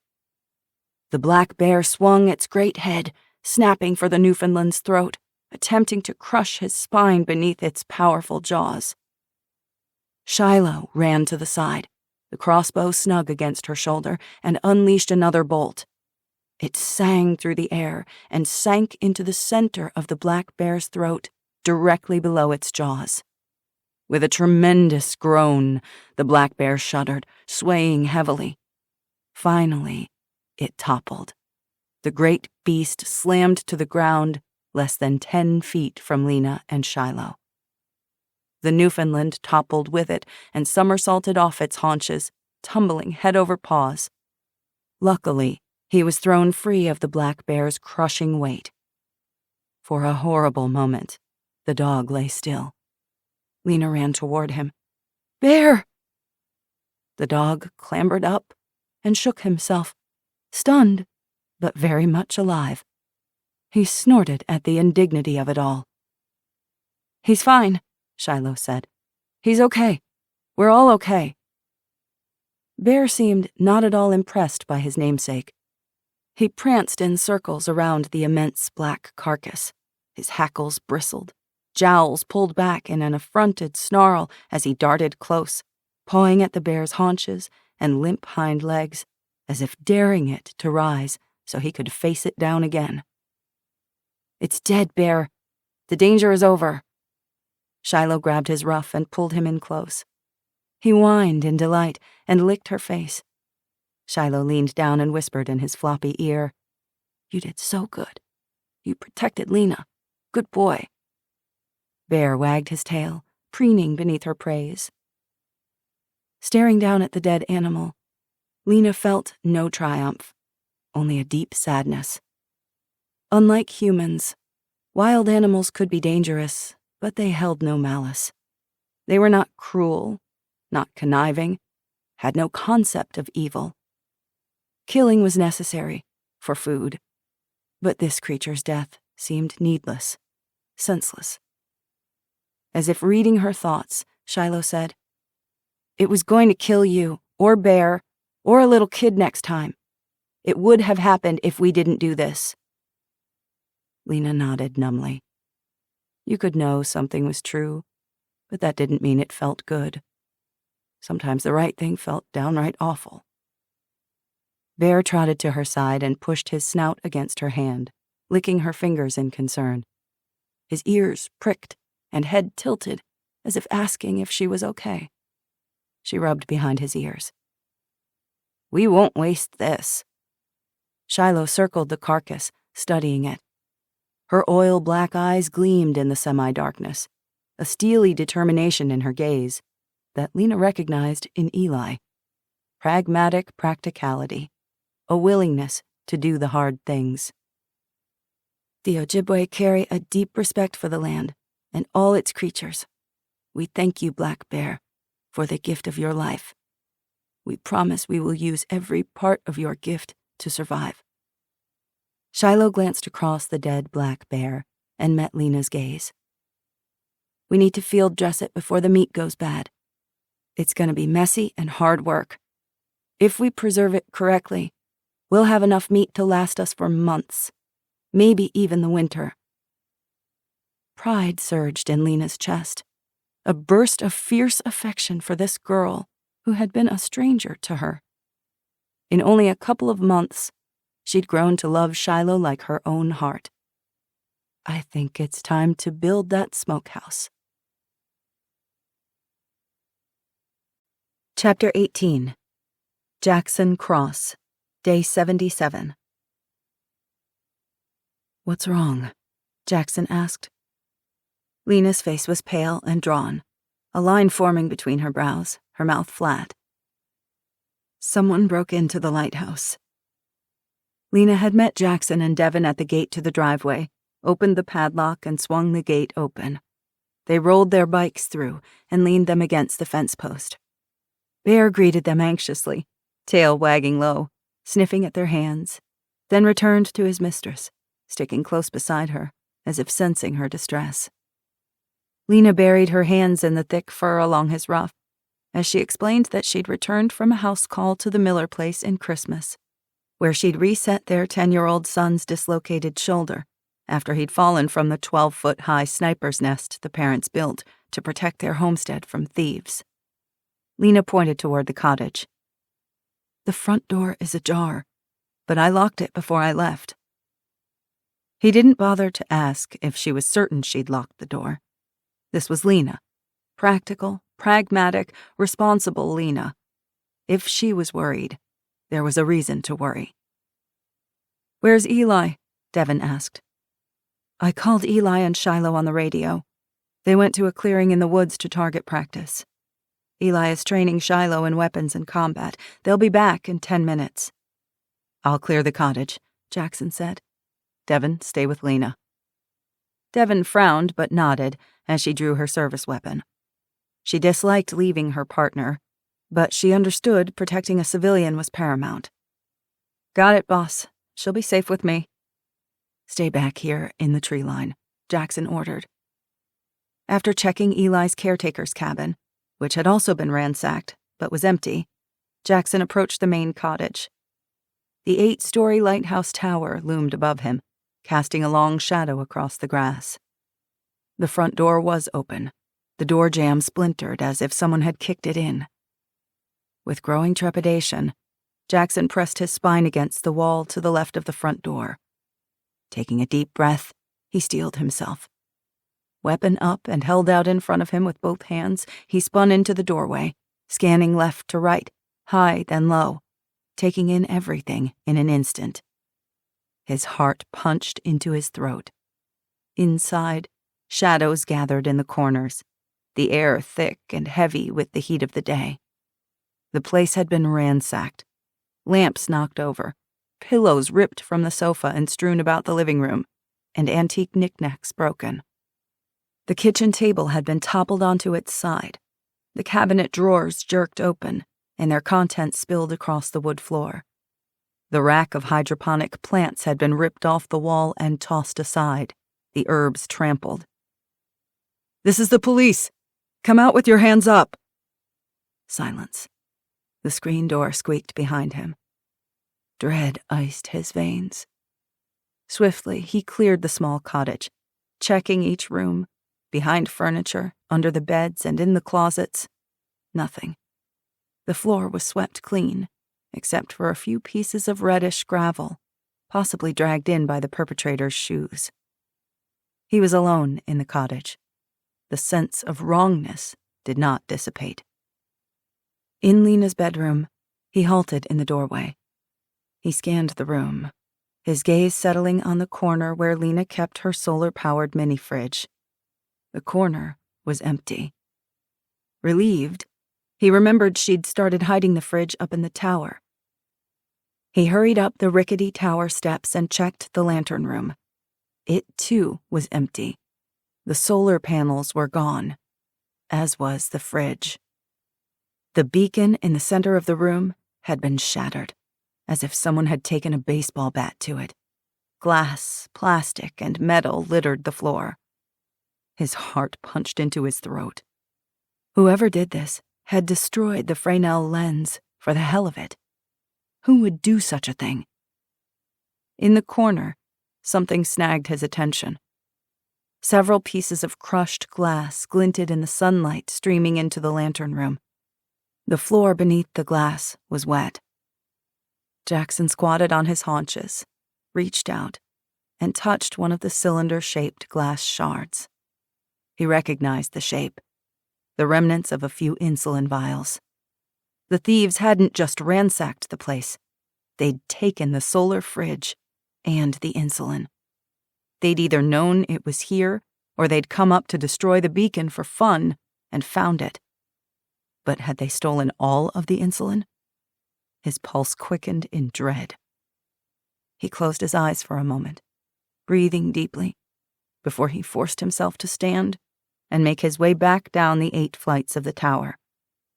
Returning to the cottage, he checked the back door to the kitchen. It was closed, but unlocked. A bloody smudge in the shape of a thumbprint marked the door above the handle. Jackson turned and sprinted for the spring house beside the burbling creek, which was built into the bank and carefully camouflaged with artfully arranged tall bushes. Muddy footprints trampled the matted grass around the concrete structure. Inside the spring house, a couple of plywood crates obscured the cooler Lena used for her secondary insulin storage. He moved them aside to find an empty shelf. The cooler was outside, resting on its side, a dozen yards down the pebbled bank. It, too, was empty. Jackson stared blankly at the cooler, appalled.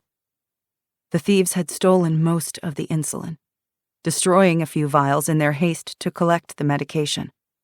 Or maybe they relished the destruction of something precious for the sheer, despicable thrill of it, just like the lighthouse beacon.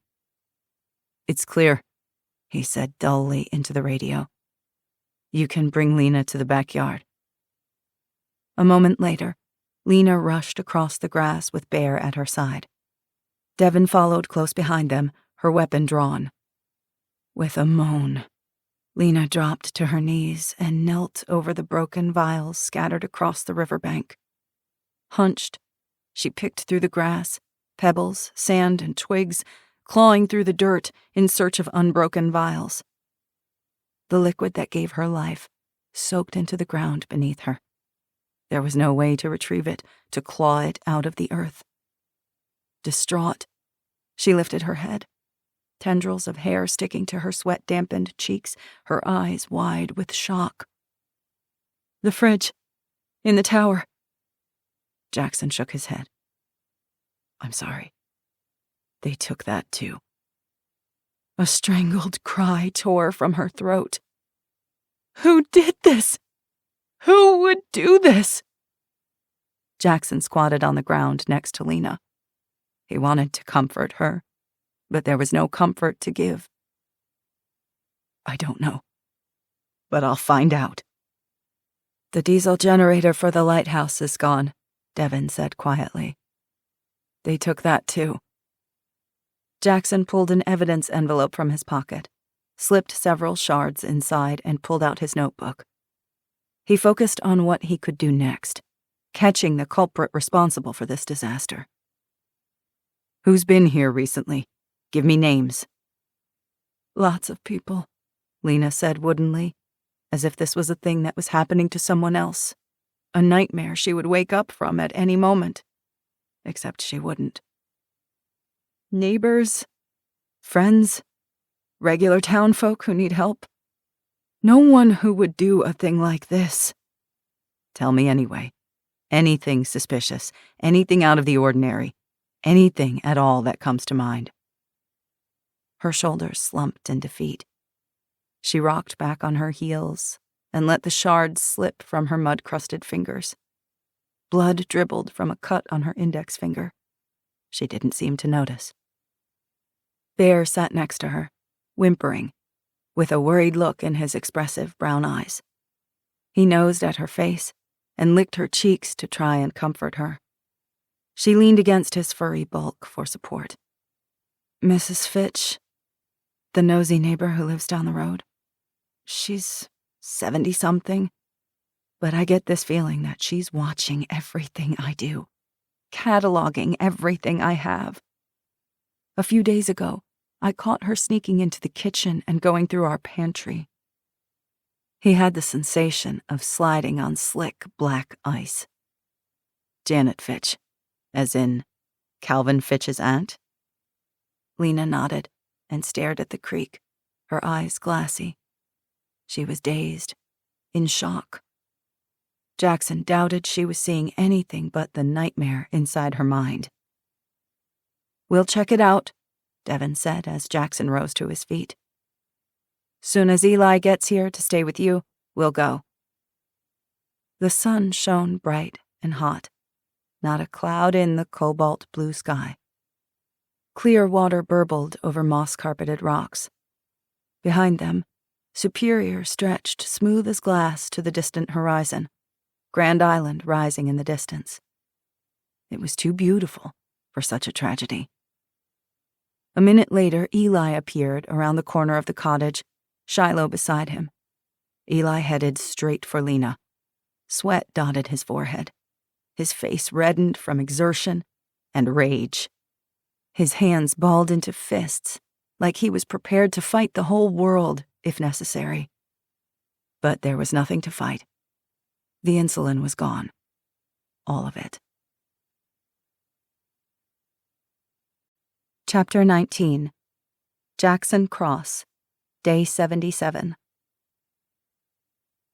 Jackson and Devin approached the residence of Mrs. Janet Fitch and her nephew, Calvin Fitch. The peeling ranch house was set off the road, a half-mile from the lighthouse. They waded through shin-high grass. Grasshoppers buzzed and leaped from stalk to stalk. In the yard, weeds sprouted through the springs of a rusted bed frame. 2 ancient push mowers leaned against a dilapidated shed. A dirt-splattered velocity blue Ford F-150 truck stood in the driveway, complete with special-order Maxxis Trepador off-road tires. The truck belonged to Calvin Fitch, the same truck that had run down Shiloh Easton on her four-wheeler. Jackson repressed a shudder and gestured to Devin, pointing at the reddish gravel of the driveway, the same color as the pebbles he'd found inside the cottage. The pebbles had probably caught between the treads of the perp's shoe and transferred to the crime scene. A glint drew his attention. Tiny glass shards with curved cylindrical shapes mixed with the gravel at the edge of the driveway. It was reverse transfer from the suspect's stomping on a couple of vials. Calvin was likely the perpetrator, egged on by his jealous, entitled aunt. His heart hammered his ribs as they reached the front door and mounted the porch steps. Dead leaves shorn off in the last storm rasped beneath his feet. 3 rocking chairs filmed in dust sat on the porch, squeaking in the breeze. A crow cawed from somewhere nearby. The sun beat down on his head and shoulders. Sweat beaded his forehead, dripped down his spine, drenched his underarms. No movement came from inside or outside the house. No swishing curtains or furtive shadows. The property was eerily silent. Jackson took one side of the front door and Devin took the other, almost bumping into wind chimes hanging from the porch ceiling. "This is the sheriff," Jackson shouted. "Open the door." Before the grid went down, they wouldn't force their way inside. If the suspect refused to answer the door, law enforcement had to leave and return with a search warrant. If they entered a residence illegally, the evidence they uncovered in the house was inadmissible in court. The one exception was exigent circumstances. As civilization frayed, it was hard to know which rules still applied and which had fallen by the wayside. Right and wrong didn't cease to exist because the system had crashed and burned, along with half the planet. The law was humanity's best attempt at justice. As far as possible, Jackson was determined to do things by the book. "Mrs. Fitch," Devin called, "we're concerned for your well-being. We want to check and ensure you're okay. Please respond if you're able." Still nothing. There were no sounds but the squeak of the rocking chairs, the jangling wind chimes, and the insects whirring in the grass. Devin nodded at a spot on the peeling front door, an inch shy of the brass door handle. The door was painted red. He'd almost missed it. A smudge of blood, like he'd found on the cottage's back door. This was the exigent circumstance they needed to enter. Fresh blood meant someone inside was likely hurt, or had hurt someone else. Concern for homeowners was the golden get-out-of-jail-free card. Jackson drew his service weapon. Across the doorway, Devin did the same. He jutted his chin at the door and mouthed, "On the count of 3." On 3, he swung out, raised his leg, and slammed the flat of his foot against the weakest spot on the door, just below the lock. Once, twice, 3 times. The wood splintered. The door burst inward. Devin rushed in, weapon up, and sweeping right. "Police, on your knees!" Jackson came in low behind her and swept left, heart hammering. pulse roaring as he scanned for threats, every sense on high alert. Oppressive heat hit them like a wall. Then the smell, rancid and fetid. Coughing, he glimpsed a shadowed living room, a low sofa, a flat screen in the corner, and a TV tray set in front of a dingy lazy-boy. His gaze was drawn to the lazy-boy. A deep gash cut a wide swath in the pleather fabric, the inner foam oozing from the jagged cut. It looked like someone had taken an axe to the chair. Behind the lazy-boy, 2 thin, stockinged feet stuck out. "Cover me."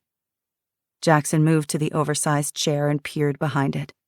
The stench was overwhelming. The putrid stink of feces mixed with vomit, the ammonia smell of urine, and coppery blood. Mrs. Finch stretched out behind the lazy-boy. The same fate that had befallen the armchair had befallen her. She lay on her back with her shriveled arms at her sides. There were defensive slashes across her palms. In death, her dour expression had slackened. He nearly vomited, but held it down.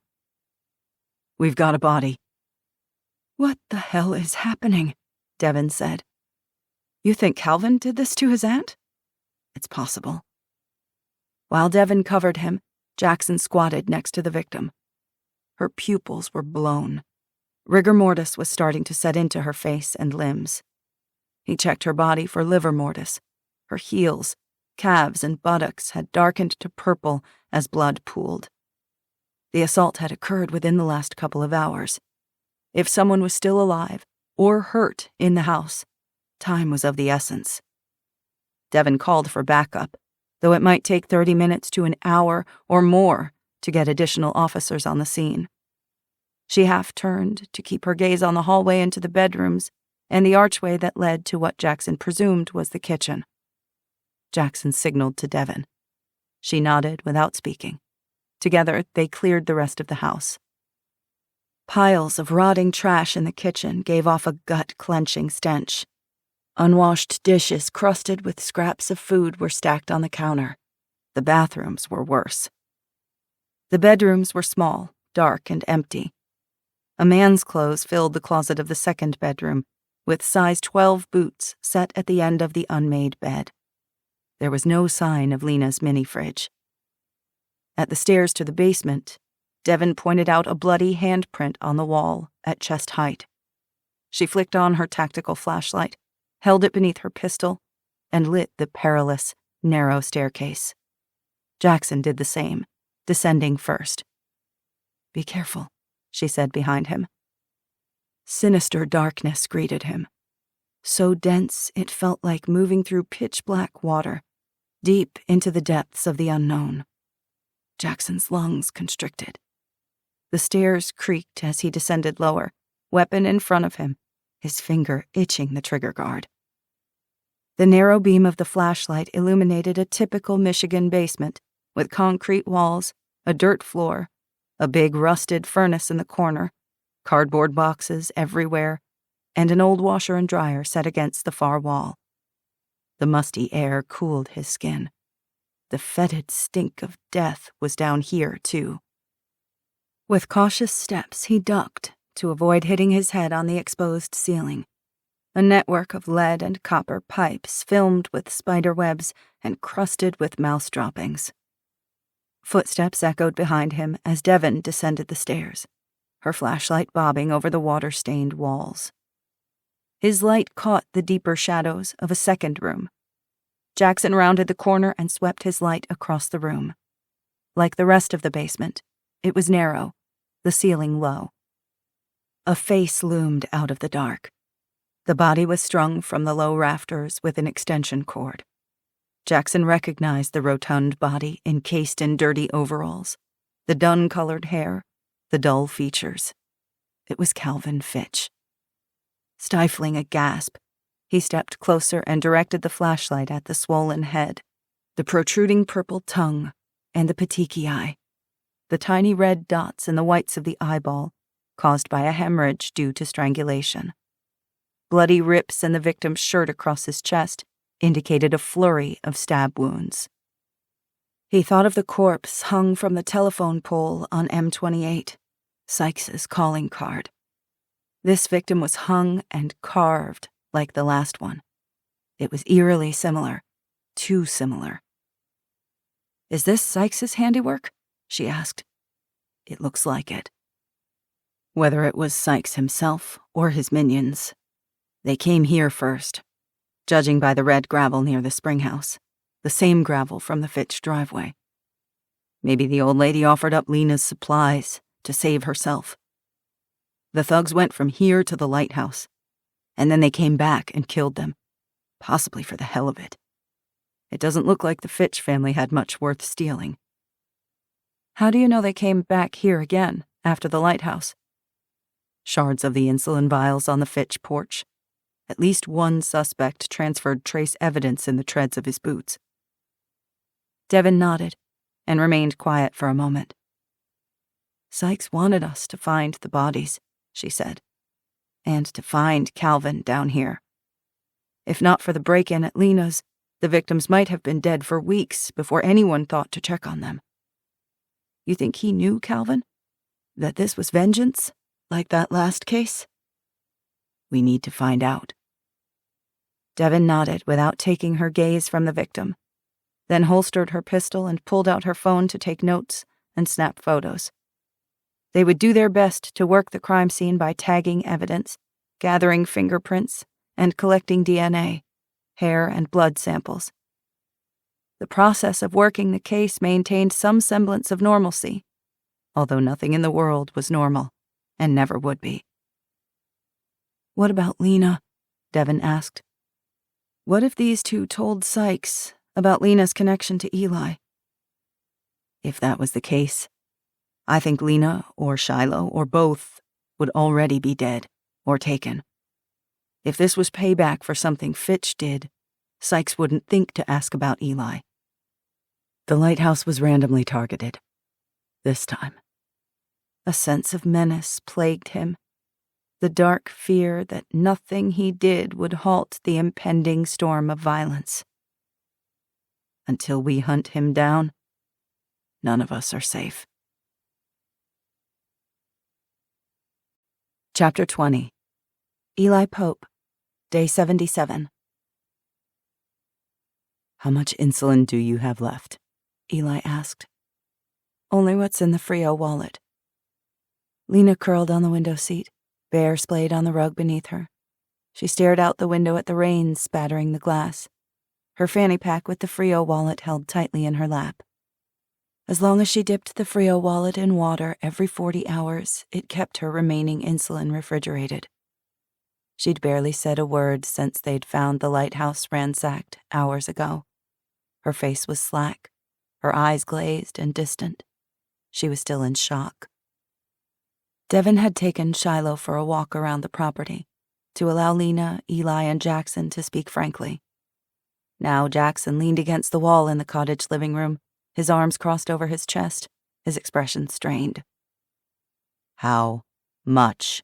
Eli repeated. Lena didn't look at either of them, but instead kept her gaze locked on something out the darkened window. Dense clouds blocked the moon and stars. 3 weeks. The words struck Eli like a punch to the solar plexus. He couldn't lose her. Could not lose her. It wasn't an option. His mind refused to contemplate it. His combat experience, survival skills, his talent for violence of action and death, none of it mattered against this disease, this terrible thing he couldn't fight, conquer, or overcome. He was helpless against it, and his helplessness tore him to pieces. Eli paced the small living room like a restless panther. He kept his fear bottled up tight. "We need to scour every pharmacy and every big box store from here to Wisconsin. We'll go below the bridge." "You know those meds have been gone for months," Jackson said. "We've already done that." Eli knew it as well as he did. "Then we'll search every house, every clinic, every—" "We have," Jackson said bitterly. Everyone has. Every pharmacy is empty. Every clinic and every hospital in the UP has been scoured. I'm working on tracking down our list of informants with connections in the narcotics trade who we've turned to inform on our drug cases. I've been pulling them in and interrogating them on insulin sources through the black market. Last week, I went to the local pharmacies and got lists of local diabetics and cross-referenced that with our known meth and cocaine users. There were 3.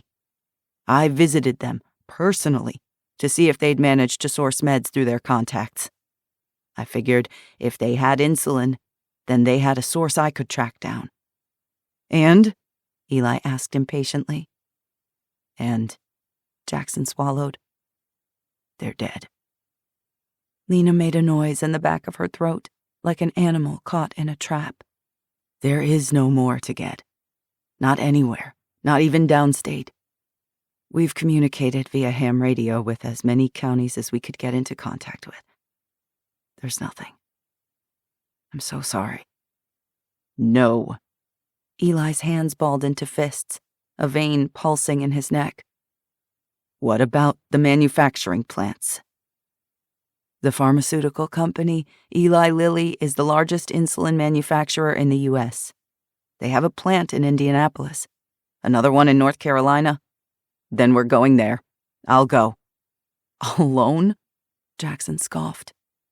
Even if you could make it, that place would be armed like Fort Knox, if it were operational, which it is not. Eli whirled on him. How do you know? I talked to the FEMA rep, Milton Sanders, before the riot. He said the entire country is in a pharmaceutical crisis. What a genius, Eli said. Jackson ignored him. 90% of the U.S.'s crash cart meds are made in India and China. The same goes for our antibiotics.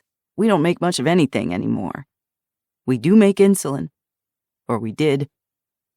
Sanders said that the Indiana governor struggled to keep that plant open for the first month, but they couldn't keep the workers fed and couldn't get shipments of the secondary supplies critical to making synthetic insulin.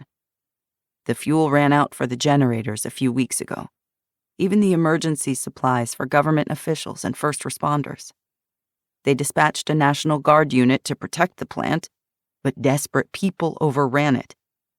A couple of scientists died in the altercation. It was a mess.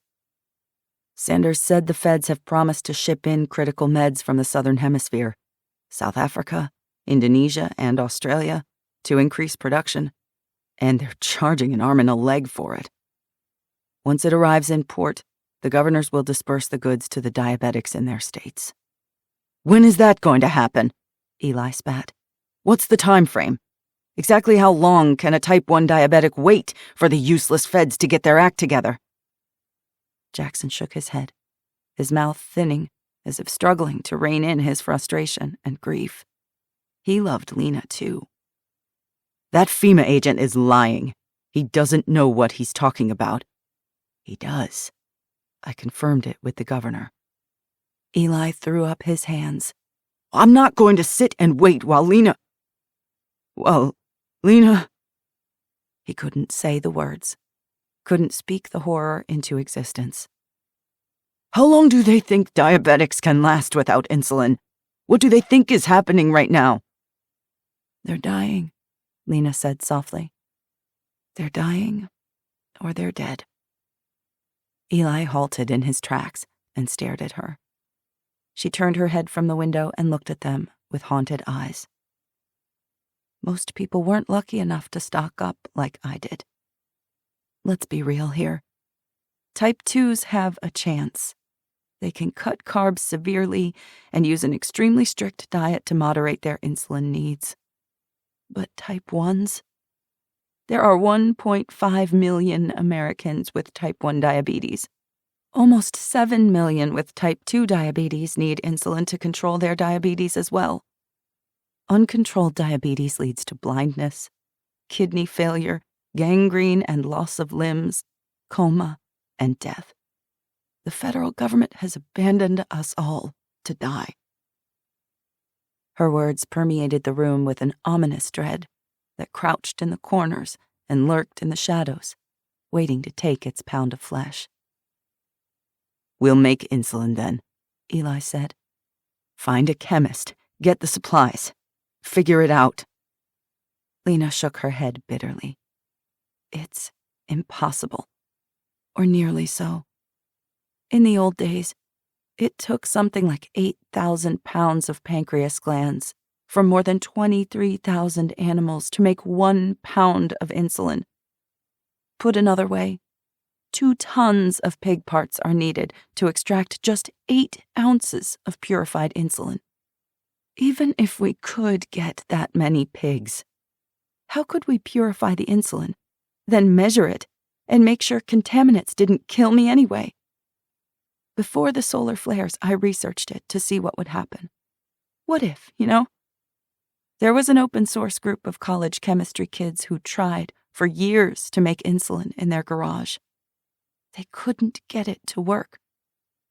I found a few old wives' tales on the internet about a diabetic woman surviving in the ghetto during World War II. But when I tried to verify a legitimate source, it was all hearsay and rumor. This is not something we can DIY. It's not going to happen. There has to be an answer. Pain laced his voice and contorted his features. Tell me what to do, and I'll do it. Lena's voice was barely a whisper. I don't know. I won't give up, Eli insisted. Jackson scrubbed his face with his hands. No one is giving up. Someone, somewhere, has to know where to get insulin. Lena turned to him, her face in profile. For once, the night outside was dark without the glow of the beacon. The dim lamplight shimmered around her. So beautiful it made his chest ache. She looked ethereal, ghostly, as if she was already half gone. Shiloh can't lose you, he said. But what he meant was, I can't lose you. He couldn't say the words aloud. Eli's chest felt too tight, as if his heart was about to explode from the pressure. He needed to do something, to act, to beat the problem they faced into submission. After all the things the solar flares had taken from them, not this too, not her. 3 weeks. Lena had only 3 weeks. The door opened and Shiloh entered. Devin offered to remain outside on the porch to keep a lookout. Shiloh's eyes went straight to Lena. Dread and concern etched across her face. Are you okay? Lena gave a sharp shake of her head.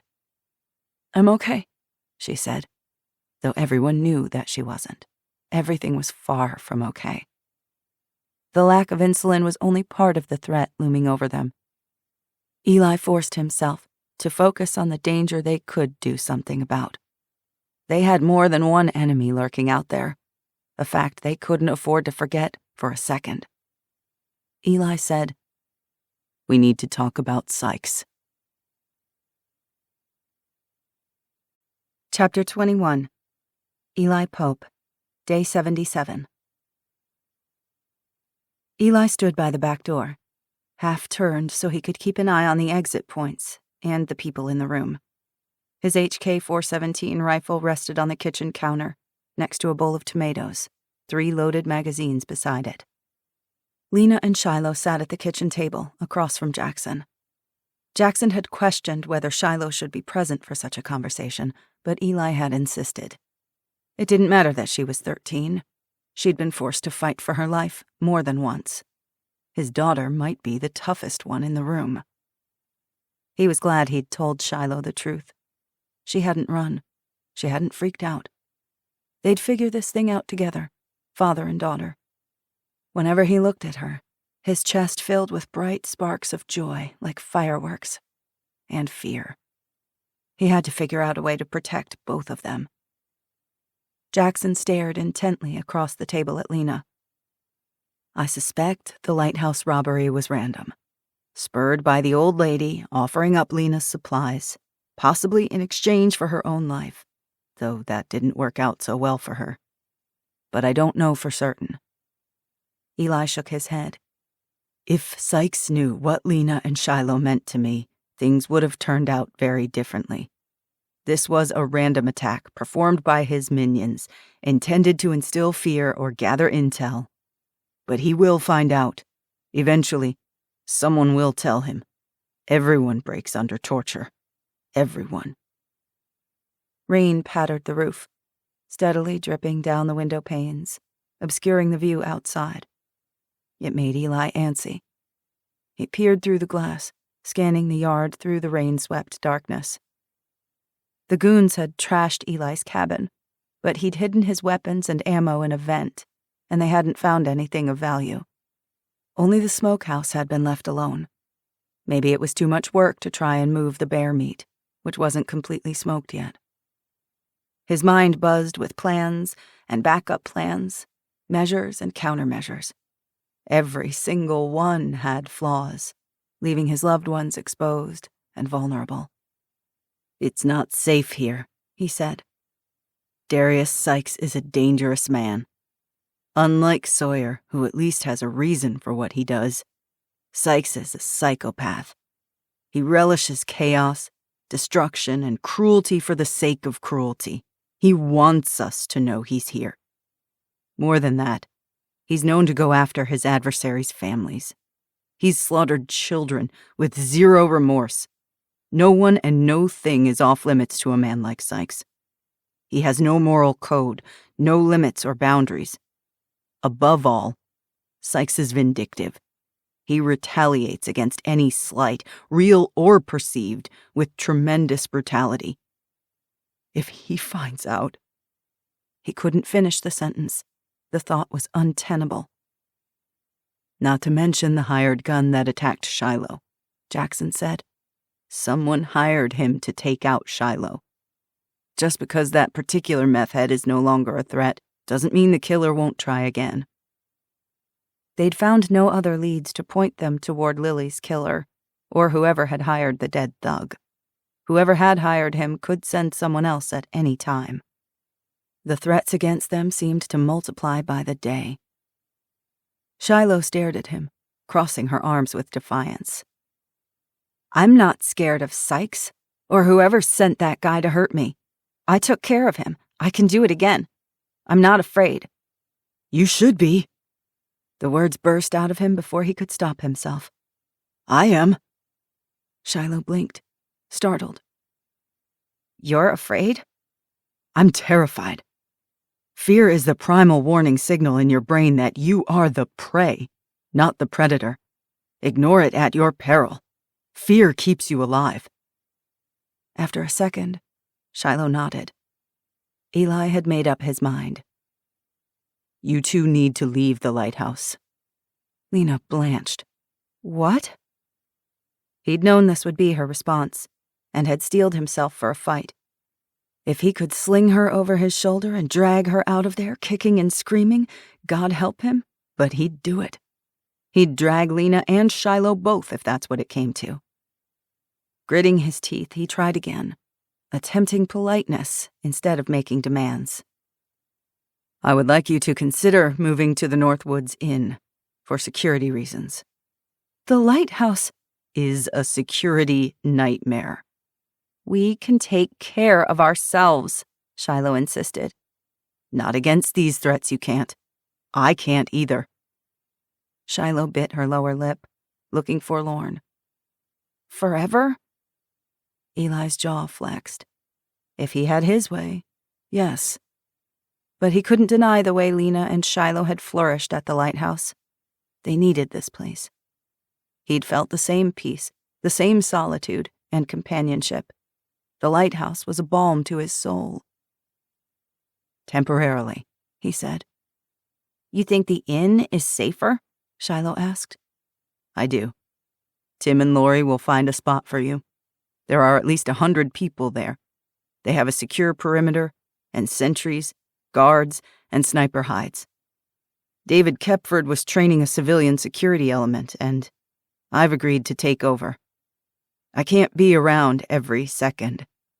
Sykes and his minions can't breach that property easily. Lena can still see patients at the inn. It's the best solution. Lena shot a questioning glance at Shiloh.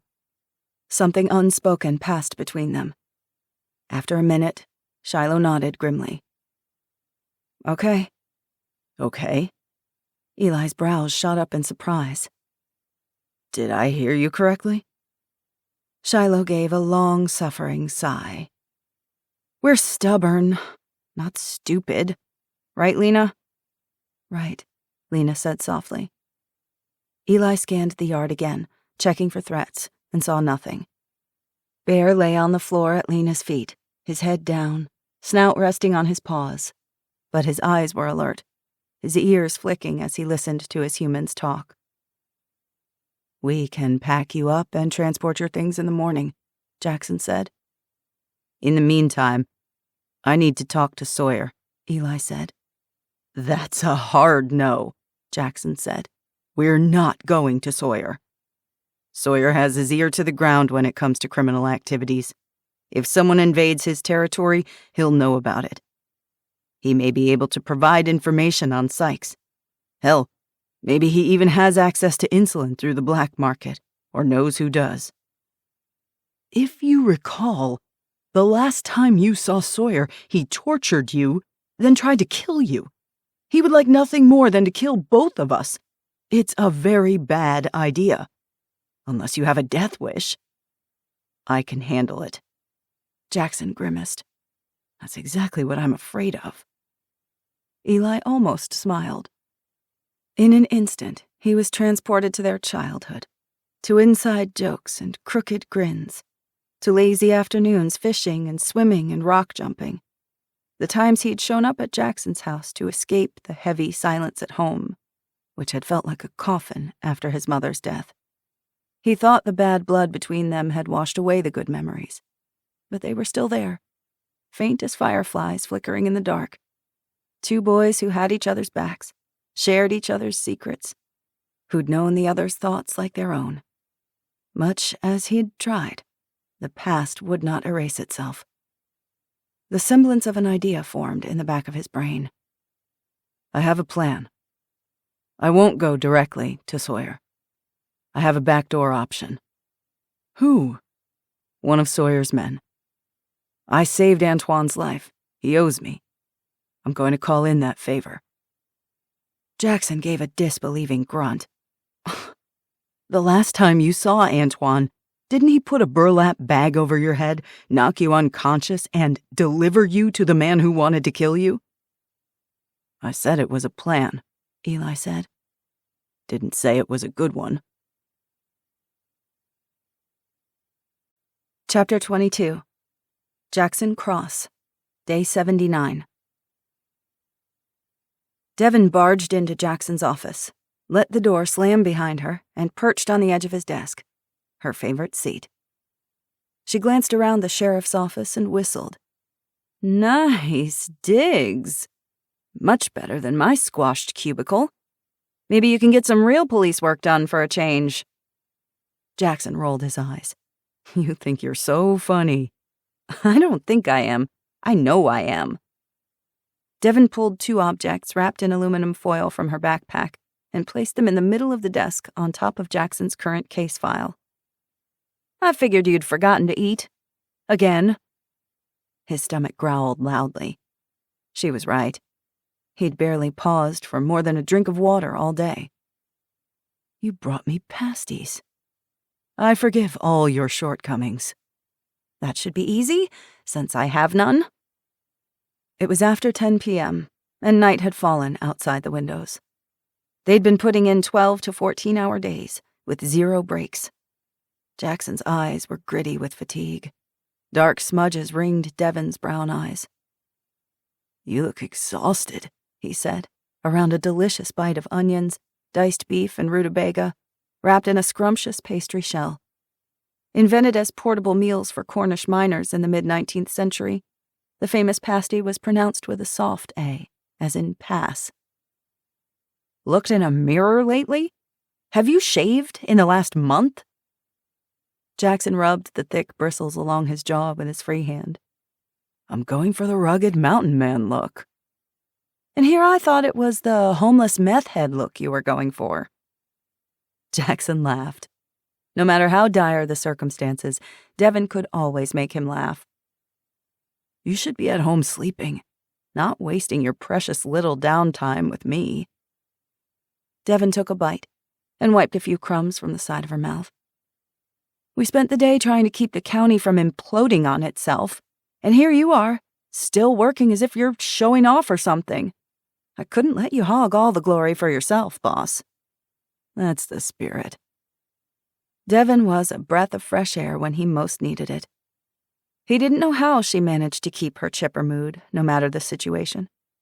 She was no Pollyanna, but she was consistent, even-tempered, and optimistic in a way he admired.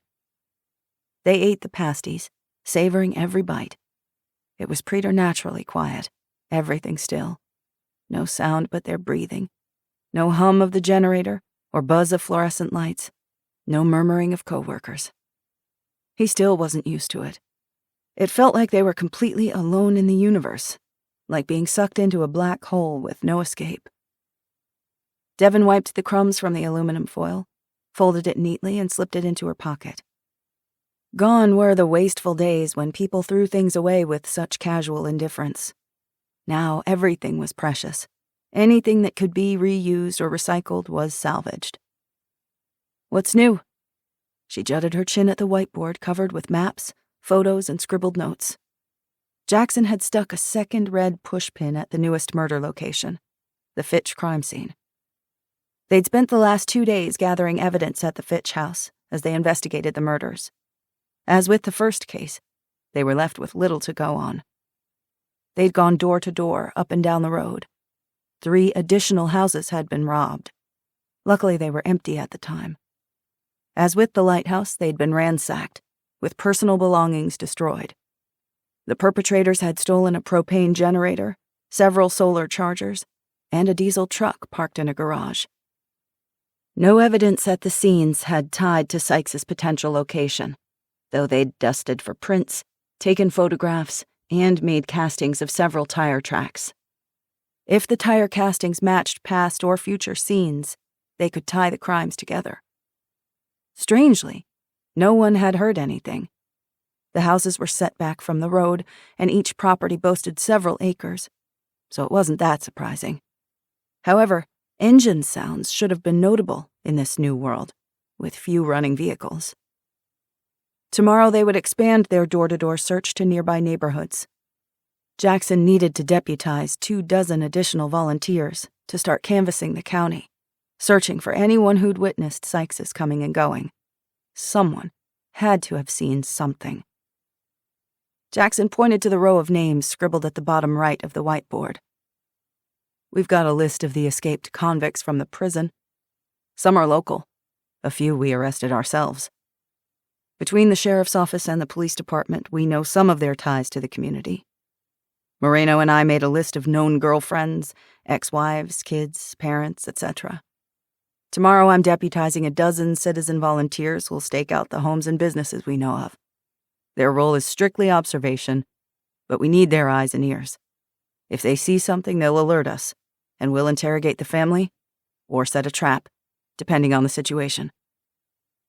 Did you find a connection between Fitch and Sykes? Fitch's uncle on his mother's side served 10 years for fraud. He'd cooked the books for criminal organizations and had connections with Hell's Angels, as well as other biker gangs. It was rumored that Sykes killed him in prison last year over a territorial dispute. It looks as if Sykes didn't feel that he'd suffered enough and decided to come after his remaining family. He's done it before. More vengeance. Sykes is settling scores. Jackson nodded. But he doesn't know about Lena's connection to Eli? Doesn't look like it. If he's out for vengeance, he'll eventually come for Eli. We've got to catch him before that happens. Sykes had set his sights on Alger County, and he would not cease marauding and slaying its citizens until Jackson stopped him. In the meantime, Lena and Shiloh had moved to the Northwoods Inn, along with Eli. They would be safe there, as safe as possible, in a world on the cusp of anarchy. All day, he'd felt torn and conflicted, his thoughts returning to Lena's dwindling insulin. I managed to hunt down 3 of my best informants. A low-level drug dealer for Sawyer who'd served a nickel in prison several years ago, an armed robber out on parole, and a middle-aged meth head who lost her kids to the system and still can't break her habit. I offered them cash and propane camping stoves to buy insulin off Sawyer or from any black market source they can uncover. The second they get their hands on anything of value, they'll trade for crack or opioids. But I can't worry about that now. If there's one thing that motivates an addict, the promise of a high does the trick. He didn't have high hopes, but he was desperate. It's something. Devin glanced at her watch, eased off the desk and stretched, kneading the small of her back with her fists. It's late. You can't keep burning the candle at both ends. You're not a vampire, even though you're starting to look like one. Obey your own orders for once, and get some shut-eye. We can start fresh tomorrow. Aye, aye, boss lady. It's just boss to you, she grinned. Boss. Wearily, he nodded. Devin took his hand and pulled him to his feet. As they left the sheriff's office, he had the sinking sensation that they were going around in circles, like a lost man wandering feet from his own house in a blizzard, freezing to death, within reach of safety. Chapter 23. Shiloh, Easton, Day 79. Shiloh hated Northwoods Inn already, and she hadn't even made it out of the parking lot yet. She wasn't stupid. She understood why she and Lena had to leave the sanctuary of the lighthouse. Sykes was a savage psychopath, and she had no desire to be attacked again.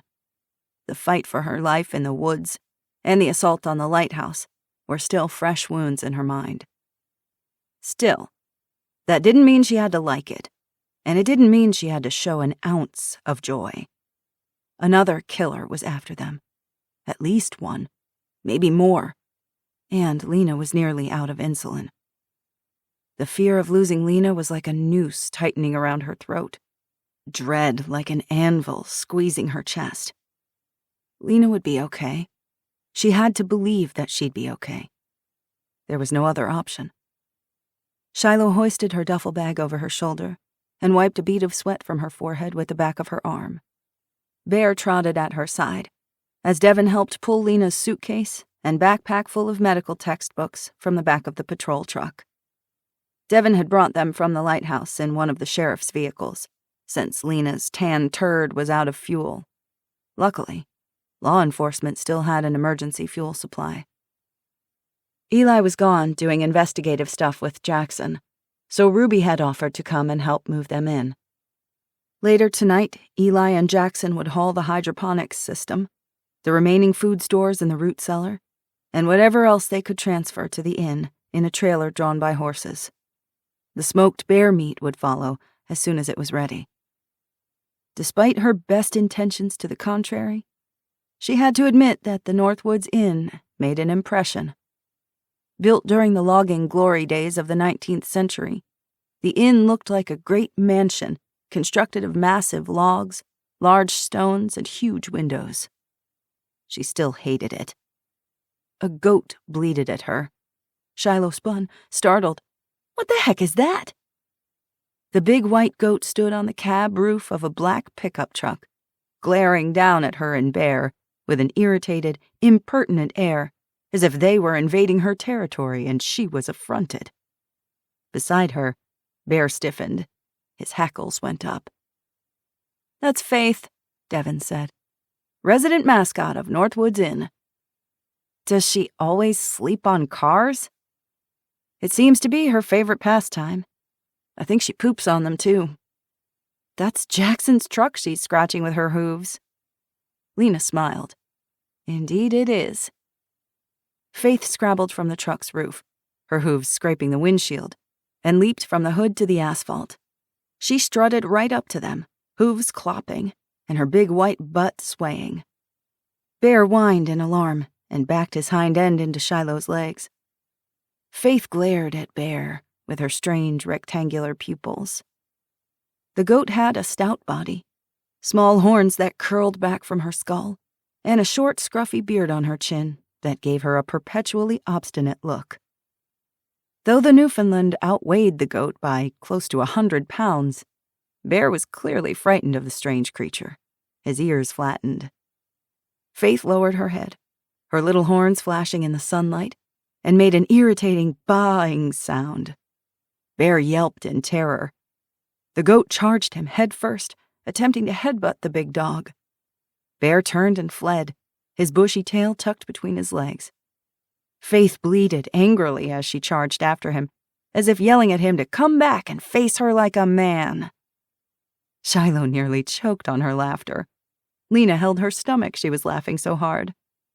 "Well, that made my day," Devin said with a smile. "Let's get inside before we die of heat stroke." "What about Bear?" Shiloh asked. "He'd run off somewhere into the woods." "Bear will come around after he recovers his dignity," Lena said. Shiloh snorted. "After that display, I think his dignity is the last of his concerns." "Should we rescue him?" Ruby asked. Lena chuckled. "Maybe we should." A moment later, the goat reappeared, her head straight and high, glaring furiously, as if daring them to challenge her to a duel. She flounced past them and bleated demandingly at the front door. "By all means, you first." Shiloh pushed open the giant cedar double doors. The goat sashayed in ahead of her, showing her a cheeky view of her white, fluffy butt. They followed Faith into the grand foyer. It was a ritzy but rustic lodge, with wood paneling lining the walls and great cedar beams arching across the 2-story cathedral ceiling. Sunlight spilled through the 2-story stained glass windows and stretched across the slate floors. A floor-to-ceiling masonry fireplace stood in the center of the foyer, surrounded by clusters of leather armchairs where guests were gathered. A huge stuffed black bear stood on its hind legs in one corner, its arms spread like it wanted to hug you or squeeze you to death. "Wow," Ruby breathed. "I've heard about this place, but I've never been here. It's awesome." "It's not the worst place I've ever seen," Shiloh muttered darkly. She watched Faith wander off to torment a couple of the guests. The brash goat stole a sandwich right out of a man's hands. "There you are," gushed a warm female voice. A chubby woman in her 60s strode toward them. Laugh lines wrinkled the corners of her pale blue eyes as she smiled warmly. She wore sneakers and a plaid shirt rolled up to her elbows.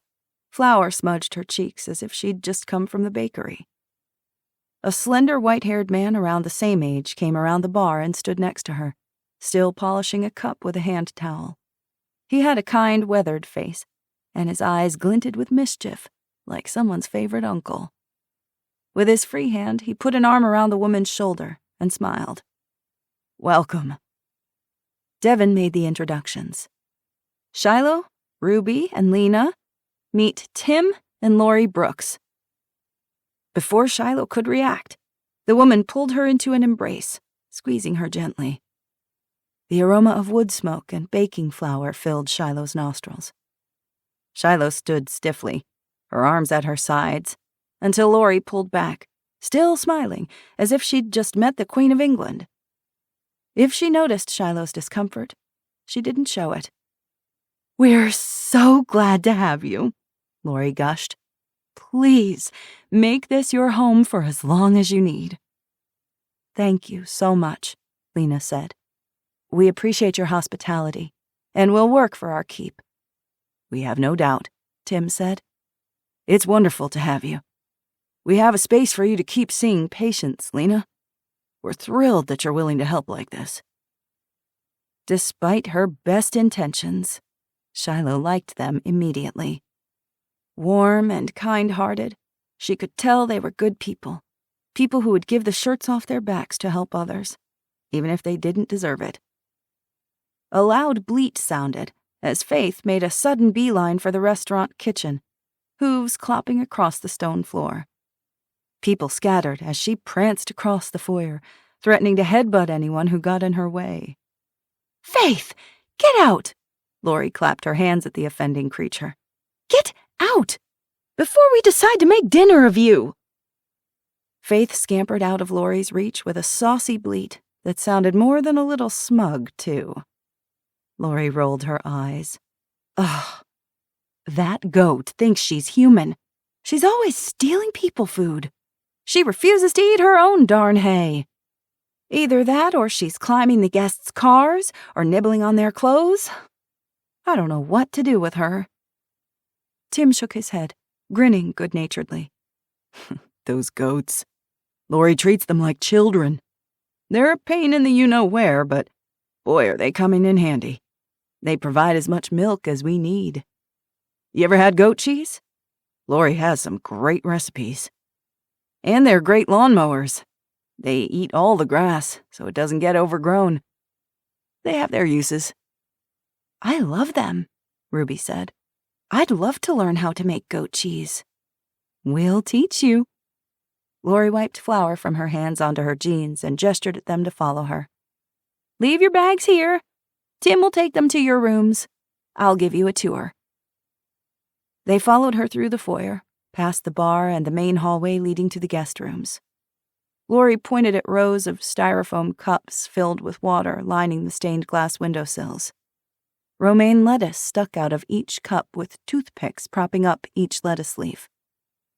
This is a small part of our DIY hydroponics system. We're growing food from kitchen scraps. Once the romaine stalks grow new roots, we transfer them to the garden outside or a pot inside. We're also adding seedlings for our autumn and winter crops, focusing on higher calorie foods to get us through the winter, like carrots, potatoes, sweet potatoes, and pumpkins. I'll show you our growing room filled with hydroponic plants we built with PVC pipe and a gravity-fed watering system. Ruby nodded, eyes wide. Cool. They passed the large industrial kitchen, where a dozen people were busy cooking something that smelled like heaven, and exited the inn. Set on 20 acres along the bluff, the property boasted spectacular views of Lake Superior. Gardens sprouted everywhere, with raspberry and blackberry bushes thick with berries, apple and walnut trees, and even some pear trees. Goats and chickens wandered the lawn beneath huge oaks and hemlocks. Several one-room cabins were scattered across the property. There were many people hammering and framing, busy constructing new cabins. A dozen wind turbines built along the bluff spun in the breeze coming off the lake. Solar panels lined the roof of the main building and a few of the cabins. People walked or drove around in golf carts with solar arrays attached to the roofs. Lori waved a hand. When we bought the place 20 years ago, we envisioned a self-sustaining enclave for artists and writers to create, while inspired by the stunning beauty of the Upper Peninsula. We built a gravity-fed well system for running water. The food we serve is harvested from our gardens and small working farm. Several two-man security teams patrolled the perimeter of the property, shotguns slung over their shoulders. Sniper hides had been built into the trees. Slender tripwires with alarms strung along the tree line glinted in the sunlight. Lori followed her gaze. David Kepford set this up for us and started to train volunteers in operational security. We were devastated when we heard he'd passed. What a wonderful man. A pang struck Shiloh's chest. She'd always liked the principal. He'd taught science class and had always treated the kids with dignity and respect. Eli Pope has agreed to step in and continue weapons, security, and combat training. I wish it wasn't so, but everyone needs to know how to operate a gun and shoot safely. We would never intentionally harm others, but we are also prepared to defend the people who have sought shelter within our boundaries. I'm a firm believer in self-protection. So was Shiloh. Who can volunteer? Everyone who stays here has duties based on their skill set and interests. We do rotate the chores no one wants, like latrine and trash duty. I want to be security. Lori frowned. I don't think it's a good idea. I'm good with weapons, not lettuce. But you're so young, honey. Shiloh fisted her hands on her hips. I can shoot the balls off a mosquito. You know, if a mosquito had balls. Lori's eyes crinkled merrily. You're a firecracker, aren't you? You have no idea, Lena said. All right, then. If it's okay with your guardian, it's okay with me. Lena gave a resigned shrug. Not my decision. I'll ask. Shiloh's tongue caught on the word father. It was still so new and strange. It would take some getting used to, though in a good way. She had suspected, somewhere deep down, that Eli was more to her than a friend. She'd felt an instant connection to him from the very beginning, even when she'd still believed him to be a killer. A kinship with him that she hadn't been able to explain. She had known somehow that he was dangerous, and yet not a danger to her. Not ever. In fact, the complete opposite. It was all still new and foreign, but she had a family. She was part of a real family. She was no longer an orphan. It was a feeling of warmth and comfort, like being wrapped securely in a fuzzy blanket and knowing nothing could get to you. She'd never felt that in her life, and now that she had it, she never wanted to let it go. Not ever. Still, she wasn't ready to call him Daddy or anything yet. I'll ask Eli, she said instead. Lori kept walking. We've set up classes to teach some of the old ways that we've forgotten. Classes include canning, smoking, dehydration, and salting. We're building brick rocket stoves, solar ovens, and spring and smokehouses. We've got a fire building class that starts tomorrow. It includes making homemade fire starters, like cotton balls drenched in petroleum jelly. What are those for? Ruby asked, pointing to a pile of solar landscaping lights stacked on a picnic table. These are great, outside and inside. We let them charge in the sun during the day, and people bring them inside at night for lighting. Lori showed them the latrines which they'd dug far from water sources. It's gross, but sanitation is high on our priority list. All the guns in the world won't protect you from a lethal case of dysentery. Do you have room for 2 more? Ruby asked. I know my mom would love this. We're excellent gardeners. And I'll do the sanitation stuff, no problem. I'm not afraid of gross. Of course, honey. Lori turned to Shiloh, hands on her plump hips. She looked every bit like a warm, loving grandma, the kind of grandma who'd bake you cookies every day after school. This is a healing place. A good place, if you give it a chance. I miss the lighthouse, she blurted. That's home. We would never take your home from you, honey. Think of this as your second home. Your home away from home. A place of safety. A shelter in the storm. Lena shot Shiloh a nervous glance, weighted with everything they'd been through, everything they faced. The noose around her throat seemed to loosen. Just a little. Slowly, Shiloh nodded. She had intended to hate this place, but her hatred drained out of her, replaced by something she couldn't quite name or identify. Something a lot like hope. Chapter 24. Jackson Cross, Day 82. I'd like to ask you a few questions, Jackson said. Scott Smith glared at him from his front stoop. Hurry it up, Sheriff, he drawled in a thick Yooper twang. It's hot as blazes, and we've got work to do, eh? Jackson wiped sweat from the back of his neck and felt himself wilting.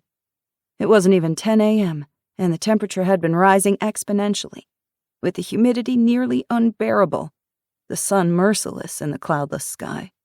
His uniform stuck to the small of his back, his underarms soaked. It was the hottest July on record. Half of his volunteer force had spent several afternoons handing out battery-operated fans, advising people to sleep outside, block off the hottest rooms in their homes, and install heat-blocking curtains over the windows. Still, he'd responded to 5 cases of heat stroke in the last week alone, with 2 deaths. An older couple had perished in their home. Now he stood on a too familiar street. The Easton place was just down the road, the battered sign for Amos Easton's salvage yard at his back. A rail-thin young man in his 20s slumped on the front step beside Scott, gripping a crumpled, unlit cigarette with a glazed expression, his hand trembling and shaky. It was likely his last one. Jackson recognized Mark Smith, a high school dropout who'd been arrested a few times for possession. His collarbones poked beneath his ratty t-shirt as he hunched forward, his eyes glassy and blood red. An open sore oozed pus from the corner of his cracked lips. Meth was his poison of choice. Disgust filled Jackson. Sawyer continued to distribute his merchandise of death, no matter the circumstances. Scott squinted down at Jackson. "If you're here about that diesel, yeah, I still got some. But no freebies. I gotta get it out by hand with a hand pump, and it's a doozy. You'll pay for it, just like everyone else." In his 50s, Scott was dressed in grease-stained overalls over a short-sleeved button-up shirt with tan work boots. He'd owned the Shell gas station on Cedar Street for the last 30 years, and his father had owned it before that. He had probably expected one of his kids to inherit it from him. "That's good to know. But I'm here about the murders down the street. Chad and Cindy Marlowe." 2 more bodies had been reported early this morning, a mile down the road.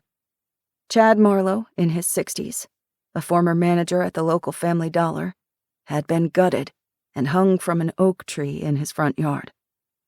His wife Cindy had run the Episcopalian Church's food bank. She'd suffered a slightly less gruesome fate. Jackson had known them. They were good people, the salt of the earth. The senseless violence sickened him. This time, the victims appeared to have 0 ties to the Hells Angels or organized crime. The corpses showed signs of torture. The attack, so close to the Easton place, concerned him. Had Sykes discovered a link between Eli and Lena?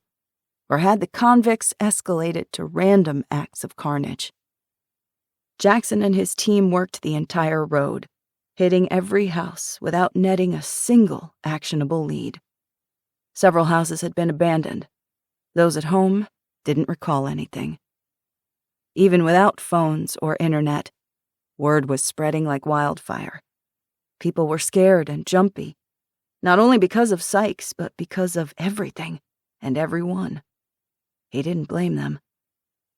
Beneath his thick, reddish beard, Scott's mouth thinned into a scowl. "Before you get comfortable, we didn't see a thing, didn't hear a thing, nothing."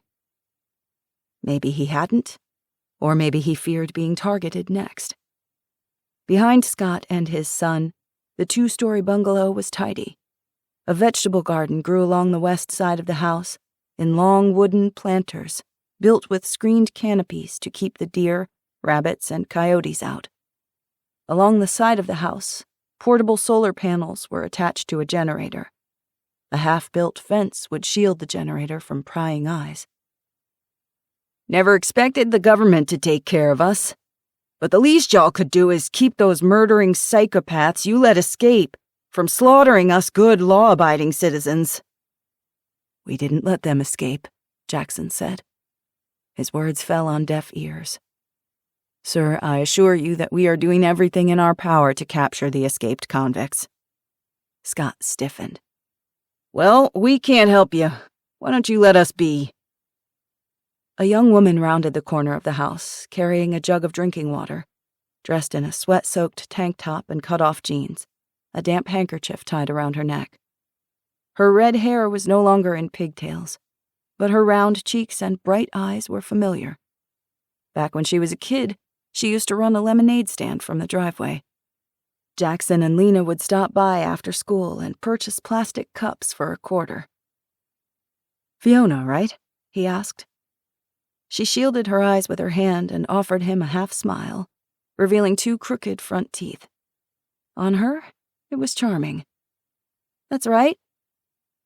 A tangle of tubing was coiled at her feet, next to a pile of PVC piping. 2 large barrels were situated beneath a gutter spout at each corner of the house. Fiona saw him looking. "Our rain containment system. We've rigged up a gravity-fed system to water the garden. An outdoor shower is next on my list. It'll suck in winter, but it's better than a sponge bath." There was a flash of despondency in her gaze. Then she blinked it away and forced a fragile smile like it might peel off her face like a sticker. "I'm a senior at the University of Michigan, studying architectural design.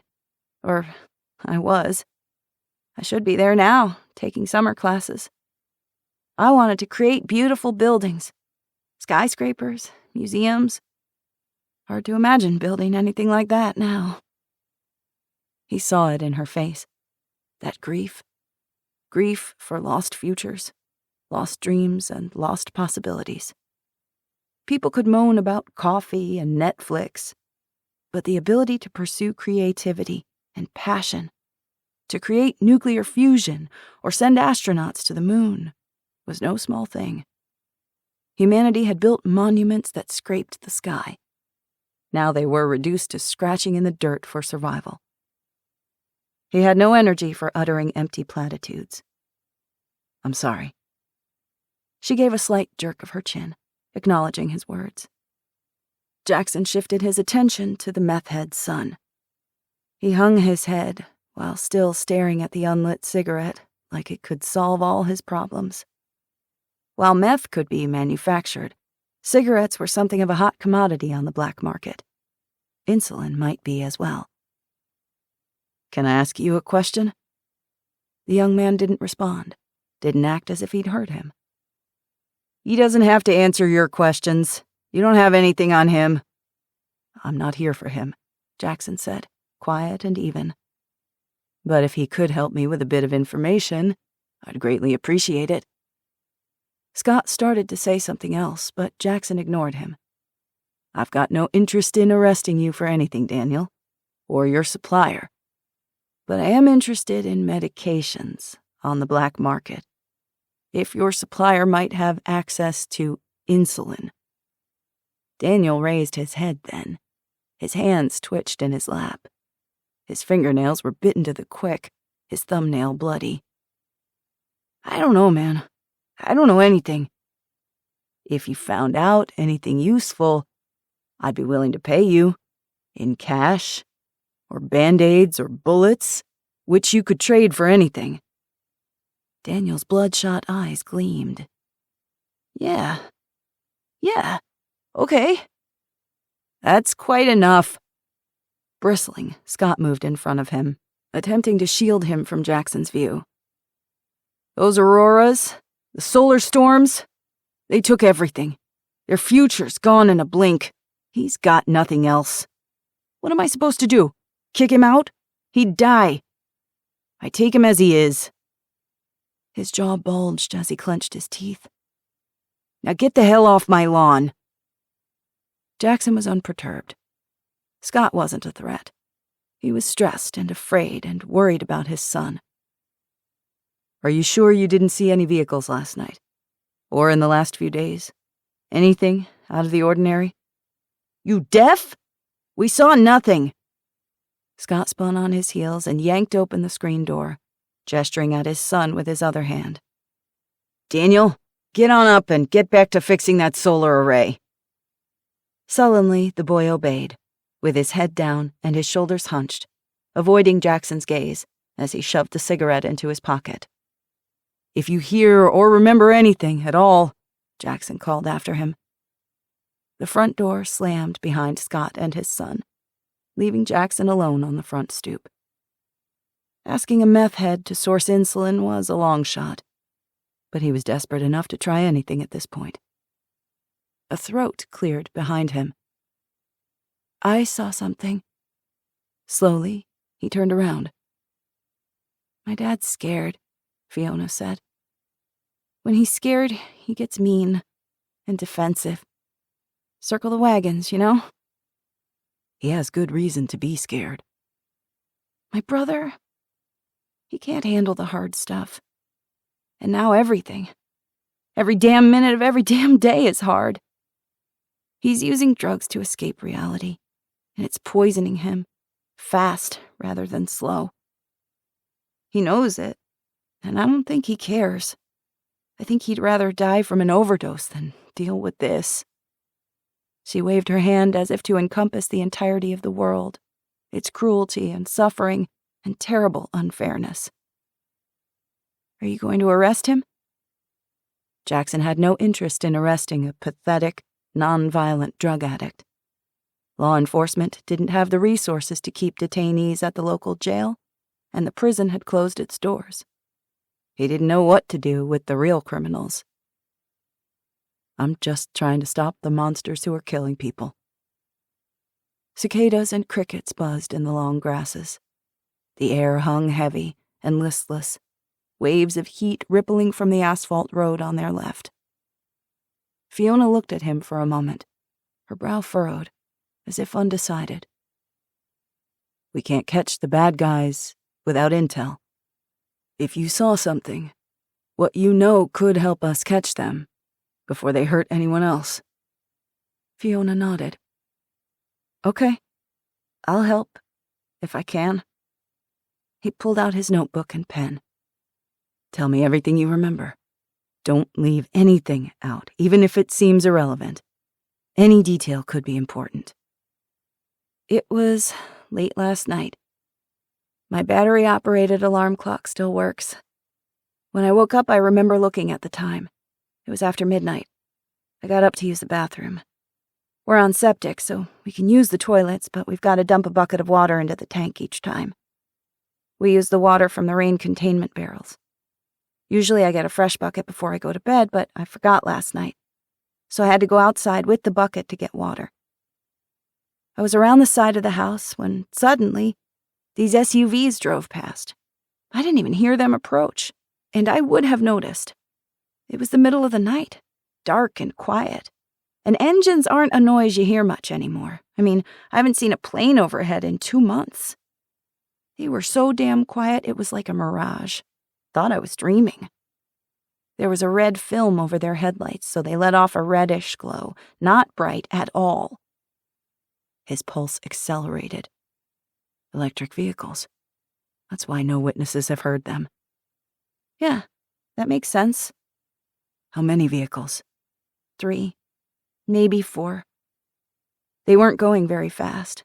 Otherwise, I would have heard the tires and wind, one right after the other. Could you tell the make or model, color, any distinguishing characteristics? Some kind of big, bulky SUV, all dark-colored. Dark blue or black, maybe gray. The windows were tinted and I couldn't see anything inside. Which direction did they come from? She pointed east, in the direction of the crime scene. They were headed west.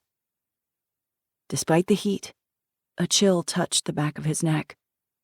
They were on County Highway 589, northwest of Munising. To the west was the Gwynn State Forest area. To the southeast lay the Hiawatha National Forest, covering miles and miles of dense wilderness. Did you notice if or where they turned? The old logging road at the end of the road. They turned left, off the paved road up there. She shrugged. That's all I saw. Sykes was using the hundreds of miles of old logging roads that crisscrossed the UP, mostly used for off-roading and snowmobiling in winter, traveling mostly by night in electric vehicles. If he'd deactivated the National Highway Traffic Safety Administration required safety sounds, their vehicles would be virtually silent below 18 miles an hour. With dark-colored SUVs and dimmed headlights, they could travel in and out of rural towns nearly undetected. It was the best break they'd gotten thus far. That's plenty, he said. Mrs. Marlowe was a nice lady. She would buy a cup of lemonade every single day in summer. Sometimes she paid me in 50-cent pieces and told me to save up for college. It's not okay what happened to her. What could happen to any one of us? No, it's not. Fiona pursed her lips. I heard that citizens could volunteer to help the police. That's true. We need every hand we can get to protect our community. I want to do something, you know? Otherwise, it feels like waiting to die. Slowly or quickly, but still just waiting. Giving in. I need to do something. To fight back. She didn't say against what, but she didn't have to. Jackson said, "Welcome to the team." Chapter 25. Shiloh Easton. Day 83. "Thank you for helping us," Lena said. "It's my pleasure." Mrs. Grady smiled. "Please, call me Anna." "Sure, Mrs. Grady," Shiloh said, grinning. Once Mrs. Grady, always Mrs. Grady. Anna Grady was a trim, attractive woman in her late 40s, who wore flowing, colorful skirts and billowy peasant blouses.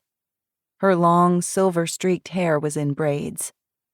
Though she wasn't that old, she'd been the town librarian for as long as Shiloh could remember. Mrs. Grady lived on a homestead and knew how to do a bunch of stuff the old-fashioned way, so Laurie Brooks had asked her to come to the Northwoods Inn and teach a class about food preservation. They'd spent the morning building several solar dehydrators out of plywood and window screens, with a couple of hammers, some nails, and a handsaw. Dried foods were easier to store than canned and didn't require refrigeration. Using the power of the sun, it didn't need electricity to work either. They'd built a large open-faced box about 5 feet tall, with the front angled toward the sky, with 6-inch blocks of wood for legs. The shelves were constructed of window screens, with a swinging plexiglass cover to protect the dehydrating food from the elements. Now, Anna Grady and Lena sat at one of the many picnic tables on the sprawling Northwoods property and drank homemade thimbleberry tea. After checking to make sure no goats were around, Bear had fallen asleep at Lena's feet, his paws twitching like he was deep in a doggy dream, chasing rabbits, or maybe black bears. Shiloh and Ruby plopped down at the picnic table across from Mrs. Grady. Bear woke up and stood, stretched with a wide, black-jowled yawn, and nuzzled their hands, hoping for snacks. "You're very kind to help us, Anna," Lena said. "It's selfish. I help you now. You help me next time when I need something. Also, self-sufficient people don't need to steal and rob from each other. And we can trade with each other as well, including our skills. Then each member agrees to share the knowledge with their friends and family, and so on." Tears glistened in Lena's eyes. She leaned forward across the picnic table and gripped Mrs. Grady's hands. "Just when I start questioning what this world is becoming, why we keep killing each other, someone like you shows up to remind me to keep the faith." "You're welcome, dear." Shiloh slurped her delicious lemonade and listened to them talk. Her eyelids drooped. She could take a nap next to Bear and fall asleep instantly. "How do you like the Northwoods property, Shiloh?" Mrs. Grady asked. Shiloh blinked away the tiredness. "It's okay, I guess." Truthfully, this place was blowing Shiloh's mind. When she wasn't training with Eli, she had chores at the inn, just like at the lighthouse. There were gardens to tend, firewood to gather, meal prep and cleanup shifts to sign up for, and laundry day, which was magnitudes worse than weeding. Though the Northwoods Inn had some solar and wind power, it wasn't enough for full electricity, so a lot of laundry was done by hand, using a washboard and bucket, or a hand-cranked agitator. Billowing sheets, pillowcases, and towels hung on dozens of clotheslines strung between trees to air dry. Chickens waddled around, squawking and pecking the dirt for worms. Surprisingly, she enjoyed gathering eggs almost as much as she liked Laurie's goat cheese omelets. She liked the goats, especially ornery Faith, who followed her around, bleeding to be fed or petted, climbing on cars, the chicken coop, and the shed, and eating anything in sight, from scraps of aluminum foil to pillowcases. It was a miracle Faith hadn't choked to death. Whenever Faith saw Bear, she lowered her horned head with a belligerent bleat and chased after him. Bear was still terrified of her and turned tail and ran whenever she showed him her horns. It was hilarious. The property hummed with activity. Kids ran everywhere, and people worked on different tasks, laughing and talking and listening to music on solar-charged phones. This wasn't some utopian nirvana. There was plenty of arguing and complaining, bugs and sweating, blisters and sore muscles. People were still people. But Laurie was right. This place brought a strange peace to Shiloh's soul, a respite from the chaos brewing beyond the property's boundaries. "It's a safe place," Lena said. "That's what matters." "What about you, Anna? Are you okay living by yourself? Things are getting more dangerous every day. Tim and Laurie are taking people into their community. I'm sure they'd have room for you." Mrs. Grady shook her head. "Thank you for your concern. But I birthed my daughter in my house. I lived with my husband for 27 years on the homestead. It is my home. I'm not leaving." "You have a daughter?" Ruby asked. A shadow passed over Mrs. Grady's face. "Had. She died in a car accident 15 years ago." "I remember Allison," Lena said. "I was away at college when the accident happened." "What accident?" Shiloh asked. Mrs. Grady's words were slow and measured, her hands on the table trembling. "Sometimes I wake up and it feels like it just happened.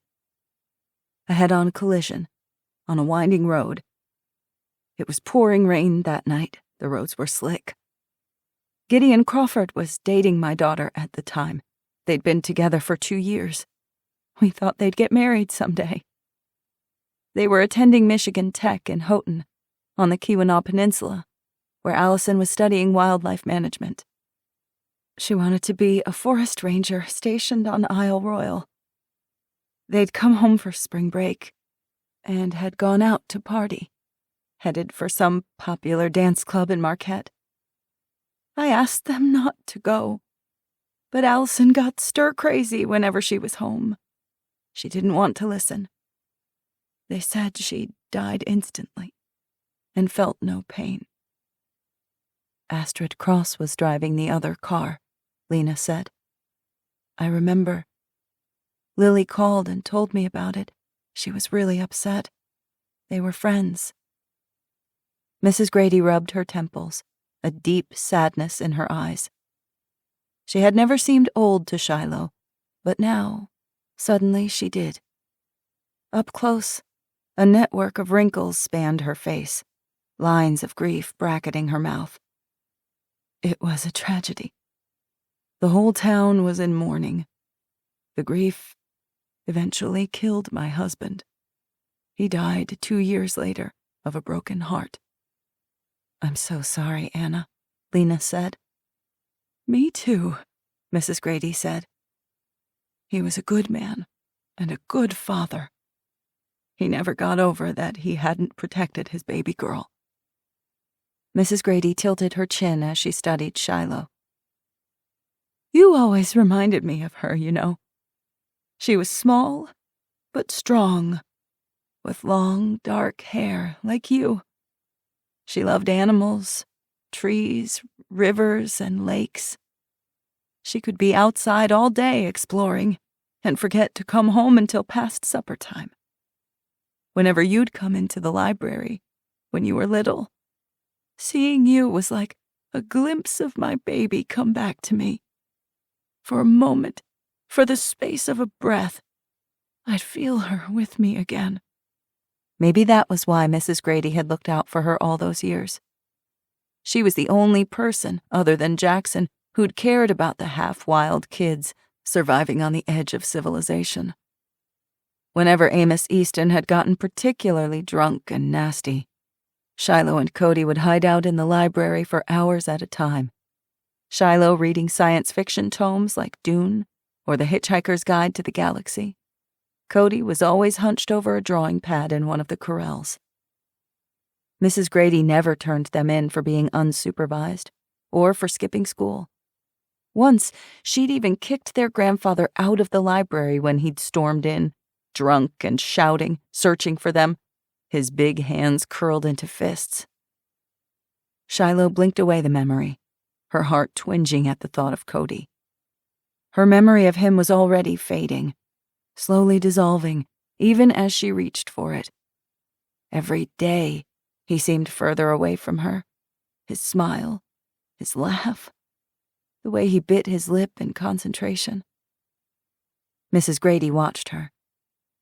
"I know how much you've lost too, honey." She reached out and squeezed Shiloh's hand. Her fingers were dry, her skin papery thin. "They're always with us." "It doesn't feel like it." "Give it time. Grieving is a long process." Shiloh was pretty sure it would never end. Grief was like the waves crashing against the Lake Superior shoreline, ruthlessly wearing away the shore's resistance, relentless in its undoing. Chapter 26. Jackson Cross, Day 85. Jackson stood in the Northwoods Inn parking lot. The husks of a couple of dozen vehicles surrounded him. Dead leaves, twigs, and pollen filmed hoods and trunks. Weeds sprouted from cracks in the asphalt and choked wheels and fenders. A big white goat lay on the once pristine, candy-red BMW M760i parked next to Jackson's Chevy Silverado. Her hooves had left dents and scratches all over the sports car. Matted tufts of white hair clung to the windshield. Faith glared at Jackson with her rectangular pupils and bleated in annoyance. "Sorry for disturbing your nap, Your Highness," he said, as he watched his informant approach on his bike, zigzagging through the parking lot, wobbling between vehicles. Mikhail Kotila didn't bother with the kickstand as he clambered off the bike and leaned it against the red BMW. Faith grumbled her disapproval. A jittery, skinny skinhead in his 20s, Mikhail grinned, revealing yellowed teeth with his too large smile. He wore a dirty Avengers t-shirt with sagging shorts and unlaced red Nike shoes. "Nice goat." "Nice bike." The bicycle was a gleaming, expensive-looking BMX, likely stolen. Jackson had bigger fish to fry. "Please tell me you have something good." Mikhail scratched at the red marks scarring the inside of his arms. "Sorry, dude. I did my thing, went to all the spots, talked to my usual dealers. Nobody's got anything like the insulin you're talking about. I heard it's worth more than an ounce of coke, man. That's hardcore. Sawyer's guy's got candy up the wazoo, though. You need Xannies, chill pills, or hydros? Brown sugar? Rocket fuel to keep you up all night? You look like you could use something, man. I can get you any of that, for a good price, a good deal, just for you." Jackson gritted his teeth. "I'll pass." With great sincerity, Mikhail assured him that he'd gone above and beyond for the law, breaking into 7 different pharmacies. They'd all been ransacked weeks ago. Mikhail examined his dirty fingernails. "Remember, I did you a favor, man. You got anything for me?" "Not until you get something for me," Jackson said. "Keep looking. Oh, and go see Lena inside. She'll give you a glass syringe and teach you how to sanitize it. Be careful. You get infected with a dirty needle, and there's no 911 to call." Mikhail bobbed his head on his scrawny neck. Yeah, man, for sure. "And eat something, please." His informant shot him another too-wide grin, then seized his bike, hopped on and rode away, probably to feed his habit. Jackson watched him go, frustration souring his gut. He'd found no solution to Lena's insulin problem and had 0 leads. The situation became more dire with each passing day. If they couldn't find insulin, within weeks, Lena and every diabetic like her would die. At least he could do something when it came to Sykes. This week he'd deputized 25 additional citizen volunteers, including Gideon Crawford and Fiona Smith, and assigned each of them posts at various checkpoints along the county roads.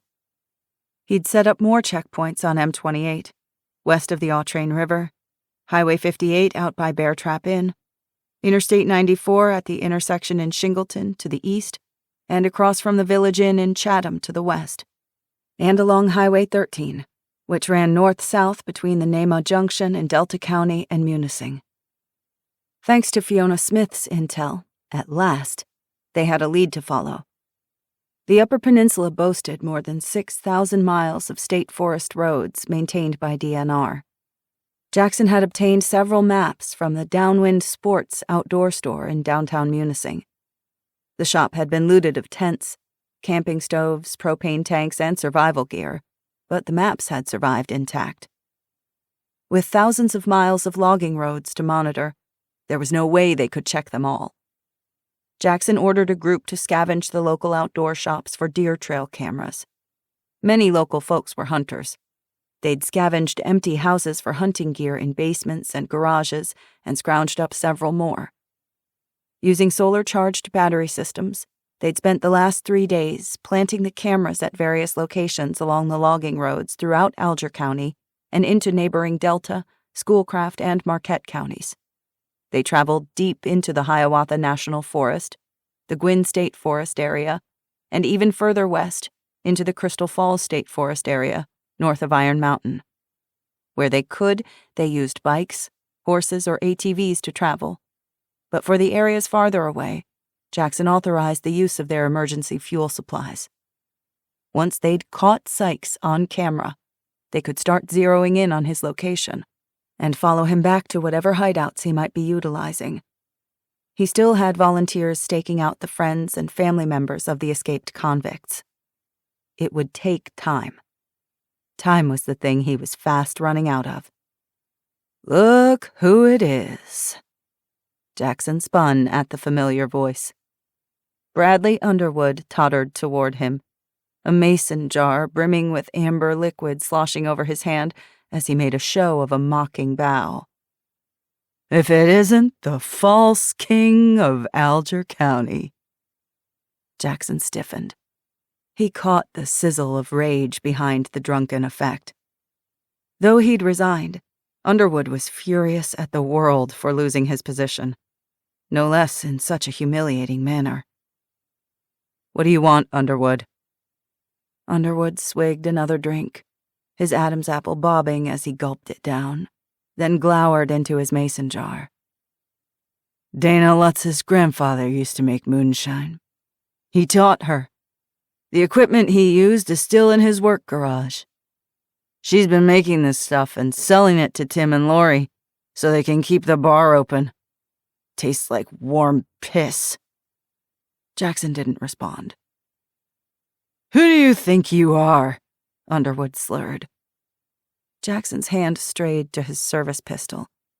He didn't fear Underwood, but the man was angry, bitter, and desperate men were unpredictable. "If you recall correctly, you were the one who resigned." "No thanks to your father," Underwood reeled, swaying on his feet. "I had no choice. It was go along to get along, or else. And I went along. You think just because you're his son that you're exempt? You better toe the line like the rest of us." "My father is no longer the sheriff. He has no power anymore." Underwood scoffed. "If you believe that, you've got another think coming. He has his grasping hand in many pots. Not all of them clean, if you catch my drift." Jackson didn't want to, but he did. He thought of the generator still running at his parents' house, the meds for his mother and sister that miraculously appeared. However, his father had gained access to critical medications. Maybe he knew where Jackson could get insulin, too. He kept his voice steady. If you have something to say, come out and say it. Maybe mistakes were made, an oversight or two, but I am not corrupt. He was still making excuses, deflecting the truth. The former sheriff was a bureaucrat, a chaser of power, fame, and influence. He'd coveted the limelight over catching bad guys. Due to being inept, bullheaded, belligerent, and petty, Underwood's failings had hampered investigations and hamstrung his deputies. Jackson kept his opinions to himself, loath to kick a man while he was down. And Underwood was down. Underwood stared morosely down at his mason jar without taking a sip. I never made a deal with the devil. Are you saying that my father did? You didn't hear it from me, eh? I'm hearing it from you right now. Bitterness crept into his tone. You'll find out in your own sweet time, Sheriff Cross. The badge is nothing but a piece of plastic, and the role you play is the noose they hang around your neck. There's a cost to everything. My soul is not for sale. Underwood gave a scornful laugh. You tell yourself that. Everyone is for sale for the right price. No, Jackson insisted. Not me. Mark my words.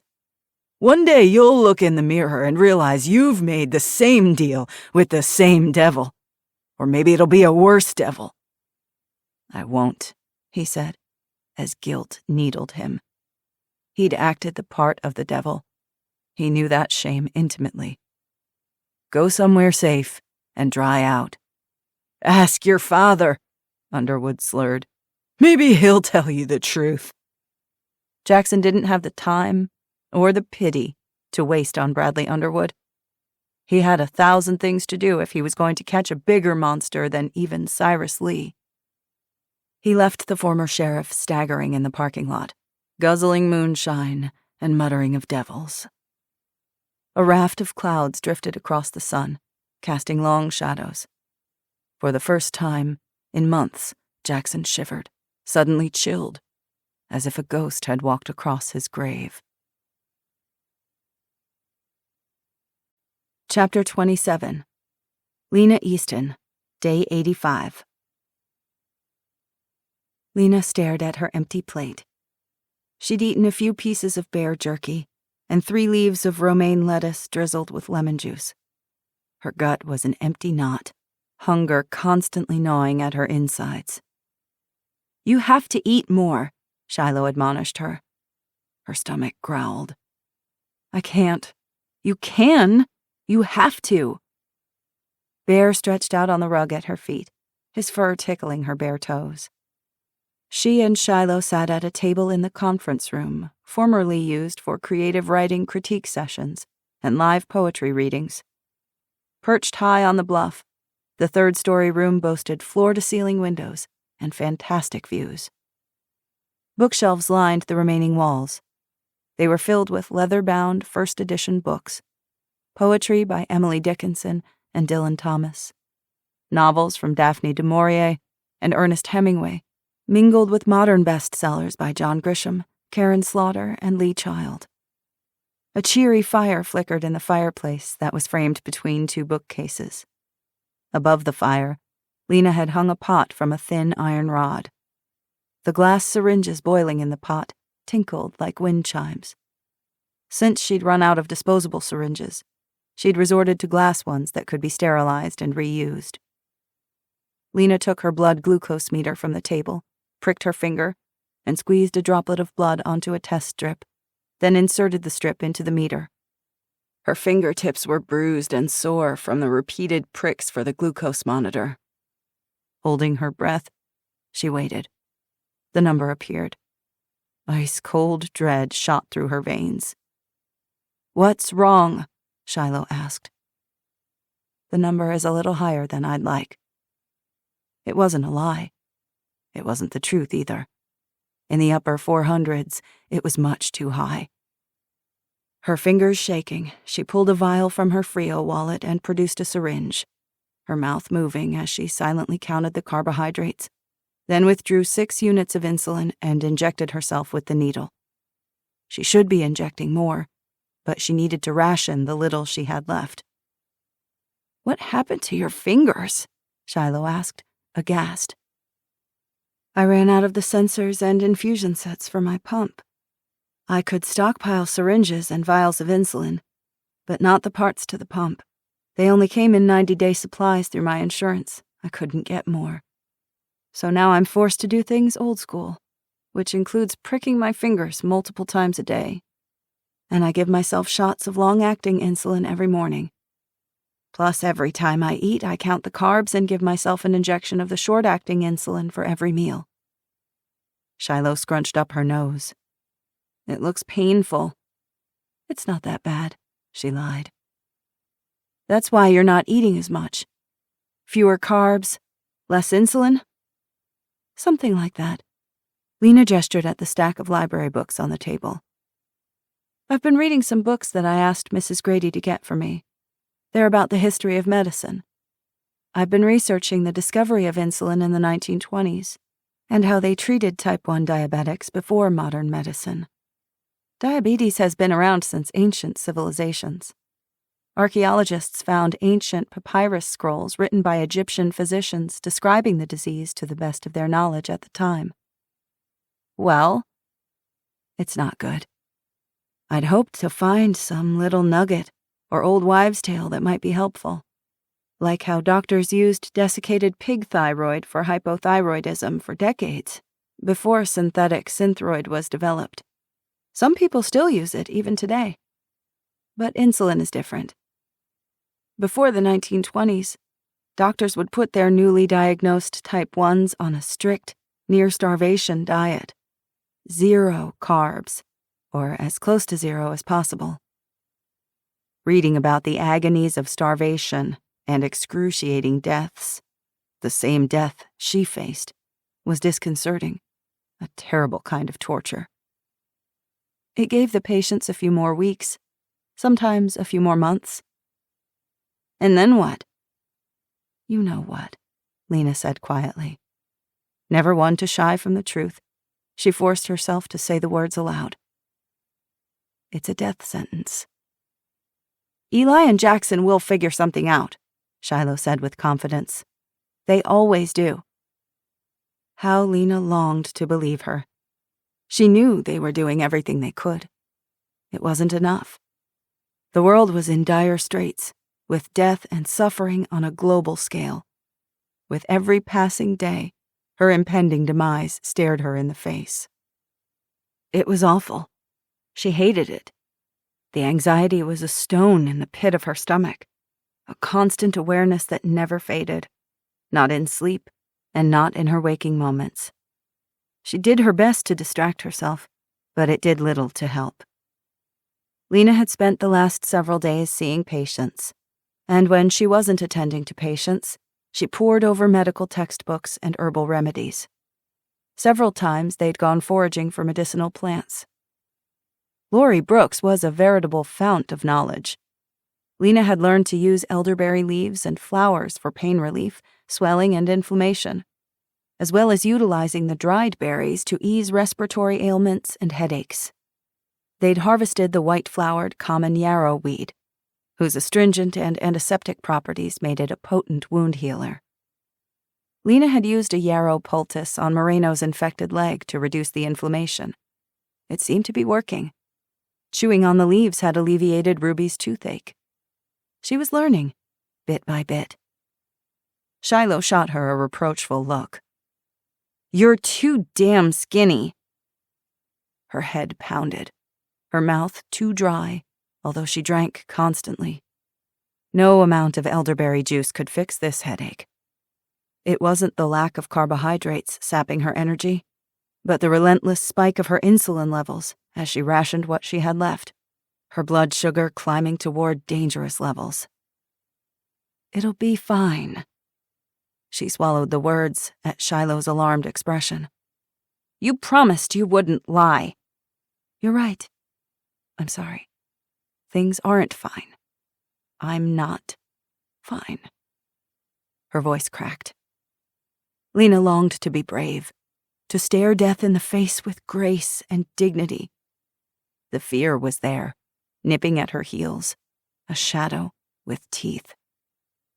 "Why are you helping everyone else when you should be helping yourself?" "I'm doing what I can. I'm rationing the insulin so I'm taking enough to keep me alive and not much more. And I'm eating a near-starvation diet to stave off the inevitable for a few more weeks. Jackson and Eli are searching far and wide for an answer. I'm researching everything I can. It's not enough." Lena leaned forward and grasped her niece's hand across the table. Shiloh took one look at her bruised fingers, snatched her hand back and shot to her feet, knocking her chair back. It clattered to the floor and landed on its side, the sound loud as a gunshot. Startled, Bear lifted his head with a grunt. Lena rose and started around the table, reaching for her niece, but Shiloh flinched from her grasp. They stood facing each other, the pain in Shiloh's eyes so stark that it stole Lena's breath from her chest. "Shiloh, no!" Shiloh's chest heaved. Her eyes bulged, her fists clenched in grief and anger. "It's not enough. I'm helping people. It's my purpose.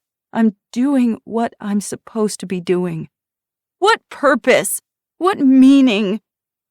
Lena waved a hand helplessly, encompassing more than she could say. "To do some good. To make a difference while I still can." "You think doing good stuff for other people is going to make up for you running away and leaving me and Cody behind? It won't, and you can't." Lena blanched. "That's not... There's no reason for any of it, for anything. The stupid solar flares wrecked the whole world. There's no purpose to any of it. It doesn't mean anything. Not Cody running off a cliff. Not Eli going to prison. Not my mom getting killed in her bed while I hid in a corner. You can't tell me there's any purpose in that." "Shiloh, please understand." There was a knock on the door. "Excuse me," a deep male voice said. "I'm here to see Lena Easton about my wife's lupus." Shiloh's face hardened. "Better go see your patient. Can't keep them waiting, after all." Lena opened her mouth to call after her, but Shiloh spun and stalked from the conference room. "You're her top priority," Shiloh snapped to whoever was waiting in line. The door slammed behind her. The girl was running from the pain. Lena understood it, but that didn't mean it hurt any less. It hurt. Everything hurt.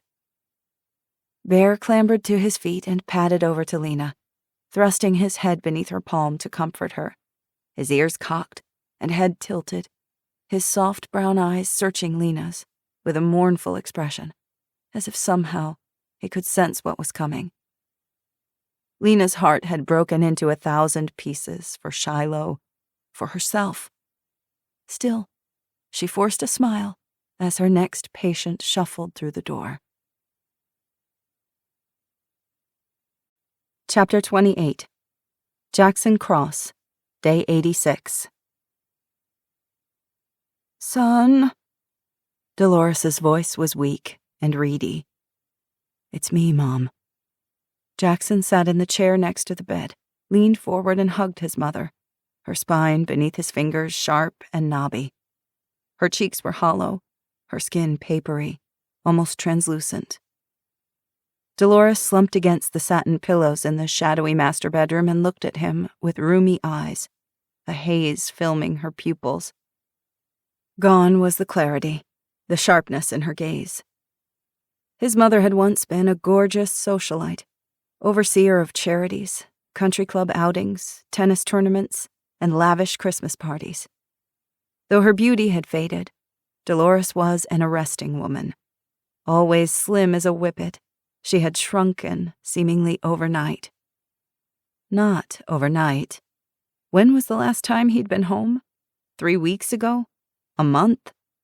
He was working almost every minute of every day, trying to keep everything from falling apart with his bare hands. Even now, he'd come home not for his mother or sister, but to interrogate his father and ask him about his source for medications, hoping to follow the trail to find insulin. But Horatio wasn't at home. Guilt tasted bitter as rotten fruit in the back of his throat. "I'm sorry, Mom." "I've missed you, Garrett." Jackson stiffened. "Mom, it's me, Jackson." She didn't blink, didn't show any sign that she realized her mistake. She gazed up at him with a dull smile. "Why did you leave us, Garrett? We need you. Everything is falling apart." "I'm here, Mom. I'm your other son. Garrett left a long time ago." Garrett Cross, the prodigal son. He was Jackson's older brother, the golden boy, the high school quarterback and homecoming king, at least before he spiraled into drugs and addiction, lost his sports scholarship, and was expelled from MSU the spring before Astrid's car accident. Weeks after the accident, Garrett had fled and never returned, sending occasional postcards from Mackinac Island and Saginaw Bay. Then nothing. No birthday calls, no visits, not even a Christmas card. It was as if he'd dropped off the face of the earth. The double blow of Astrid's accident and Garrett's abandonment had shattered Dolores. In many ways, she'd never recovered. "We can fix this," she said, her voice raspy as dead leaves scraping the pavement. "We'll take care of it, your father and I, like we always take care of everything." A shiver went through him. "Fix what, Mother?" Dolores clutched at him with shriveled fingers like claws. Everything about her felt insubstantial. At the next strong wind, she might disintegrate into dust. Pity tugged at his heart. Pity and a deep, abiding love. This was the woman who'd birthed him, sung to him when he was a toddler, and laughed as she danced with him in the kitchen while he stood on her toes. He needed to find Horatio, but he could spare a few minutes of his time. "Mom, are you hungry? How about some soup? Chicken noodle is your favorite. I'll heat a can." "Forgive us," she whispered, in a tremulous voice that sent shivers down his spine. "Forgive you? For what?" "Come back to me. Come home." "Mother, why does Garrett need to forgive you? What happened?" Dolores mumbled something unintelligible, her mind drifting within the fog of her memories. He leaned forward, straining his ears, barely noticing the mahogany four-poster bed, the great stone fireplace, and the marble tile flooring. Thick shadows gathered in the corners of the well-appointed bedroom, bleak and uninviting. Despite the heat of the day, a chill gripped him. She was incoherent, confused, and almost delirious. He'd never seen her like this. She took sedatives, and had for years. But this was different. "Don't leave me." Tears glimmered in her sparse eyelashes. "It's so dark." He leaned down and kissed her forehead. "You'll be okay. I'll make you some food." Much as he loved her, he couldn't escape the dark bedroom fast enough. In the kitchen, he scoured the cupboards. The supplies he'd purchased in Marquette 3 months ago crowded the shelves. They still had food. Crumbs filmed the marble countertops, and dirty dishes were piled in the sink. Dust swirled in the panels of sunlight. His mother kept the house pristine. More than her mind was slipping. It worried him more than he wanted to admit. He had too much to do, but he couldn't leave Dolores in this state. He felt obligated to care for her, too. She was his mother, for Pete's sake. Jackson opened a can of Campbell's chicken noodle soup with the manual can opener and dumped it in a copper pan. He turned the knob on the gas stove. The little flame leaped to life. He stared at the flickering flames until his eyes blurred. He hadn't been inside a building with full electricity in over a month. The Northwoods Inn had solar panels for partial power, hot showers once a week, and laundry twice a month. Washed clothes were hung to dry, and cooking was done by outdoor grill and wood stove to conserve energy. The generator still worked, which meant his father was dealing with Sawyer to procure fuel. He swallowed down his irritation. Using electricity, especially at night, made the house a target. At least the house was camouflaged from the road, but it was only a matter of time. "It's a stove. You gonna stare at it all day, or cook something?" Astrid's voice rang out in the quiet house. She appeared from the living room and hobbled across the kitchen, leaning heavily on her cane, which thunked against the tile. "Thought you were too good for this place." He placed the pan on the stovetop and turned to face her. "Where is Father?" "I have no idea. Some meeting or another. I think he said he was getting more fuel for the generator." Jackson grunted. "Did you know about this?" "You're going to have to be more specific." "Mother's memory, or lack of it." Astrid's eyes glittered with a bright flash of anger, and something else. Something that surprised him. Sadness. "Father says it's Alzheimer's." That surprised him. Really. "Yeah, or dementia. Pretty soon she's going to start wandering outside without telling anyone and stroll over the edge of the bluff." Her voice was hard and sardonic, but he caught the undercurrent, the catch at the end of her words. Much as she tried to hide it, this was upsetting Astrid, too. "You didn't bother to tell me." "You're the one who stormed out of here, remember? After accusing us of stealing and betraying your precious state secrets." He'd accused Astrid, not the rest of his family. But before he could correct her, she spoke. "Father got pills to keep her sedated through all this, but she's just—" Astrid waved her hand, as if searching for the right word to pull from the ether. "Wilting." "Does she eat?" "She says she's not hungry. I try to make her, but I'm not exactly up to the task." "That's BS. You're fully capable and you know it. Don't allow Mother to coddle you when you can take care of yourself. She's the one who's ill. She needs you to care for her." Astrid's eyes narrowed. "I certainly am. No thanks to you. It's not like Father's any good at caretaking, and he's gone half the time anyway." "Where does he go?" She gave a careless shrug. "Who knows? Who cares?" "You have no idea." "Are you hearing impaired? He's got meetings with people. How should I know? I'm not his keeper, or Mother's." Frustrated, he stiffened as he turned back to the stove, stirring the soup with the wooden spoon clenched in his fist. "Mom was talking about Garrett." Astrid hobbled to her wheelchair beside the breakfast table, sank into it with a pained sigh, and leaned her cane against the back of a chair. "Good riddance. What did she say?" Jackson repeated everything his mother had said. He half turned from the stove so he could watch Astrid's facial expressions. He expected his sister to lie through her teeth. Hell, Astrid lied for the fun of it, to get a rise out of people. poking the ants' nest to watch them boil over and scatter. Why would she ask Garrett for forgiveness? He asked. I don't have the faintest idea.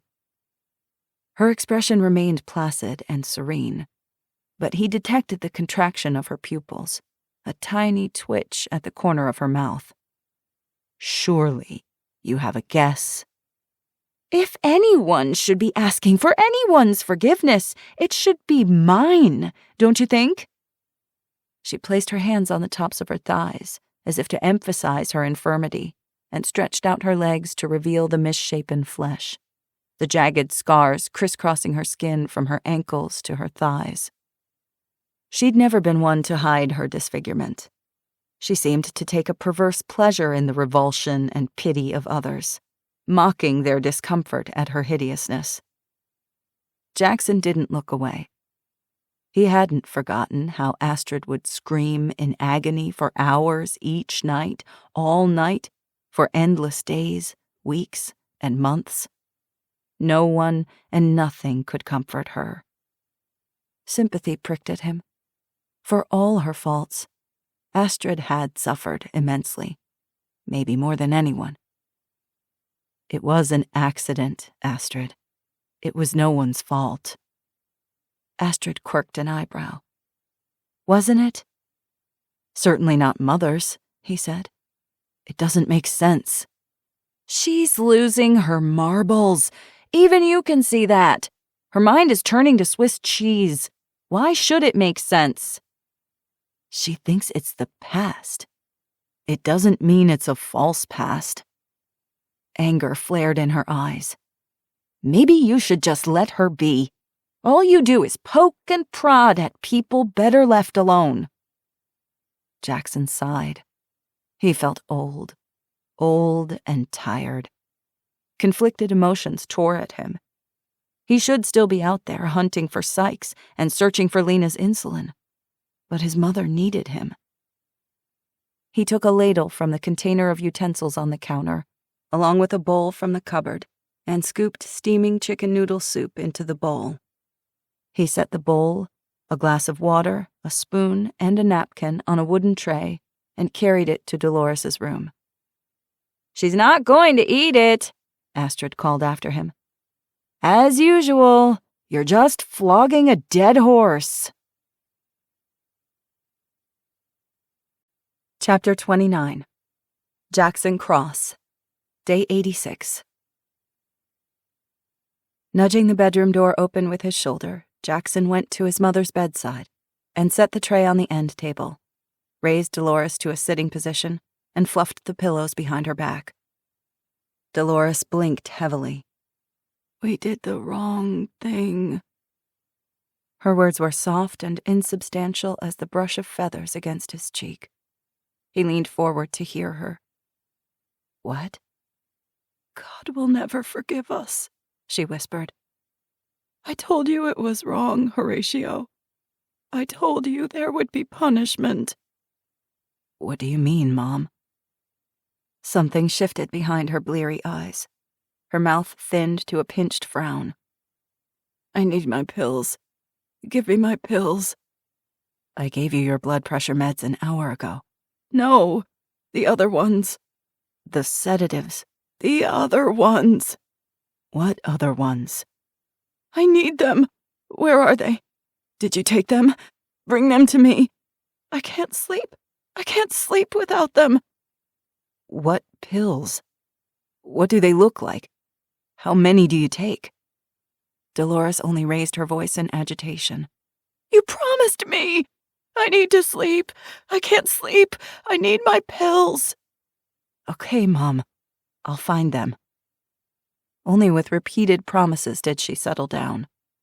He managed to get her to eat 3 or 4 bites before she clamped her wrinkled lips and refused more. Finally, he placed the uneaten soup back on the tray and held his mother's hand as she drifted into a restless sleep. He couldn't get his mother's words out of his mind. What had made Dolores feel so ashamed that it had taken hold in her mind, rising through thousands of disjointed memories to emerge, of all moments, now? How did Garrett factor into it? Was this relevant to the here and now? Or was it simply the guilt of a mother unable to protect her child from tremendous pain, as Astrid claimed?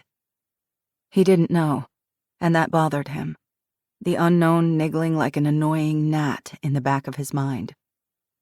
Time passed. His eyelids felt heavy. He might have dozed a bit. The sky darkened outside the windows. Shadows crept across the floor like wraiths, reaching with crooked fingers, seeking the living to devour. He rose heavily to his feet and stood over his sleeping mother. Her hair spread like gossamer across the satin pillow, thin and silvery. In sleep, her face slackened, her chest rising and falling in fluttery breaths. "I'll visit more often, I promise." He hesitated, besieged with love and guilt in equal measure. "I'm sorry." Jackson fled the bedroom. He had to get out of this house. Memories crouched in every corner. The criticism, the vitriol, the resentment. It was a childhood where no one raised a hand, but the hits kept coming. He exited through the French doors to the deck. "Jackson!" Astrid wheeled onto the deck, her strong biceps flexing as she adeptly maneuvered the wheelchair to face him. "Don't leave." Jackson squinted at her, suspicious. "What do you want?" "I want to know how you're doing." "You don't usually care one way or the other." "I do care." She smiled at him with startling affection. "You know I love you, right?" He started. "What?" "Can't a sister be nice to her brother?" "Not when that niceness comes with a price." Astrid pouted. "That's not fair." "Call it cynicism." And when had he become so cynical? He was the idealist, the naive one who believed in the best of people. Lately he'd felt that idealism withering, along with mankind's civility. Too many dead bodies would do that to a person. She wheeled closer. The starlight softened her features. She looked younger, vulnerable, and beautiful. "You were right, Jackson. Father had it wrong. You were right about buying and storing extra food and supplies. You knew what was happening and you tried to warn us. I shouldn't have given your supplies away. I'm sorry." Jackson stared at her, stunned. He couldn't recall a time he'd heard her apologize, especially not to him. She was arrogant, prideful, and spiteful, like their father. "What do you want from me?" he asked warily. She gave him a guileless look. "Nothing. I swear it." He opened his mouth, then closed it, unsure how to respond. He wasn't sure he believed her. "I don't want things to end like this between us. We're still family, you and I." The hard lump in his chest softened. He reached out and touched her shoulder. She grasped his hand. Her fingers were cool and dry. Things could change. People could change. Mistakes could be undone and wrongs righted. He still believed that. He had to believe that. When he smiled at her, it was genuine. Chapter 30. Lena Easton, Day 87. Someone pounded on the door to Lena's office. Lena shoved her chair back and stood, a wave of dizziness washing over her as she swayed on her feet. Holding the desk for support, she blinked back the white spots floating in front of her eyes. "Come in." She'd just seen her last patient for the day and was about to forage for more herbs and plants while Shiloh and Eli practiced at the firing range the Brooks had built at the rear of the property. The door flung open. Tracy Tilton and her husband Curtis burst into the room. Curtis carried a limp bundle in his arms. Beside him, Tracy's face was ghost white, her blonde curls in disarray and her eyes wide with panic. "How can I help?" "It's Keegan," Tracy cried. "He passed out. I'm afraid he'll go into a diabetic coma. He'll die." Curtis gently laid his son on the sofa across from the fireplace. He rose and faced Lena, his expression tormented. Please, help us. When she had first offered insulin to the Tiltons, Lena had been careful to keep the location and the amount hidden. Though she'd acted like she'd procured the insulin from elsewhere, Tracy had easily seen through the ruse. I know how much this is asking of you, Curtis said. But you are the only person who has insulin. Had. Lena's mouth went bone dry. Thieves broke in and stole it. They destroyed the rest. Tracy looked at her in desperation. All of it? They saw the flicker of hesitation. Please, Lena, Tracy begged. Please. Lena forced herself not to glance at the desk drawer where she stored her Frio wallet and the last of her insulin. Instead, her gaze was drawn to the boy, lying barely conscious on the sofa. His labored breathing filled the room. His thin chest rose and fell, and his skin was a ghastly grayish blue. Kneeling beside the sofa, she felt his clammy skin and checked his pulse and vital signs, her years as a paramedic kicking in. Her movements were slowed, her thoughts muddled from hunger. Get me the glucose meter and a test strip from the bookcase. Without a word, Curtis obeyed. Bear trotted up to Keegan, his tail low, his ears flattened. Pressing his furry bulk against her shoulder, he woofed softly and nudged Keegan's cheek as if to wake him. The boy hardly stirred. His shallow breath smelled sickly sweet. His urine would smell the same. My stomach hurts, he mumbled. My head hurts. I know, sweetheart. Hold on. With growing alarm, Lena checked his blood with a test strip and glucose monitor. Over 600 and climbing. His numbers were dangerously high. If they didn't bring his blood sugar down quickly, he could slip into a diabetic coma and never wake up. It was a choice for a fraction of a second. Then it wasn't a choice at all. The choice was not just to live, but how to live. Lena could not stand by and watch this child die. She could not. Lena opened the Frio wallet and removed the remaining vial and a glass syringe. Tension crackled through the room. No one moved. Everyone stared at the vial of clear liquid, so small, innocuous, and ordinary. This miraculous product of modern medicine. This is the last of it, Lena said. Curtis's fists opened and closed at his sides like he longed to lunge at her, seize it from her hands, and inject his son himself. Naked anguish etched his face. Greedy hope flashed in Tracy's eyes. Tracy, Curtis said, his voice cracking. She'll die, too. We can't ask this. Tears streamed down Tracy's face. I know that. We have no right to ask you this, Lena. No right at all. As a woman, I'm appalled at myself. As a mother, I am asking you anyway. I hate myself for it, and yet I'm still doing it. It's unpardonable, unforgivable. I'm asking for the sake of my son. Even if I share the last of what I have, he'll be in this same position again in a week, maybe less. And so will I. The words remained unspoken, but hung heavy in the air, the terrible elephant in the room. And then we'll both die. It gives him precious time, Tracy croaked. Time for the sheriff to find something. Lena nodded. With trembling hands, she administered the units of insulin. Bear gave a forlorn whine, rested his head in the boy's lap, and thumped his bushy tail. They didn't have to wait long. Within a few minutes, Keegan let out a gasp. His papery eyelids fluttered open. He looked around groggily, his gaze focusing on Lena's face. What happened? Tracy sobbed in relief. You went hyperglycemic and fainted, Lena said. You're okay now. It'll take a few hours for your numbers to get to a healthy range.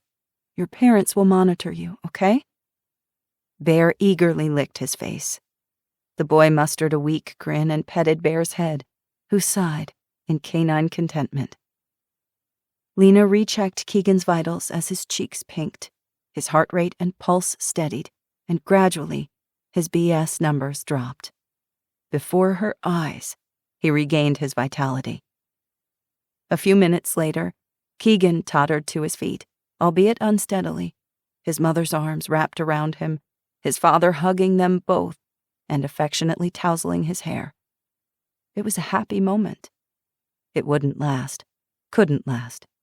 Diabetes was an insidious, relentless killer. Without insulin, they had no weapons with which to fight. Death would come for both of them. Keegan half-turned, his cheek mashed against his mother's torso, and gave her a tremulous smile, revealing sweet dimples, a lock of blonde curls slipping over one eye. He was so young, too young to die. You helped me. He scrunched up his boyish face. Thank you. Lena swallowed the lump in her throat. You're welcome. Tracy released her son and touched Lena's arm, gratitude and relief on her face. I will never forget this. Never. Come back tonight, and tomorrow morning. I'll share the rest of what I have until it's gone. We couldn't, Curtis started, but Tracy shot him a pleading look. Tracy said, We can never repay you. Abruptly, Lena's legs turned watery. She was tired, so tired. She barely had the strength to stand. Please, take your son and go. Without another word, they did. Lena sank into one of the leather armchairs and rubbed her gritty eyes with her fists as she fought back waves of despair. Had she done the right thing? The boy was alive. It was the right thing. It had to be. The right thing didn't feel noble, benevolent, or righteous. It felt horrible. Lena was standing on the edge of a cliff as the ground crumbled beneath her feet seconds before she plummeted. There wasn't a thing to do to stop it. The only thing left was the fall. Chapter 31. Eli Pope, Day 88. Eli moved light and fleet-footed through the dappled shadows of dense trees lining the Munising Tourist Park campground west of the ferry service buildings in Munising. Minutes before, the man he sought had beached his motorboat on the sand. He'd come from Grand Island, Sawyer's Fortress. Eli had been expecting him. His target had a weakness for the UP delicacy known as pasties. The only place still making them in Alger County was Falling Rock Cafe. Eli had known Antoine would eventually desert the fortress for his fix.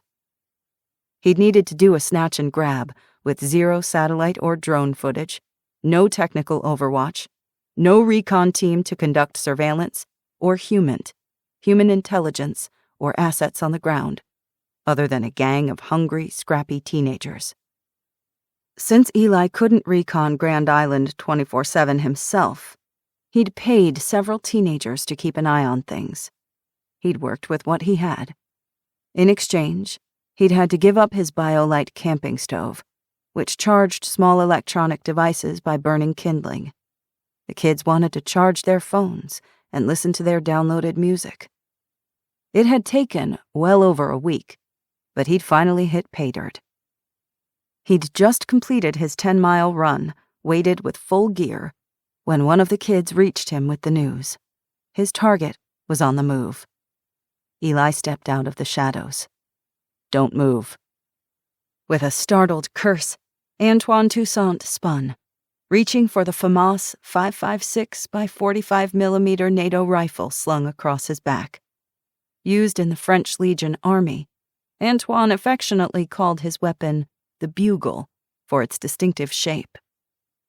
I wouldn't, Eli said, calm and measured, his VP9 aimed between Antoine's bushy eyebrows. He wouldn't miss. Antoine knew it.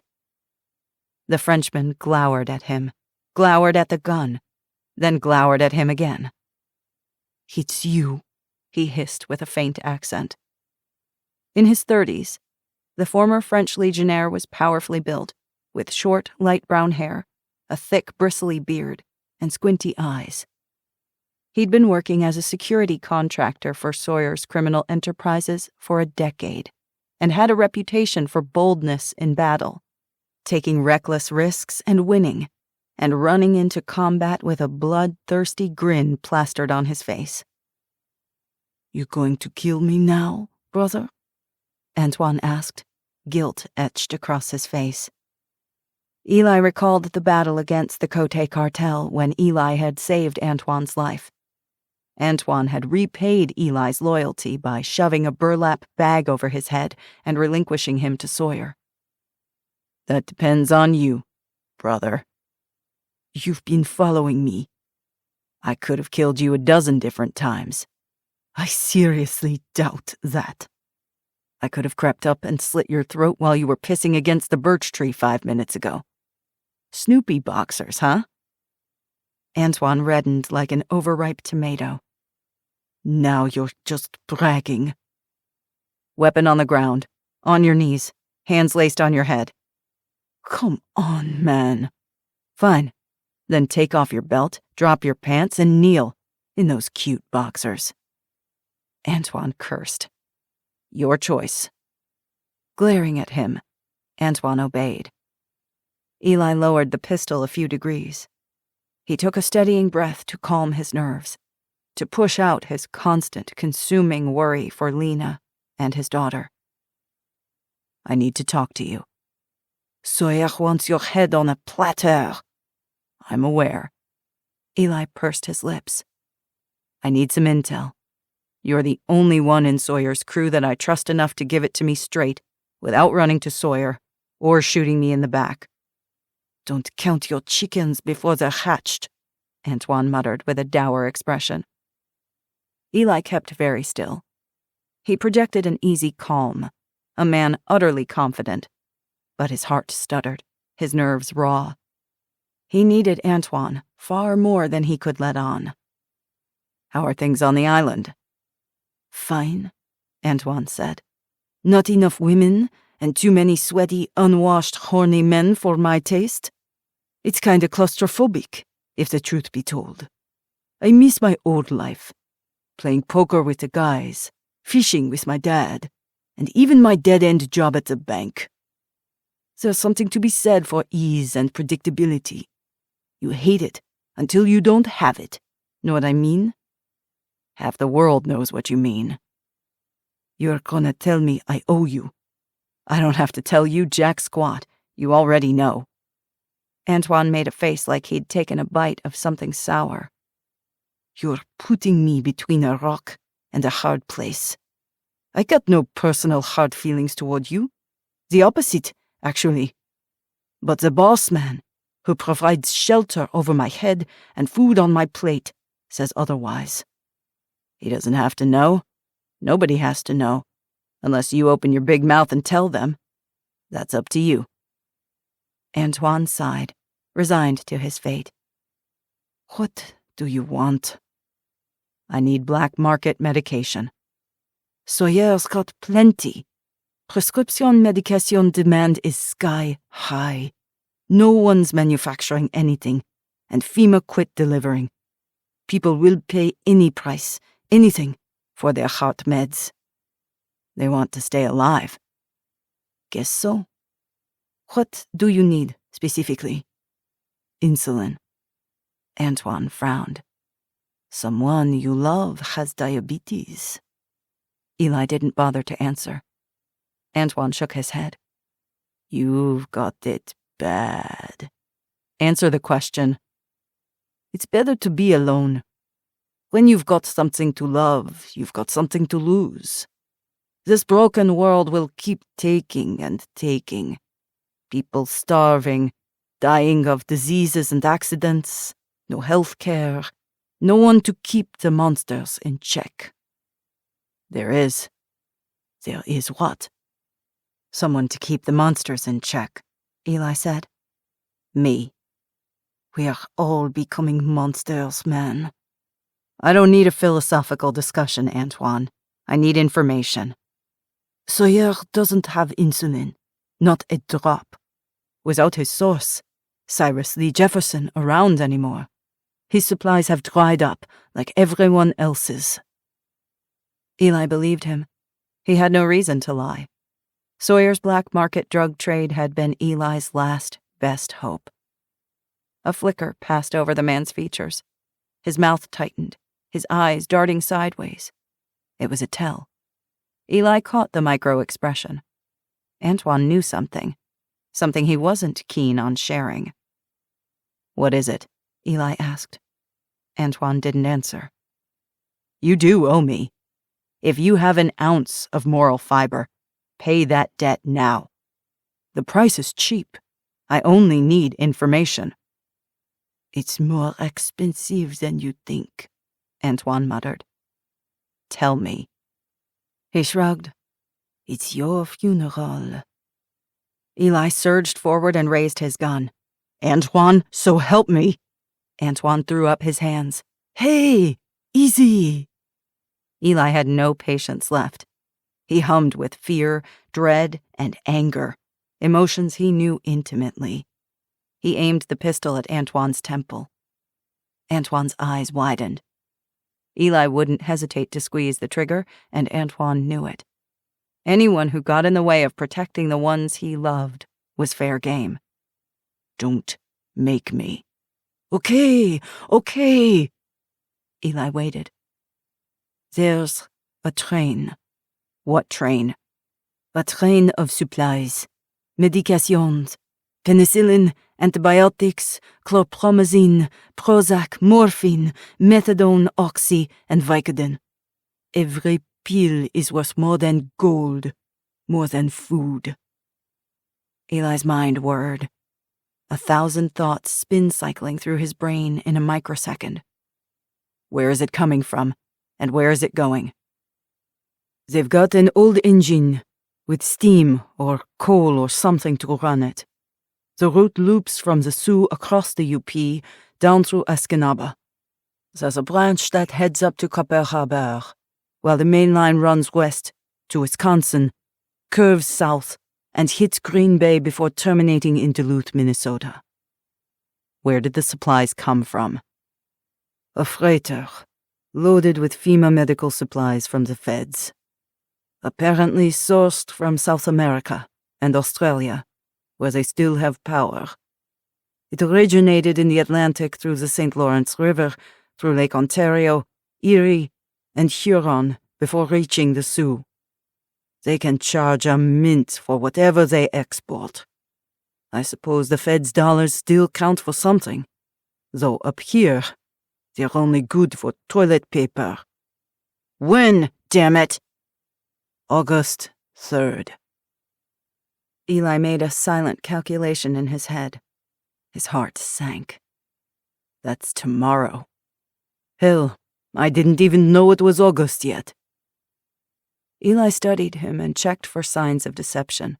Profuse sweating, an eye twitch, the quiver of a hand, or the tightening of the mouth. There was nothing. "How'd you hear about this? Who told you? Is the source reliable?"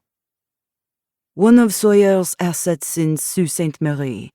My asset, really. My second cousin. He works at the Sioux locks on the docks, which are still functional since they're gravity-fed. He saw the crates being unloaded. There's a large contingent of the National Guard protecting the locks, though the Cote cartel has staged small-scale attacks on the locks, stealing shipments and sinking smaller ships. One of the soldiers told him where the train was headed. FEMA is skipping over us hillbilly hicks and dispersing supplies in Green Bay, Detroit, Duluth, and Chicago, As if the city slickers deserve it more than we do. Eli made the calculations. It didn't come out to a palatable equation, no matter how he looked at it. Attacking a train, guarded by the U.S. military, meant harming fellow Americans, the good guys, and his brothers in arms. Could they ambush the train without taking innocent lives? Was it possible? Could they afford not to risk it? Why the hell didn't you lead with that? Antoine shot him a rueful look. Didn't think you'd actually consider attacking an armed train. I'm not considering it. Antoine sagged in relief. I'm going to do it. Antoine let out a string of colorful curses in French. Several startled robins took flight from a nearby tree, their wings beating the air. Hell, even Sawyer isn't that crazy. He knows a losing gambit when he sees one. But if you're desperate for insulin... Eli lowered his pistol. The weapon felt incredibly heavy in his hands. She has less than 2 weeks. I'm sorry, man. I truly am. I have to do something. It's probably a suicide mission. I've survived suicide missions before. If anyone can hijack a federally protected train, it would be you, my friend. I've seen you fight. Eli had no desire to harm soldiers or federal agents. He wasn't leaving Lena to die either. There had to be a way. He needed to figure it out. He only had a day to do it. Keep this to yourself, or I'll hunt you down and skin you alive. Goes without saying, my friend. Antoine glanced at his mechanical watch. I'm supposed to be back on the island in 30 minutes. I've still got to make it to Annalise Anders to get one of her pasties before she closes the shop. It's the only thing in life I got left to look forward to. Don't deny a man his small pleasures. Eli gestured with his pistol for Antoine to stand and retrieve his rifle. Wouldn't dream of it. Antoine grinned. Let's do this again sometime. Let's not, and say we did. Fair warning, though. Next time you sneak up on me like that, I will have to kill you. A man's got his pride. Despite the circumstances, Eli's lips twitched. He'd always liked Antoine. His affection for the Frenchman had only grown with time. You can try. The odds were grim. But when had the odds ever been in his favor? He didn't think of the risk to his own life. It didn't matter to him. He thought only of Lena and Shiloh. For them, he would do anything. Chapter 32. Jackson Cross, Day 89. What do you want, Jackson? Horatio asked.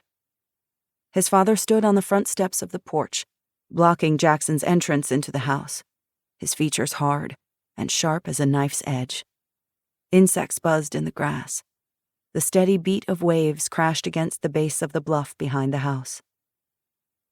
I'm concerned about Mother. She's sleeping. She's hardly eating. She's wasting away. I'm taking care of my wife. It's a little late to start thinking of your family, Horatio said coldly.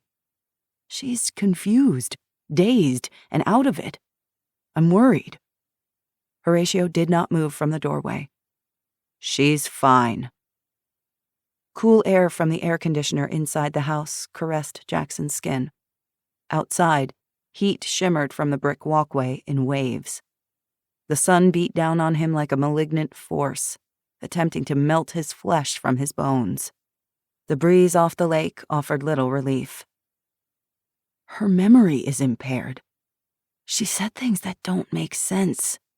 She talked about Garrett, and she mentioned Astrid's accident. What is she talking about? I don't have the faintest idea. Patients suffering from dementia have an altered sense of reality. She doesn't have dementia. Stress-induced, Horatio said, without missing a beat. She's been declining for months. You've been too self-absorbed to notice." The familiar sting of his father's words struck him like a slap. He stiffened, steeling himself against the blows that would keep coming. She was incredibly upset. Horatio narrowed his eyes. "Which is why I keep her calm and sedated. It's critical to her health and continued well-being. She gets worked up whenever you're around. Seems you have that effect on people." As a child, it had been devastating. That wretched yearning for the thing he would never have. A slow burning anger singed his skin. At his father. At himself. Jackson mopped sweat from his forehead with a damp handkerchief. He wore a cooling neck bandana, along with a Wolverine's baseball hat to shield his face. Temperatures had soared into the 90s with full humidity, breaking records for the Upper Peninsula left and right. In the last 2 days, he'd responded to 3 calls of heat stroke. A man in his 80s had succumbed. A 10-year-old girl had wandered around her backyard, naked and hallucinating, yanking up handfuls of dry, cracked grass and eating it to fill her empty belly. The horrible sight was seared into his brain. More would come. Chief McAllister had written up heat stroke prevention guidelines, made photocopies with Jackson's portable solar generator, and sent out volunteers to knock on doors and spread the word. Lori and Tim had organized the kids and taught them to make cooling neck bandanas, which the volunteers passed out to the young and elderly. The cotton fabric was sewn with water beads or crystals they'd scavenged from craft and hobby stores. When dunked in water, the beads expanded. The water evaporated over several hours and cooled the blood flowing through the carotid artery in the neck, which helped cool the whole body. Jackson returned his attention to his father. "Lena is almost out of insulin. We've been looking everywhere and can't find any. Do you know where I could source some? It's important." His father stared at him impassively. "No, I do not." "You've procured antidepressants for Astrid and sedatives for Mother." Horatio said nothing. Jackson had zero desire to be indebted to his father for anything, but for Lena, he was desperate enough to do almost anything. "I would owe you." Horatio gave a harsh bark of laughter. "You already do. Your years as a sheriff have given you access to some unsavory resources." "I'm going to ignore your unseemly insinuations, son. No one I know has insulin, Jackson. No one." Jackson nodded heavily. He'd expected as much. Still, he'd had to cover his bases. Against his better judgment, a question formed in his mind. The question he hadn't dared to ask, but he could no longer hold back. As a law officer, he knew better. He would never confront a suspect without evidence in hand to trap the suspect with his own words. He had no evidence, only an accusation from Underwood, and a dark suspicion he despised himself for entertaining. But as a son, he couldn't help himself. He had to know. He had to ask. Had to see the answer in his father's eyes. "Were you dirty?" Jackson asked. "Are you dirty?" Horatio froze. "How dare you ask me that?" "Underwood said you were corrupt." "Bradley Underwood is a simpering coward who can't bear to face that he's barely a man, let alone a competent officer of the law. He was no cop. He was a bureaucrat with no talent for the hunt, only an inane ability to brown-nose the right asses in power." Horatio could have been speaking of himself, but Jackson chose not to point out the similarities. "You're saying he's lying." "Of course I am." Jackson didn't detect deception in his father's words or demeanor, but then, he seldom did. His father was impenetrable as a brick wall. He knew he should stop, that this path led nowhere good. He wanted to believe his father, This man who had stood for honor and justice his entire childhood. As sheriff, were you crooked? Did you make deals under the table? Maybe turn a blind eye to criminals who paid the right price? No! I'm frankly insulted that you would even ask me such a thing. Horatio sneered.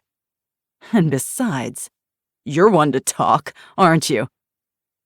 Jackson flinched as the arrow landed. He could not afford to show weakness. To his father, weakness was a sign of blood in the water. I've made peace with what I've done. I'm making restitution. Restitution? Is that what you call it? Or cowardice? Jackson said nothing, but he did not drop his eyes beneath his father's scathing gaze. Don't forget, I own you. Horatio jabbed at Jackson's chest with his finger, his voice rising, a crack in his iron control revealing itself. I'm the one who owns you, body and soul. I am the one who promoted you from bungling deputy to undersheriff of Alger County. I am the kingmaker who placed you in your current role, Sheriff Cross. I am good at my job, Jackson said quietly. Is that what you're afraid of? Watch your steps, son. You need to be very careful what you say and do next. A flicker of rage shimmered behind those icy eyes. His mouth thinned into a bloodless line as he shook his head in disgust. Sometimes I wonder how things would have turned out if you were the one who disappeared. If your brother were here instead. Jackson recoiled. A low, thrumming dread started at the back of his neck and spread through his limbs, his arms and legs, his fingers. That familiar, wriggling shame filled him, a gnawing unworthiness. His father had always made him feel diminished. You are no longer welcome here. His spine straight, Horatio shut the screen door, withdrew into his palatial estate, and turned his back on Jackson. Jackson forced his watery legs to move as he turned and walked down the driveway. He hadn't gotten the answers he wanted, only more questions. He'd known his father would never tell him the truth, not without evidence, and he'd confronted him anyway. Maybe he was speaking the truth. Maybe Jackson had made a terrible mistake, alienating his own family in the process. The radio crackled. "Boss," Devon said, "I'm at the inn with Eli. He has an informant who claims there's a shipment of meds headed west on the Canadian National Railway. On a train." Jackson stilled. "Did you say a train?" "Eli's source says there's insulin." His breath snagged in his throat. "Are you certain?" "We got our miracle, boss. But there's a catch." "What is it?" "The freight train is under federal jurisdiction.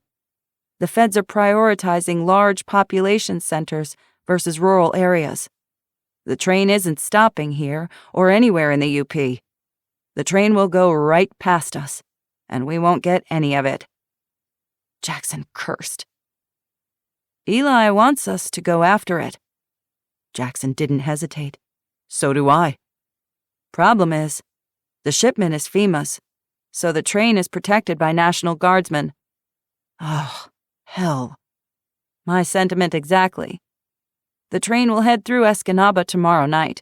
We've got a narrow window of time to act, so—" "I'm coming to you right now." Jackson ended the radio call and glanced back up at the house. To his surprise, his father stood 10 feet away, staring at him with an inscrutable expression. He had surreptitiously followed Jackson down the driveway while his back was turned. Jackson steeled himself, his hands clenched into fists at his sides. "If you're hiding something, I will find it." For a second, astonishment flared in Horatio's eyes, and a flash of something behind the anger and derision. Was it fear or something else? Before his father could respond, Jackson spun on his heel and hurried toward his bike. The dark hum of dread in the back of his mind grew louder. Cyrus Lee's ugly words echoed in his mind. "You're blind. You've always been blind." He couldn't think of any of that now. They'd found insulin. It was time to save Lena. Chapter 33. Eli Pope, Day 89. Eli sensed the threat before he heard it. Something crept through the underbrush to his rear, lurking in the darkness, stalking him. His heart rate accelerated, adrenaline spiking through his veins. He spun, drew his pistol, and aimed at shadows. It was 10:30 p.m. He had left the Northwoods Inn on foot and headed to the spot where he'd hidden his 4x4 in a hide along the southeastern perimeter of the Northwoods property. After dinner with Lena in Shiloh, he'd checked the inn's security before conducting weapons training with a dozen recent recruits. Afterward, he'd jogged 10 miles with his 40-pound pack to keep himself in peak physical condition. Shiloh had gone with him. She'd made it 6 miles. Last time, it had been 5. Now he was headed to the sheriff's office in Munising to meet with Jackson and his team to plan an operation to ambush the train. Though the sun had set, the heat hadn't broken. Sweat beaded his forehead and collected beneath his armpits. Humidity clung stickily to his skin, and mosquitoes the size of swallows swarmed around him. Moonlight gilded the street and empty houses, the massive oak trees standing tall and silent. Everything was still. Nothing moved but those damn mosquitoes. Eli squinted, his finger itching the trigger guard. The hairs on the back of his neck rose. There, at his 9 o'clock, was the slightest flutter of a leaf. "If you don't want to be turned into Swiss cheese in the next 3 seconds, I suggest you come out now." "We're friendlies," said a familiar voice in a French accent. "Don't shoot." 2 figures emerged from the darkness, 20 yards to the northeast. Eli aimed his pistol at them. "Not another step." Antoine offered a wide grin visible through his beard. He wore camo pants and a hunter green t-shirt, the bugle hanging on a sling across his chest. "Long time no see, brother." A woman in her late 20s stood beside him. Her name was Natalia Reyes, but everyone called her Nyx, the Greek goddess of the night, and for good reason. She had a combat knife strapped to her left thigh over black leggings, a revolver strapped to her right thigh, and a bandolier outfitted with shotgun shells slung across her chest. A Mossberg 500 shotgun hung from a sling on her shoulder. He motioned with his chin. "Weapons out, and on the ground." Antoine groaned. "Come on, man. Now." "Hold your damn horses. We're doing it." Nyx raised both hands, palms out in surrender, and lowered to her knees. She unslung her shotgun and set it on the ground in front of her. Antoine followed her lead, groaning as his knees popped in complaint. "I'm too old for this." "You're not even 30. How about that revolver, Nyx?"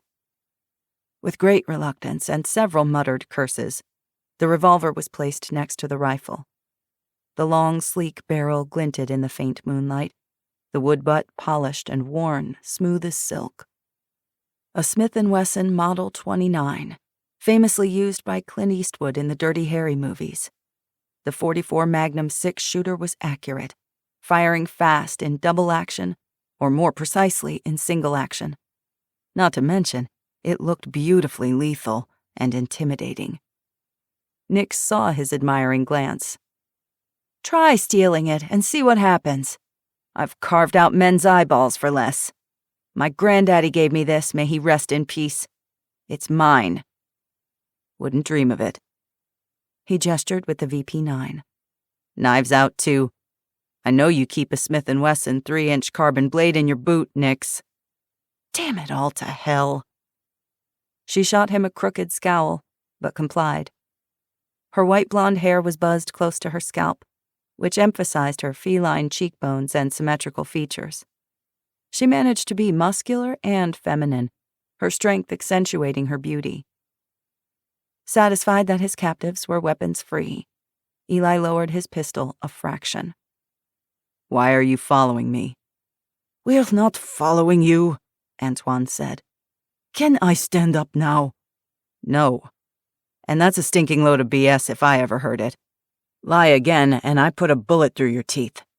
Try telling tall tales with enamel splintering your tongue." Antoine rolled his eyes. "I came back to talk to you earlier, but you were ensconced in that Northwoods enclave. They've got a decent security team going over there." "I know. I'm training them." "It's not like we can walk up to the front gate and ask for you, can we? We'll be arrested for crimes against the state. Or maybe Jackson won't bother. He'll just execute us. We're not exactly buddies with the local law enforcement." "It's true. Jackson has your faces on wanted posters all over town."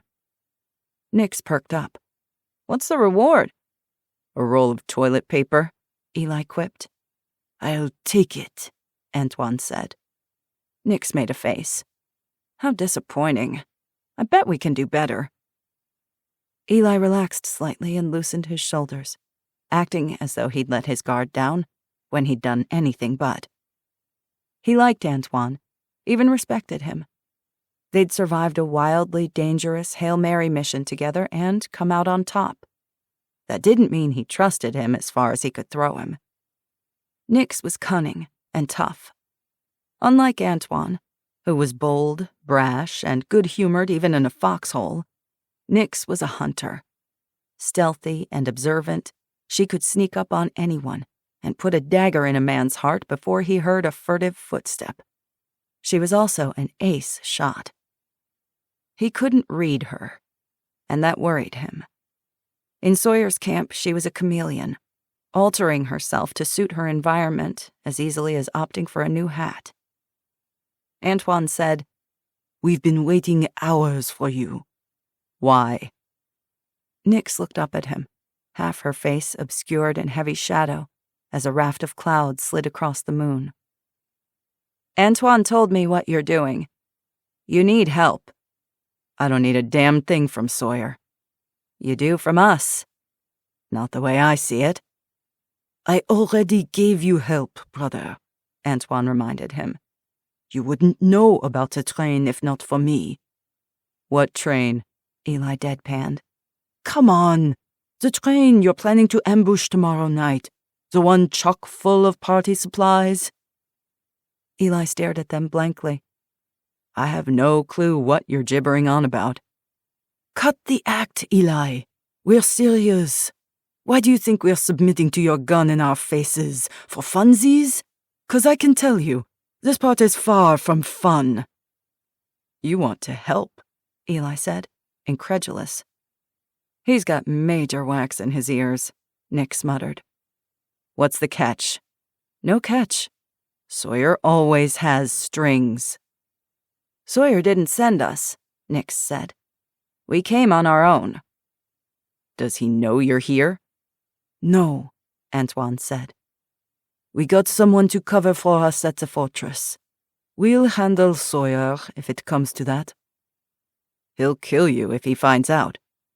"He won't find out," Nix said. "You sure about that?" Eli asked. Antoine and Nix exchanged a weighted look.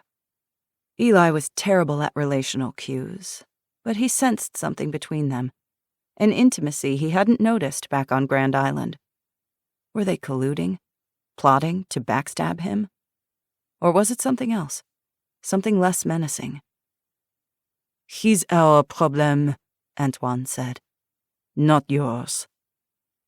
"Why would you abandon a sweet gig with all the food and supplies you need?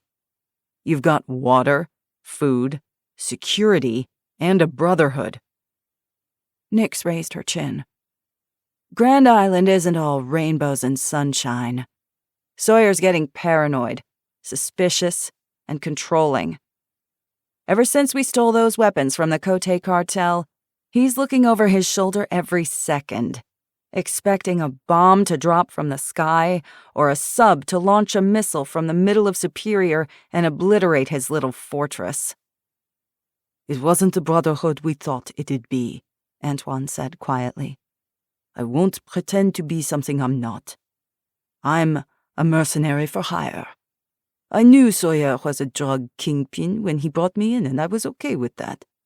But the world going to hell in a handbasket has changed things. The end of life as we know it alters a man's priorities. Eli was torn. Doubt wormed inside him. He needed to trust his team 100%. On the other hand, the weapons and combat expertise these two brought to the table added huge value to this mission and any future battles. In addition, their intel about the goings-on at Sawyer's compound could prove invaluable. Nyx bit her lower lip. A hint of vulnerability flashed across her features, softening her hard expression. Those meds can help us. My grandmother lives up in Grand Marais. She has heart disease. She ran out of her beta blockers a week ago. She raised me, her and Grandpops. But Pops is dead. I owe her. If Sawyer got those meds first, he'd charge a bounty no regular person could afford. If you're willing to share, I'll fight with you. We would share, Eli said. You want Nyx on your side, even if you don't want me, for what I did on the island. He cleared his throat with a guilty expression. Nyx has military experience. She has training in intelligence and weapons. Graduated both Army and Marine sniper schools. Nyx straightened her spine and grinned. I'm damn good, too. Then what happened? Come again? How the hell did you fall so far? From a skilled soldier to a glorified bodyguard for a drug kingpin?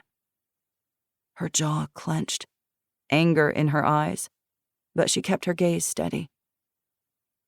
4 years ago, I was an Army SF sergeant working in Afghanistan. An officer blatantly caused a friendly fire incident that should have, been avoided. He was trigger-happy, careless, and lacking discipline. A civilian mother and her 6-year-old son were casualties.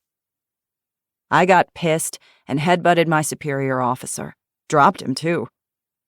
The Army didn't look kindly on that. You were dishonorably discharged. She nodded. And now, here you are, part of a criminal organization that peddles drugs to children. Her eyes flashed again. It's not the same. Mercenary work pays the bills. I do what I need to do to survive. And when survival requires you to turn on your teammates? I have a code I choose to live by. That's part of why I'm coming to you.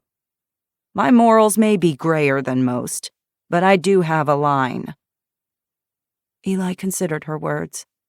At least she was honest. That meant something. He had his misgivings. He could despise Antoine for throwing him to the wolves, and Nyx for standing by. Or he could move on. He thought, unbidden, of the boy he'd killed in the bowels of the risky business. Guilt ate at him. He pushed it down somewhere deep and dark. Antoine and Nyx had survived. So had Eli. The truth was that they desperately needed the fighters. 2 skilled soldiers increased their odds of commandeering the meds exponentially. The meds that would save the life of the woman he loved. In the end, was it even a choice? The pistol still aimed at his prisoners. With his free hand, he swiped his phone from his back pocket and snapped a few pictures with the camera app. Phones were mostly paperweights these days, but they had their uses, which is why he kept his charged with a solar charger.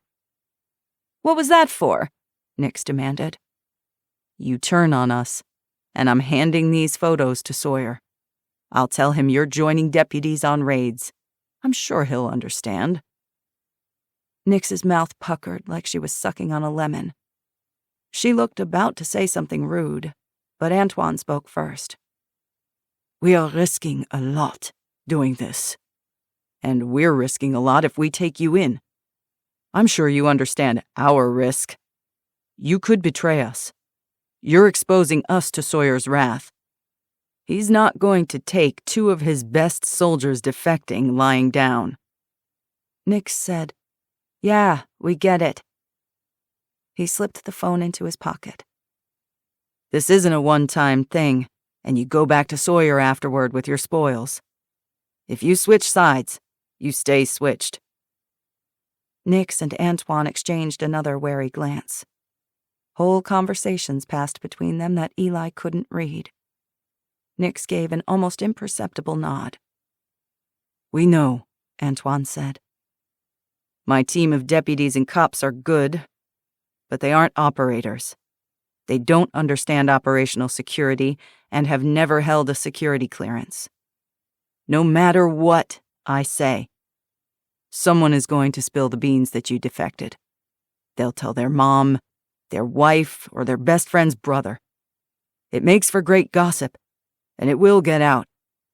If you go back to the island, the chance of being caught and tortured is high.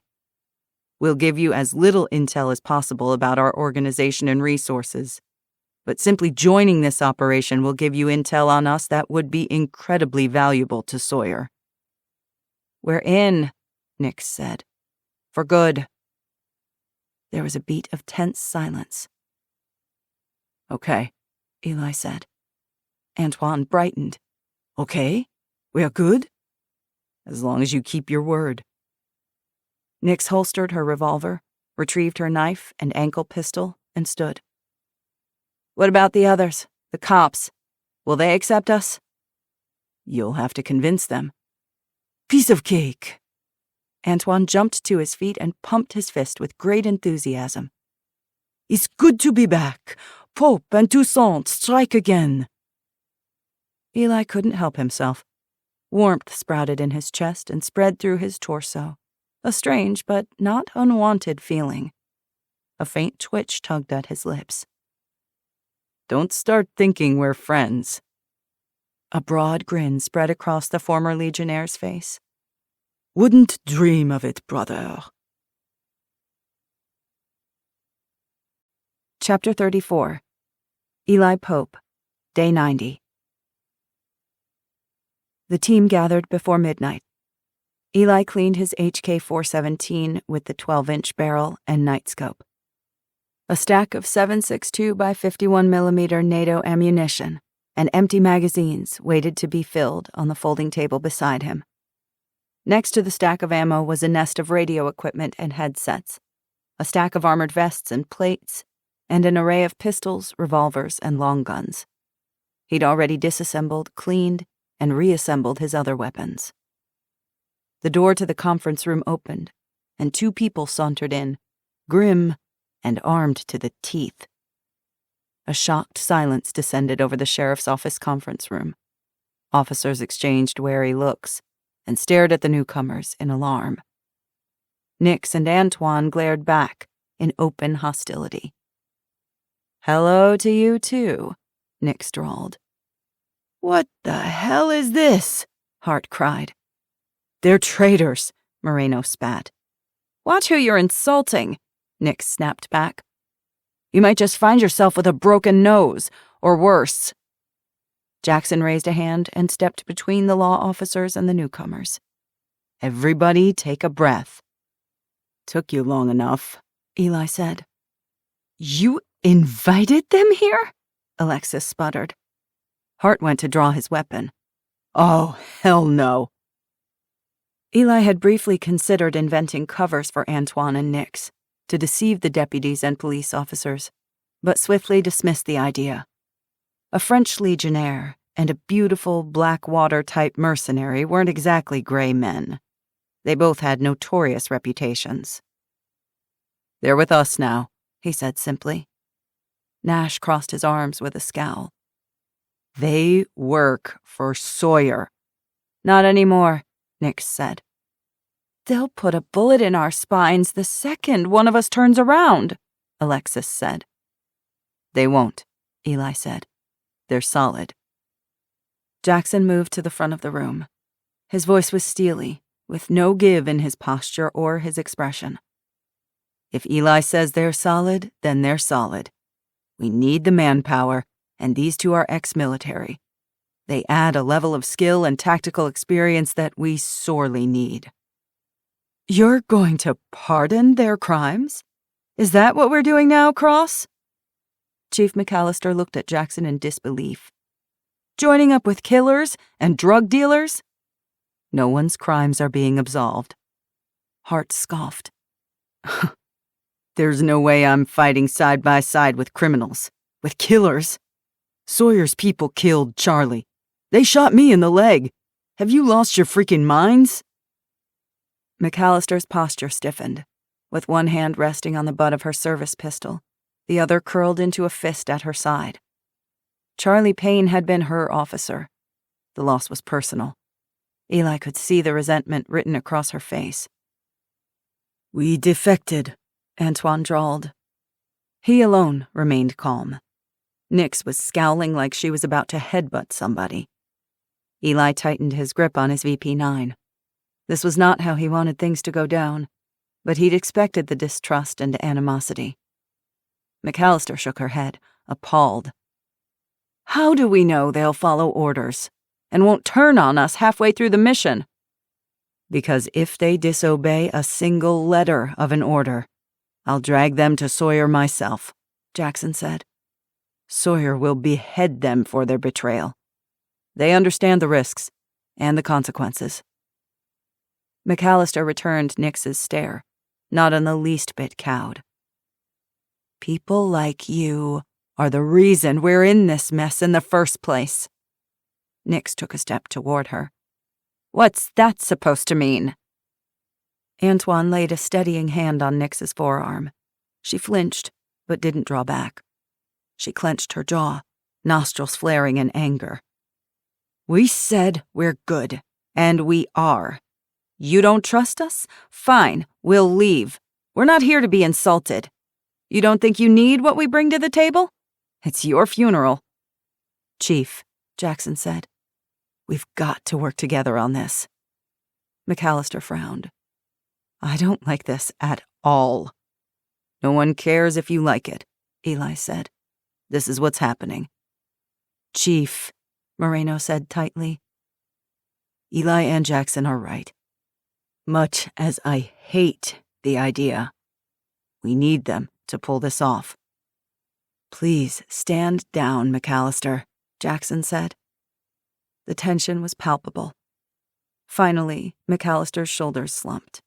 She raised a hand in surrender. This is on you. Fine. Jackson was the first to move. He strode across the conference room and thrust out his hand to Antoine. Glad to have you on board. After a moment's hesitation, Antoine shook his hand. Nix stared at McAllister, still disgruntled, but no longer oozing hostility.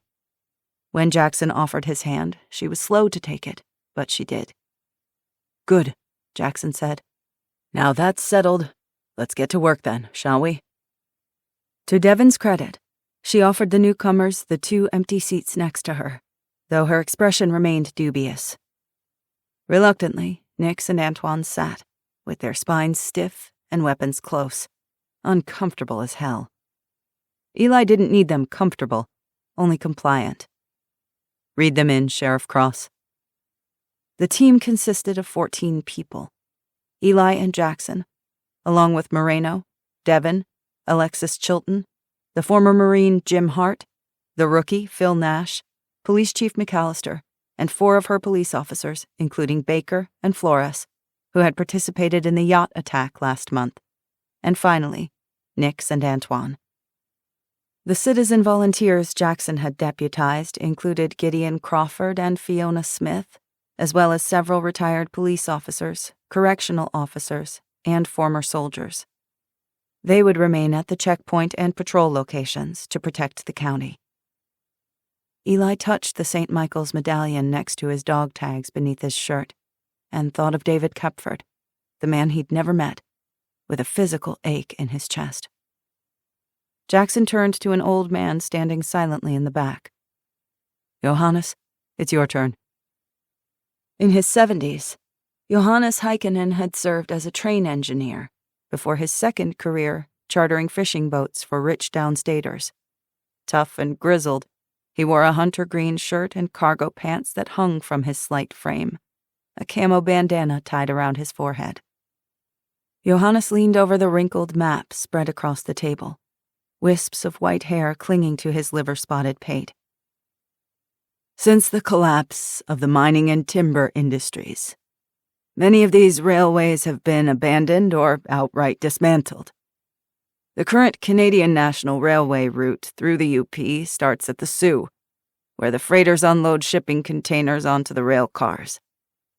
The route heads southwest, following the southern coast of the UP, along Lake Michigan, to Escanaba. Johannes continued.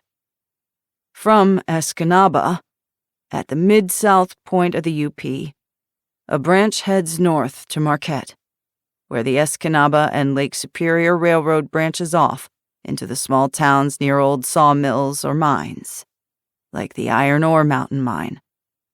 This track heads south into Green Bay, Wisconsin, while this line continues southwest to Duluth, Minnesota. Jackson said, Whoever controls the rails controls a means of dispersing goods throughout the Midwest. Antoine leaned over the map next to Johannes. According to our intel, the train departs the Sioux late afternoon tomorrow. It'll reach Escanaba approximately between 9 and 10 p.m. tonight. From there, it's headed northwest into Wisconsin to Green Bay. We need to hit it before then. Eli traced his finger along the Escanaba River, winding northward to the spot where the train crossed the bridge. Henry Wadsworth Longfellow described how the Native American Hiawatha had crossed the rushing Escanaba in the famous poem. An old timber and mining port, the town had a population of around 12,000 and was located about 60 miles south of Munising on US 41, nestled on the coast of Little Bay de Noc, which opened into Green Bay on Lake Michigan. Eli did several calculations in his head. He moved his finger slightly south to a railroad spur, asked Johannes a few questions, and got the answers he needed. He didn't want to conduct an operation within spitting distance of civilians. The freight train also needed to be far enough from the Sioux that a QRT, or quick reaction team, couldn't hit them in the middle of the mission. North of Escanaba will work, Eli said. What about security on the freight train? How many guardsmen? There should be 4 National Guardsmen and 2 railroad personnel, Antoine said. What are the rules of engagement? Nix asked. Eli said, We're going to stop the train, overwhelm everyone on board with non-lethal force, then handcuff and blindfold them under guard while we do what we need to do. He shot a warning glance at Nix and Antoine. Absolutely no collateral damage. We are not harming American soldiers. Got it, they said in unison. Devon bit her lower lip. Even if we do this without hurting anyone, if we get these meds, then we're taking it from others who need it. I'm not saying we're not going to do it, but it feels like something we need to acknowledge. Eli set his jaw. I'll live with that guilt if it saves the people I care about. The government abandoned us, Jackson said. I understand your hesitancy, but our people deserve to live as much as those in the cities. FEMA can send another shipment. It's not right to simply ignore entire swaths of the country. We'll do everything we can to spread the wealth, I promise. Grudgingly, Devon nodded. Johannes cleared his throat. I don't know what your plan is, but it's practically impossible to stop a train without getting caught. Both the Federal Railroad Administration and the PTC, the Positive Train Control System, have tracking and alarm systems in place for such a thing. Soon as this train stops when it ain't supposed to, government agencies will be alerted, and all hell will be on its way within minutes." "Not this time," Eli said. "The tracking and safety systems are connected to GPS. For once, the downed satellite and communication systems will help us." Johannes scratched at his whiskery jowls. "Guess you've got a chance, then." "We'll take that chance," Nix said brightly.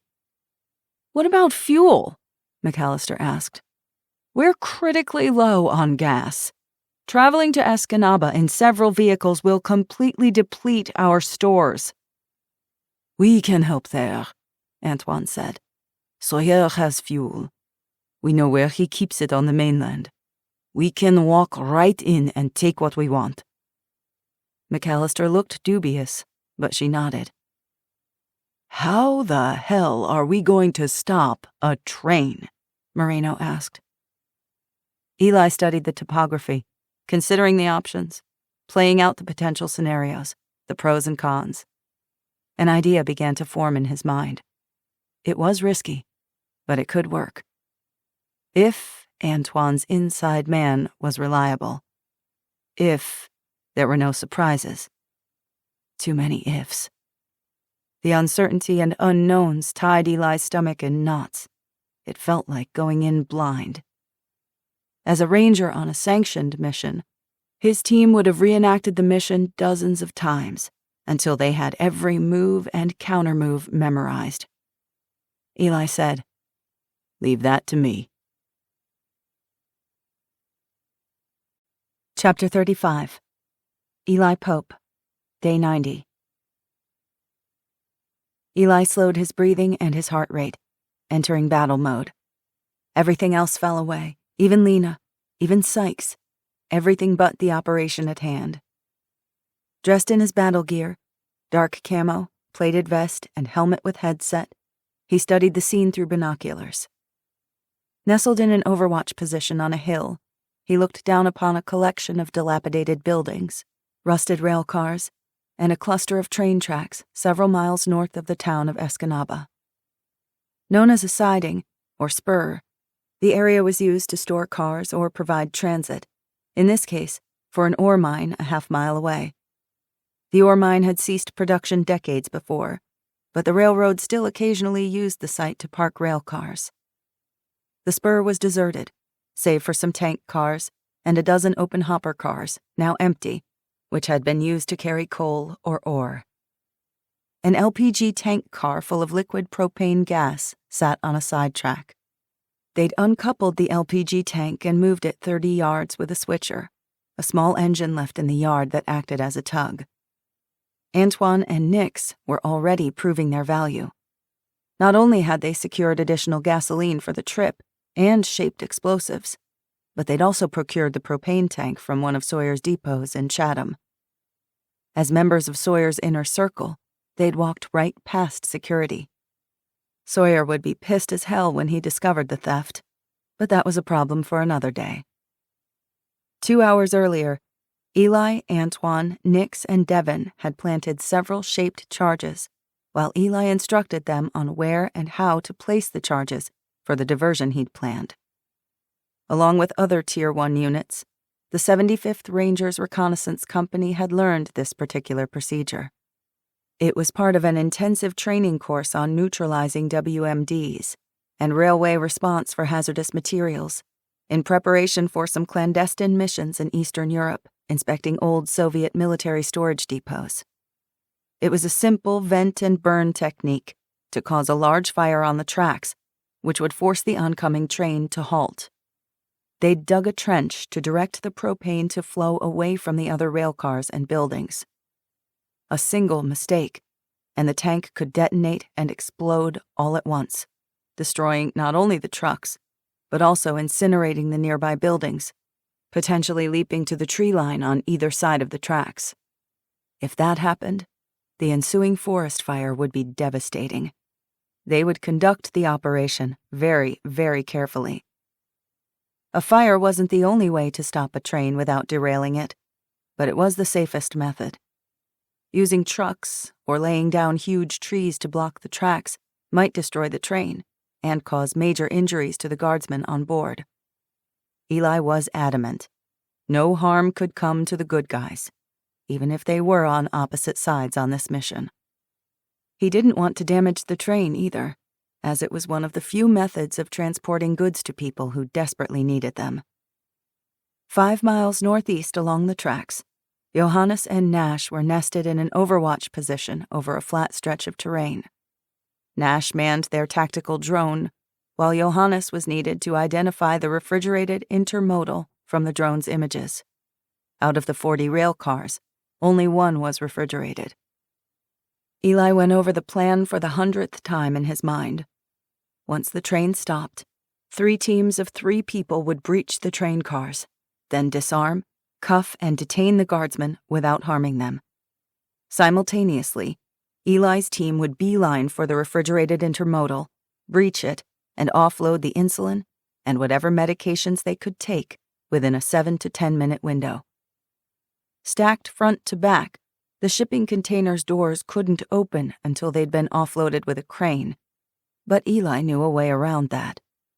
In his pack, he carried a blowtorch, a battery-operated circular saw, several pry tools, a sledgehammer, and a breaching shotgun, along with his H&K rifle. Nix and Devin carried backpacks with containers of dry ice, in case they needed to exfil on foot without the vehicles and had to keep the meds refrigerated, while the trucks contained styrofoam containers filled with cold packs. "This is Echo 5.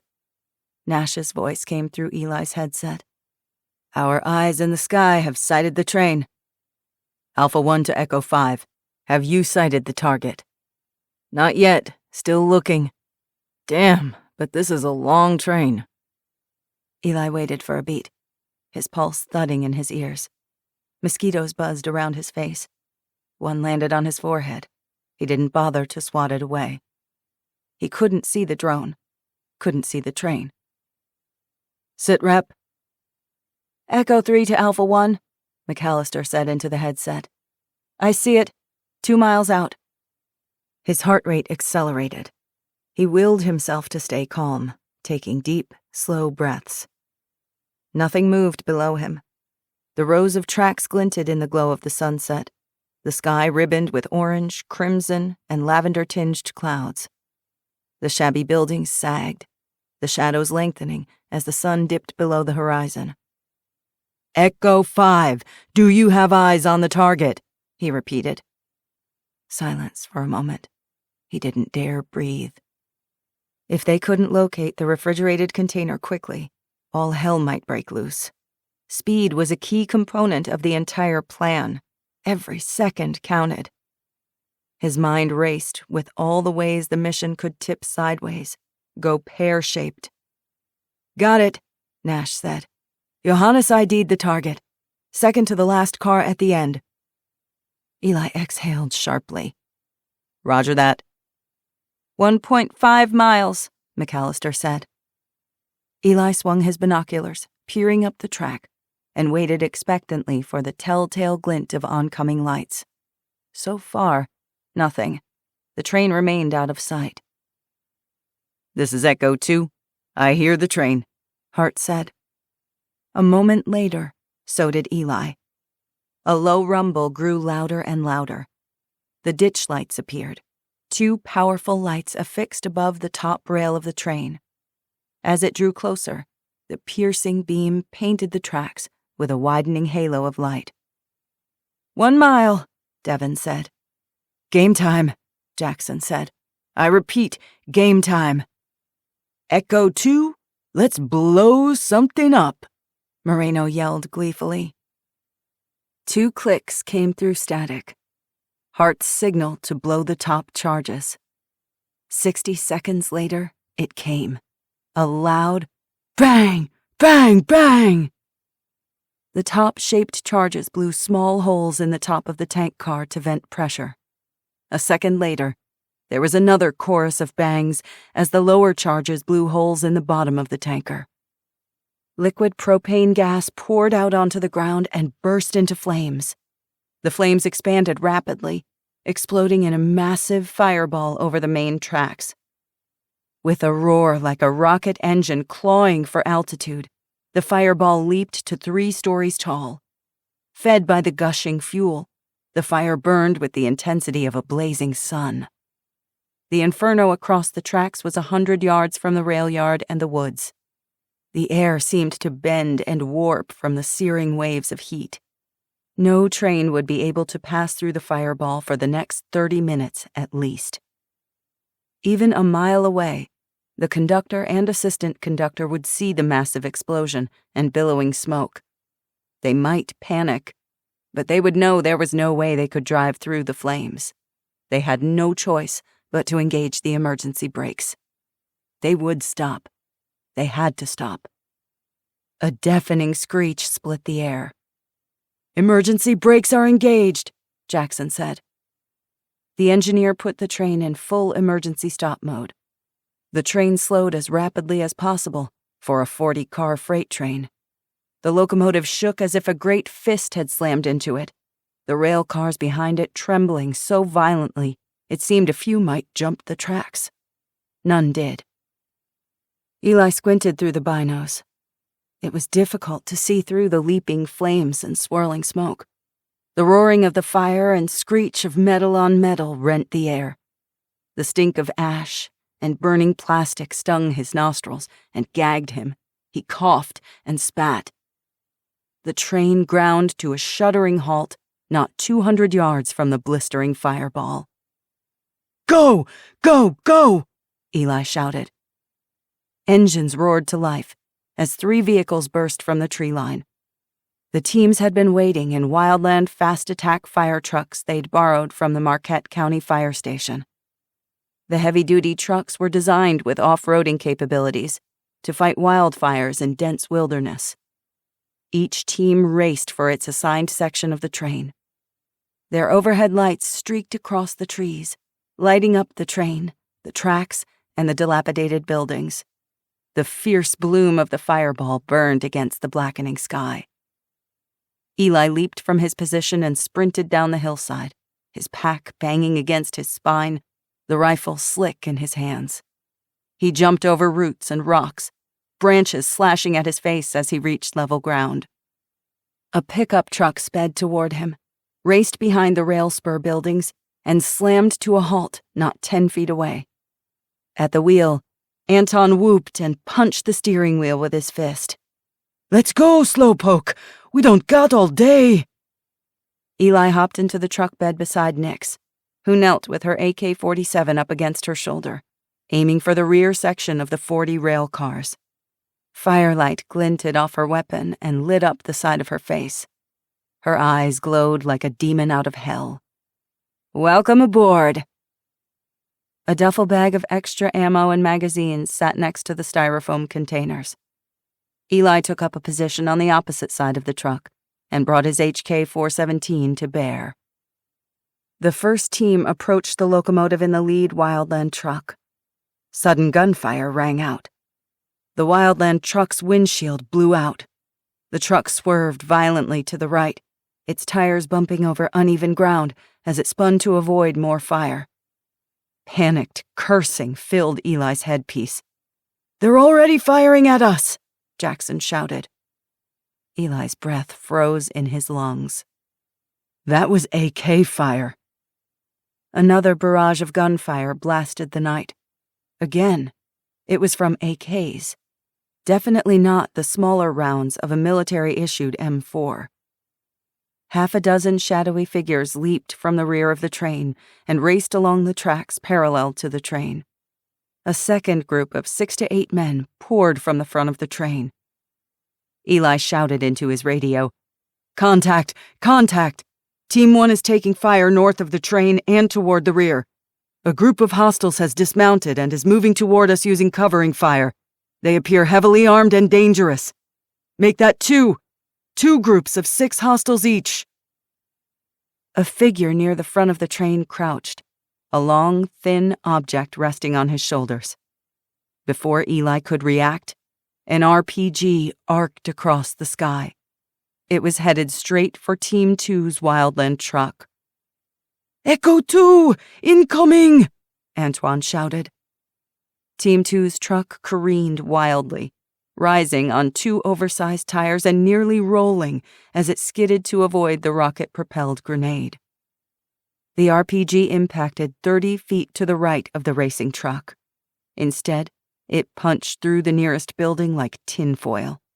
The metal storage facility burst into 1,000 chunks of twisted steel. Smoke and flames erupted as the blast lit up the sky. What the hell?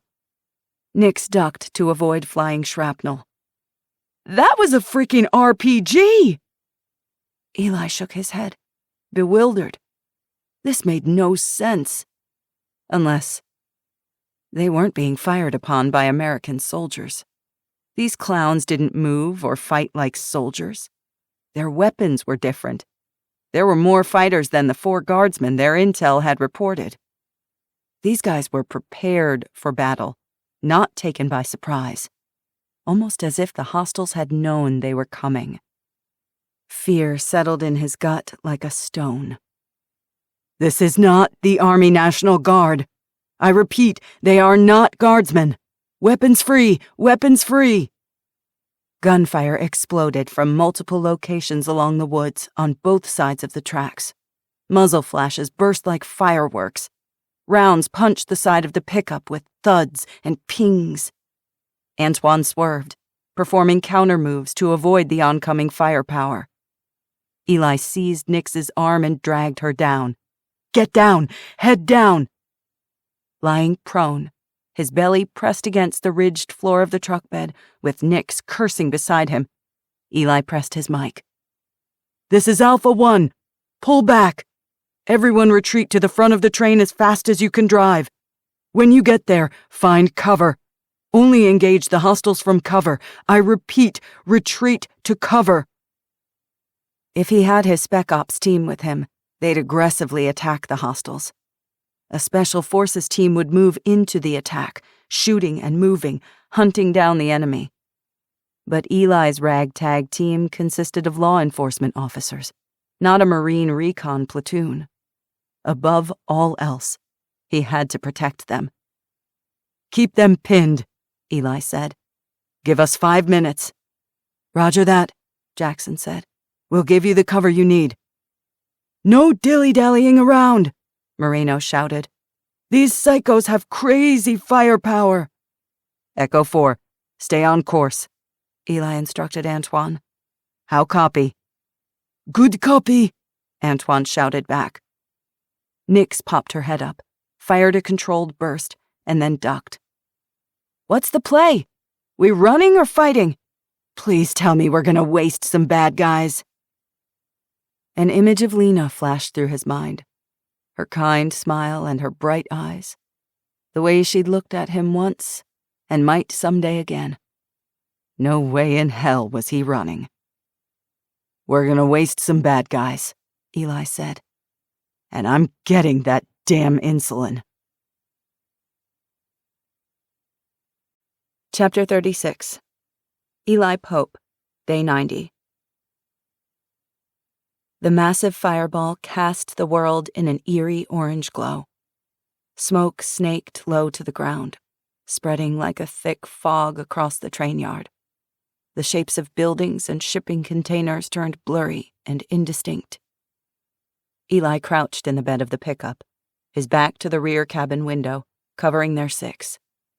Nix rose and aimed her AK-47 in wide sweeps, firing at the shadows darting between trees, abandoned rail cars, and empty buildings. Antoine cranked the steering wheel and jerked the pickup into a sharp spin, rumbling over uneven ground as they raced parallel to the train, speeding past rows of shipping containers stacked on flat rail cars, one after the other, 40 cars long. Eli kept one eye on their 6, the other frantically scanning for the refrigerated intermodal container, the second-to-last car. Come on, come on. Echo 4 to Echo All. We're taking heavy fire by the rear western building, Jackson shouted. Eli poked his head above the side of the pickup bed, to fire 2 quick bursts at 4 hostiles sprinting toward them from the front of the train. One figure stuttered and fell. The remaining 3 darted between 2 rail cars before he could get off another shot. Further down, more shadows disembarked the train and scattered, muzzle fire flashing. "I've got eyes on the target," Antoine said through the headset. "Dead ahead." There it was, the second-to-last rail car, a white 40-foot-long intermodal container with "Cold Train Intermodal" scrawled in huge blue letters across the side. Lead struck the shipping container directly to their left, 3 feet above Eli and Nix, stitching a line of holes through the metal panel. "Go, go, go!" Eli shouted. "Swing around to the back side." The pickup's tires squealed in protest as Antoine swung the wheel hard. They made a U-turn at the rear of the train. Gravel sprayed beneath their tires. The truck bumped across the tracks, then lurched around the SBU, the sense and braking unit mounted on the end of the freight train. Eli kept his HK scanning the shadows, searching for movement, the glint of a barrel or flash of muzzle fire. There was nothing. The stink of fumes and melted plastic singed his nostrils. The rail cars cast long, flickering shadows. The ongoing firefight was concentrated on the opposite side of the tracks. The train itself provided cover and concealment. Antoine pulled the pickup within a foot of the refrigerated container and slammed the brakes. Eli slung his rifle over his shoulder, leaped to his feet, and clambered up the side of the container while Nix covered him. Antoine remained in the truck, ready to peel away at a moment's notice. Once on top, Eli crouched and brought his weapon to bear, the stock braced against his shoulder, his eye squinting through the optic, finger itching the trigger guard. He spun on his heel in a circle, weapon up, and searching for enemy combatants. He covered Nix while she climbed up. 2 blocky rows of solar panels lined the refrigerated intermodal's roof. The smoke made it difficult to breathe, even more difficult to see. Further north, a gun battle raged between the buildings, rail cars, and shipping containers littering the rail yard spur. Figures hunkered behind cover. Others darted between trees and buildings. Muzzle flashes sputtered through orange-tinged smoke. A figure dropped, then another. From here, it was impossible to distinguish the good guys from the bad. He could only pray his people were okay. Distant rounds punched into the shipping containers with pings and thunks. Instinctively, Eli ducked, but not before noticing a small figure sprinting into the open from the tree line, headed for one of the storage buildings 200 yards north. He peered through his sights and recognized Devon's long braids flying behind her. 30 yards to her rear, 2 figures rose from cover behind a shipping container and crept toward her. To her right, another hostile peeled out, trapping her in a pincer move. Eli aimed, exhaled, and squeezed the trigger. The hostile about to fire on Devon dropped to the ground. Eli spun and swept the shipping container with a barrage of firepower. The move exposed his position, but it didn't matter. 2 more hostiles went down as Devon made it to cover behind one of the buildings. Return fire raked the shipping container in front of him. "Head down!" Nix shouted. Eli dropped to his belly as she released several short bursts. The rounds zinged above his head. The return fire ceased for a moment. With Nix covering him, Eli unzipped his pack and yanked out the circular saw. He'd made sure it was freshly charged with a solar charger that morning. He found a section clear of the solar panels and started cutting through the roof of the shipping container. Eli wished he could decouple the last 2 rail cars to ensure the train wouldn't start back up and leave with the meds they needed, but he couldn't. The train's control wires were fed from the rear of the train, and the brake release had continuity through every rail car from front to back. If brake continuity was lost at any point, the brakes would apply full emergency pressure, and everything would remain at a standstill. He had to get the insulin out, now. Moreno's tense voice came through his headset. "There's too many of them!" Fear knifed through him. They didn't have the manpower or ammunition for a battle like this. The ambush had turned into a foobar of epic proportions. He clenched his jaw so hard he thought his teeth might crack. There was only one viable option left. He turned to Nix. Leave one of the backpacks with the dry ice. You and Antoine get to Jackson and drive back those hostiles. All teams fall back and exfil. Get the hell out of here. Nix scowled. No way! We don't have the meds yet. Our teams are about to get pinned. I've got this. What about the beta blockers? I don't know if I'll have time. The meds for my grandma are non-negotiable. I'm not leaving without them. Or you. Yes, you are. That's an order. Nix snorted. I'm not a soldier anymore. I'm a merc. And I don't answer to you. On the field, you do. Jackson won't leave you behind. Then tell Jackson I'm with you. Eli. Whatever it takes to get them out of here alive, that's the priority. You understand? I don't want to. But you will. That's why I'm telling you, not them. You're a mercenary, and you'll do what you need to do to save your skin. Look around you. This is a losing battle. It was a well-organized ambush. They have 3 times the fighting force we do and better weapons. They aren't the National Guard, and they sure as hell aren't a junior ROTC unit out of Detroit. This is a death trap unless we get our people out. That's what I need you and Antoine to do. Firelight flickered across her hardened features and her fierce eyes. If I have to, I will. But we're not there yet. Keep working. A burst of gunfire tore through the shipping container to their right. Nix returned fire, while Eli continued to work the circular saw. Within a minute, he had a 3x3 square cut through. The section of the roof dropped and clattered against something inside the darkened container. Without hesitation, Eli dropped inside. He landed hard in the dark. His knee knocked the edge of a crate. Ignoring the stab of pain, he started moving. Rows of refrigerated cartons, cardboard boxes, and styrofoam crates filled the long, narrow container. Frigid air raised goosebumps on his flesh as he flicked on his tactical flashlight and scanned the rows looming above him and to either side. He squeezed through a narrow passageway. There must be 100 containers or more. The seconds ticked like a bomb in his blood. Every second he spent in here was a second one of his people might get shot or killed. Every nerve on high alert, he moved quickly, scanning crates labeled Roche, Pfizer, Novartis, Vertex Pharmaceuticals, and Merck. Each crate was filled with critical life-saving medications, but not the ones he sought. Lead punched through the top of the shipping container and slammed through the opposite wall, ripping holes in the panels.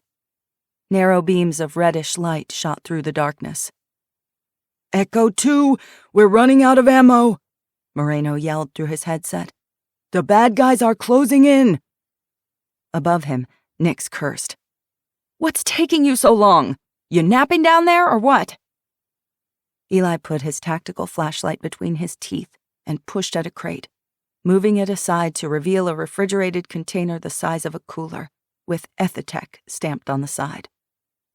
Ethitech was the main African distributor for some of the world's leading diabetes companies, like Biocorp, Diascend Gluco, and Dexcom. There were a dozen similar containers labeled Ethitech. He ripped off the packaging and lifted the lid of the first container to verify the contents. Vials of insulin, nestled in styrofoam. He sucked in a sharp breath. Relief flooded his veins. This was it. Liquid gold. Lena's life in his hands. Eli seized the first container, squeezed his way to the opening above him, and thrust it toward Nix. She leaned down, grasped it, and hauled it to the roof. A flurry of gunfire split the air. Boom, boom, boom! 2 rounds ripped through the shipping container a foot from his face. Thin lines of fiery light pierced the shadows like laser beams. His ears rang. Nix yelped. Above him, her form vanished. Dread scrabbled up his spine. Using the stacked crates as a ladder, he climbed from the intermodal container.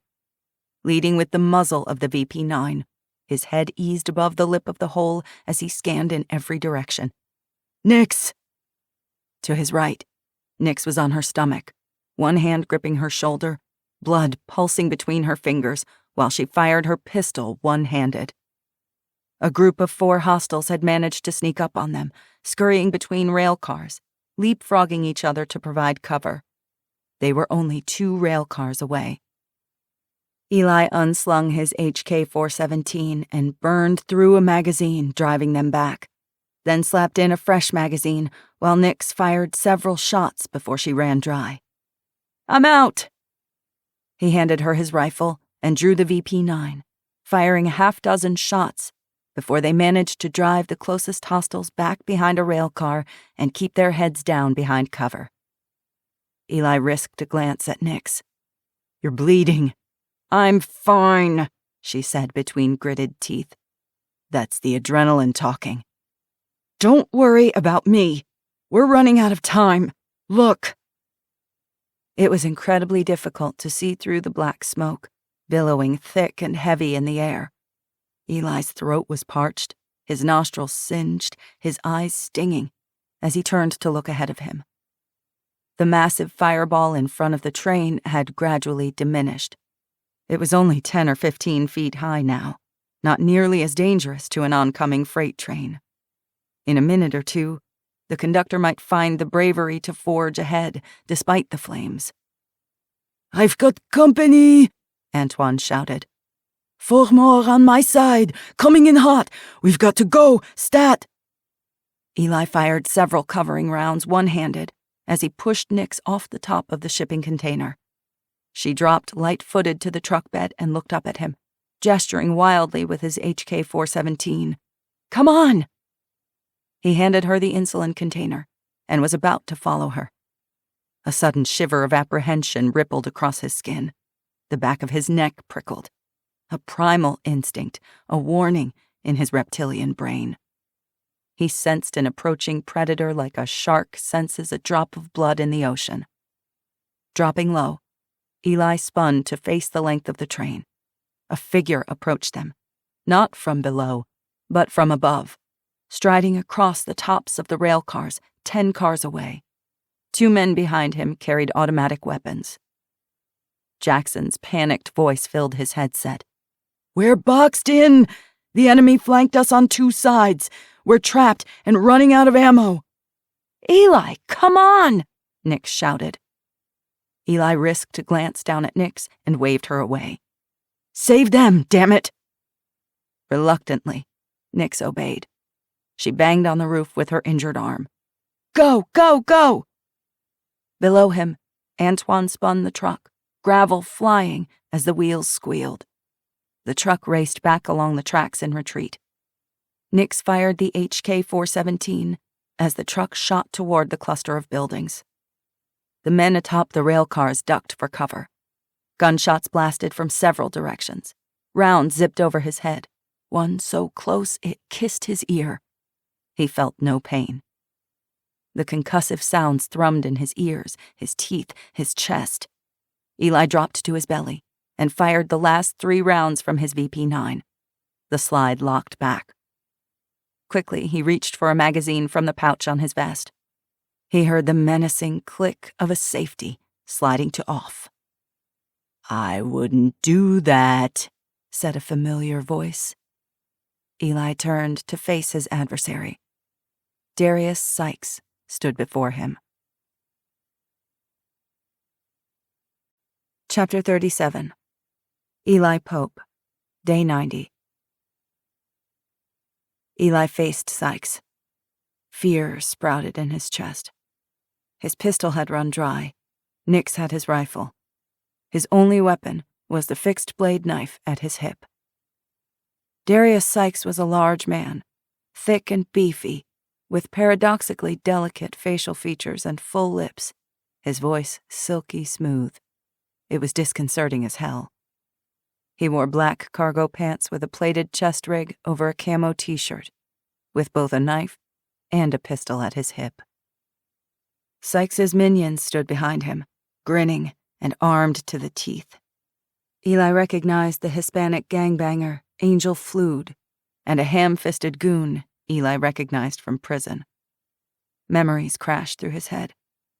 The years buried alive in Alger Correctional Facility, trapped with killers. The stench of desperation and terror, resignation and rage, always on high alert, waiting for the shiv to the ribs, the silent attack in the night. The last time he'd faced Sykes in hand-to-hand combat, he'd fought with the reckless boldness of someone with little to lose. That was before. Now he had everything to lose. Imagine my pleasant surprise when I discovered you were leading the attack on us, Sykes said. Here I was, minding my own business, and you fell right into my lap. How the hell did you get the weapons? So many men. A mutually beneficial partnership. Sawyer? Sykes shook his head. Guess again. The realization struck him like a bucket of ice water in the face. You're working for the Cote cartel. The cartel took over the Sioux Locks this morning. We own Sault Ste. Marie. All those freighters, all those containers brimming with supplies, they're ours now. You mean the cartel's? Sykes's lips slithered back from his teeth in a lecherous smile. I am the cartel. The king of the Cote family personally invited me and my followers to join forces with him. Louis Galt has been assimilating criminal organizations for months, solidifying more territory and strengthening our numbers. We're taking over the UP, then the Midwest, then the whole country. You murdered National Guardsmen. Sykes shrugged with calculated indifference, but he was boasting. He wanted Eli to know his power. Galt himself gave us the order to ambush it. The train was loaded before the cartel attacked the locks, so we went after it and hijacked it within an hour after it left the locks. They put up a fight, but they're kids playing with toy guns. No match for us. Outrage burned in his chest. American soldiers had been murdered by hardened criminals with no souls and no consciences. Sykes needed to die. Eli wanted to kill him, to make him suffer. Let me take him. Angel aimed his rifle one-handed at Eli, his other hand massaging the collarbone Eli had fractured in prison. The teardrop tattoos on his cheeks stretched and distorted in the firelight as he grimaced, hatred in his eyes. On Sykes's other side stood a bald white guy the size of a rhino, with meaty, ham-sized fists, huge pecs, and bulging biceps writhing with tattoos. Eli smirked. Where's Fat Tommy? You killed him, you scumbag, Angel snarled. You broke his neck like an animal. He surged forward, weapon up. I'll murder you for that. He's mine, Sykes said. Pope, take your pistol out and toss it over the side. I ran it dry 5 minutes ago. Then you won't mind tossing it. Do it, now. With reluctance, Eli pitched his VP9 over the side of the train. It thudded to the ground 12 feet below. It was a solid pistol, and he would miss it. If he lived long enough to miss anything. Angel's finger slid to the trigger. Sykes thrust out his hand to stop him. I told you he was mine. Go back and finish the fight. Kill all his friends. But, Sykes's eyes flashed. You have a job to do. Now do it. Obediently, his attack dogs retreated. They climbed down the rear of the nearest shipping container. Seconds later, they disappeared into smoke and shadow. The boom of gunfire grew distant as the battle continued among the sagging buildings. Sykes and Eli stood alone on top of the train. "I was hoping you would come," Sykes said in his soft voice. "That it would be you." 10 feet apart, they squared off. The container they stood atop was 8 feet wide by 40 feet long. 2 containers were squeezed together on each rail car, with a space of approximately 4 feet between each coupled set of containers. Sykes drew a karambit knife from the sheath at his belt. The sharp, curved edge glinted in the dark firelight. Designed to impart the maximum damage to the human body in the shortest time, the curved blade resembled the claw of a raptor, the better with which to disembowel someone. Knife fighting was brutal, messy, and lethal. On any given day, even an amateur could get lucky. It was not the choice of someone with something to lose. Except for a sadistic sociopath like Darius Sykes. He believed he was above physics, above consequences, and above all, a god of his own making. Eli knew better than to think the odds had been evened in his favor. Still, he was determined to prove Sykes wrong. "I loved Fat Tommy like a brother.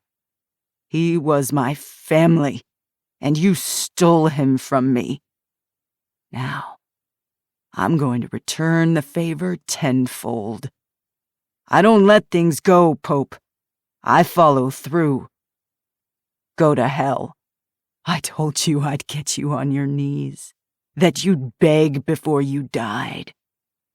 Before I slit your throat, carve up your belly, pull out your entrails, and tie them in a pretty bow, before I string you up from a telephone pole for everyone to see. That day is here, Pope. That time is now. I'll kill you first," Eli said. Hatred mingled with the dead calm of his training, the thirst for violence building inside him. There it was, the thing Eli could never admit to Lena or anyone. He enjoyed fighting for his life, the incredible rush from facing death, the high afterward from surviving.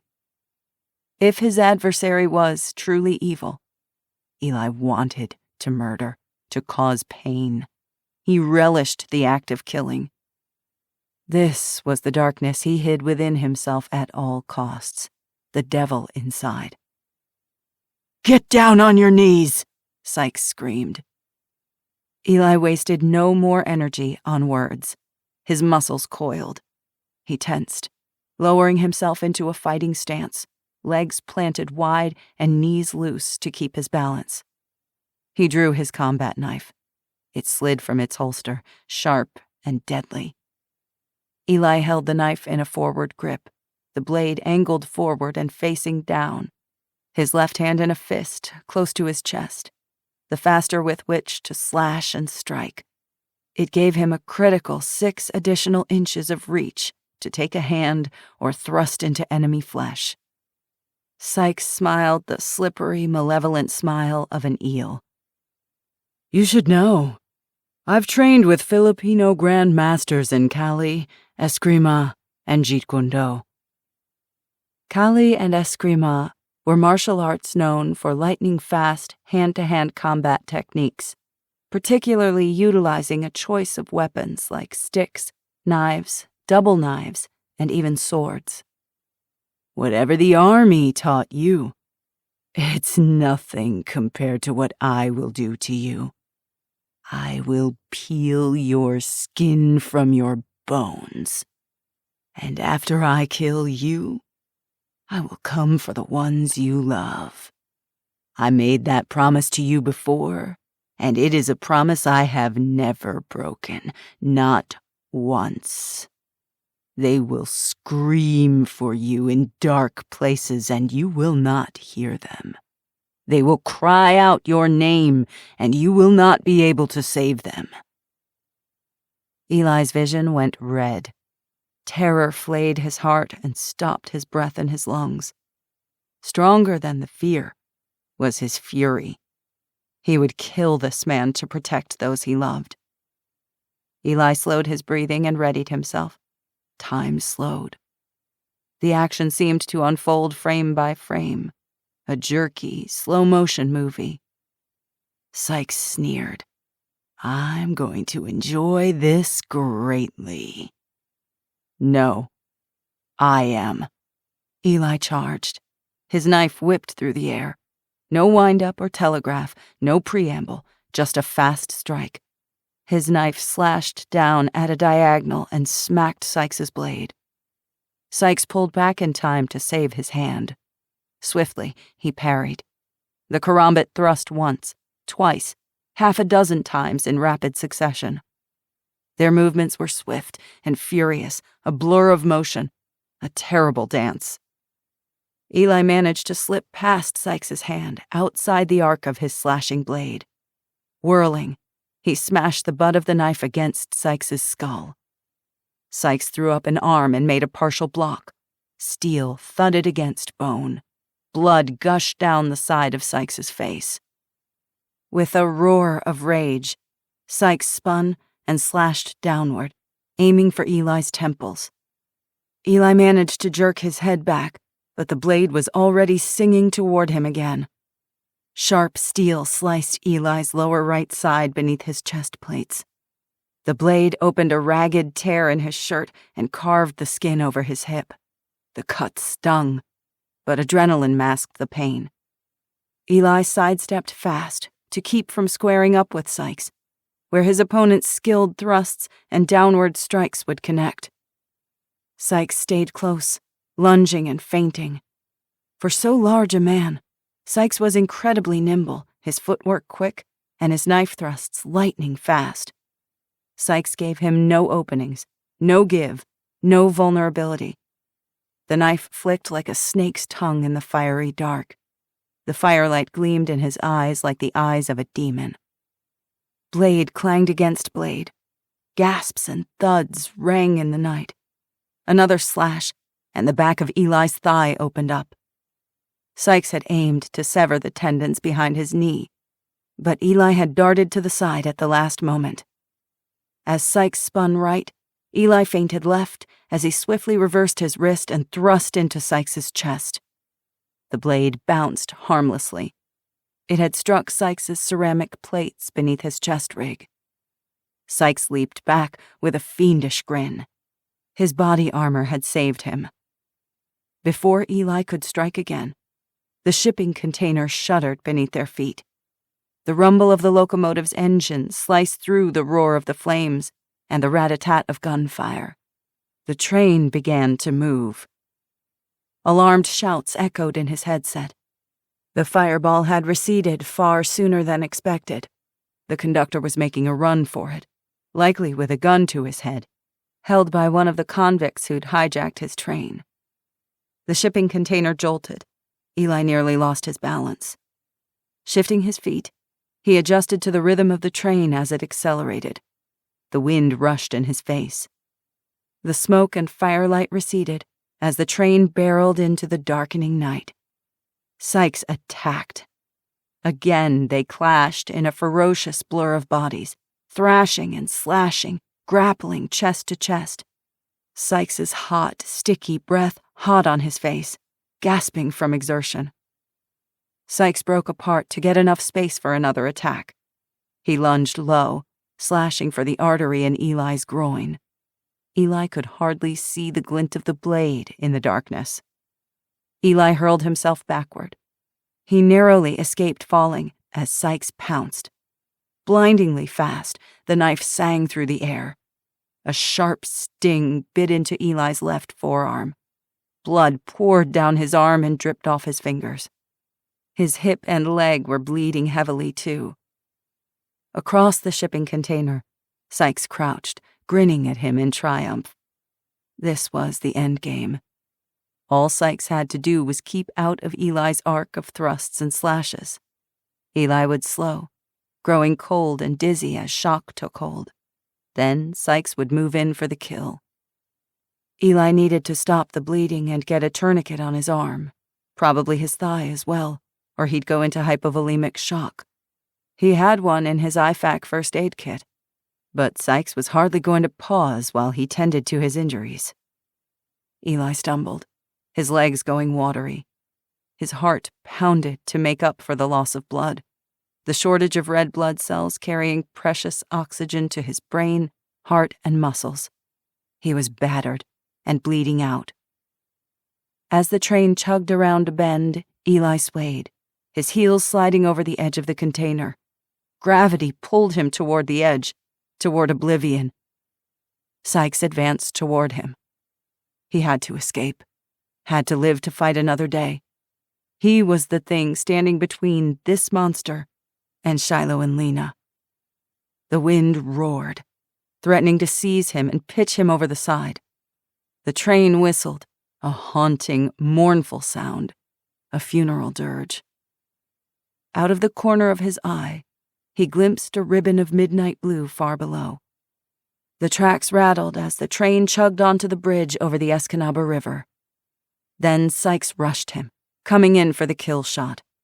With a deadly gleam in his eyes, he raised the knife. Eli jumped backward,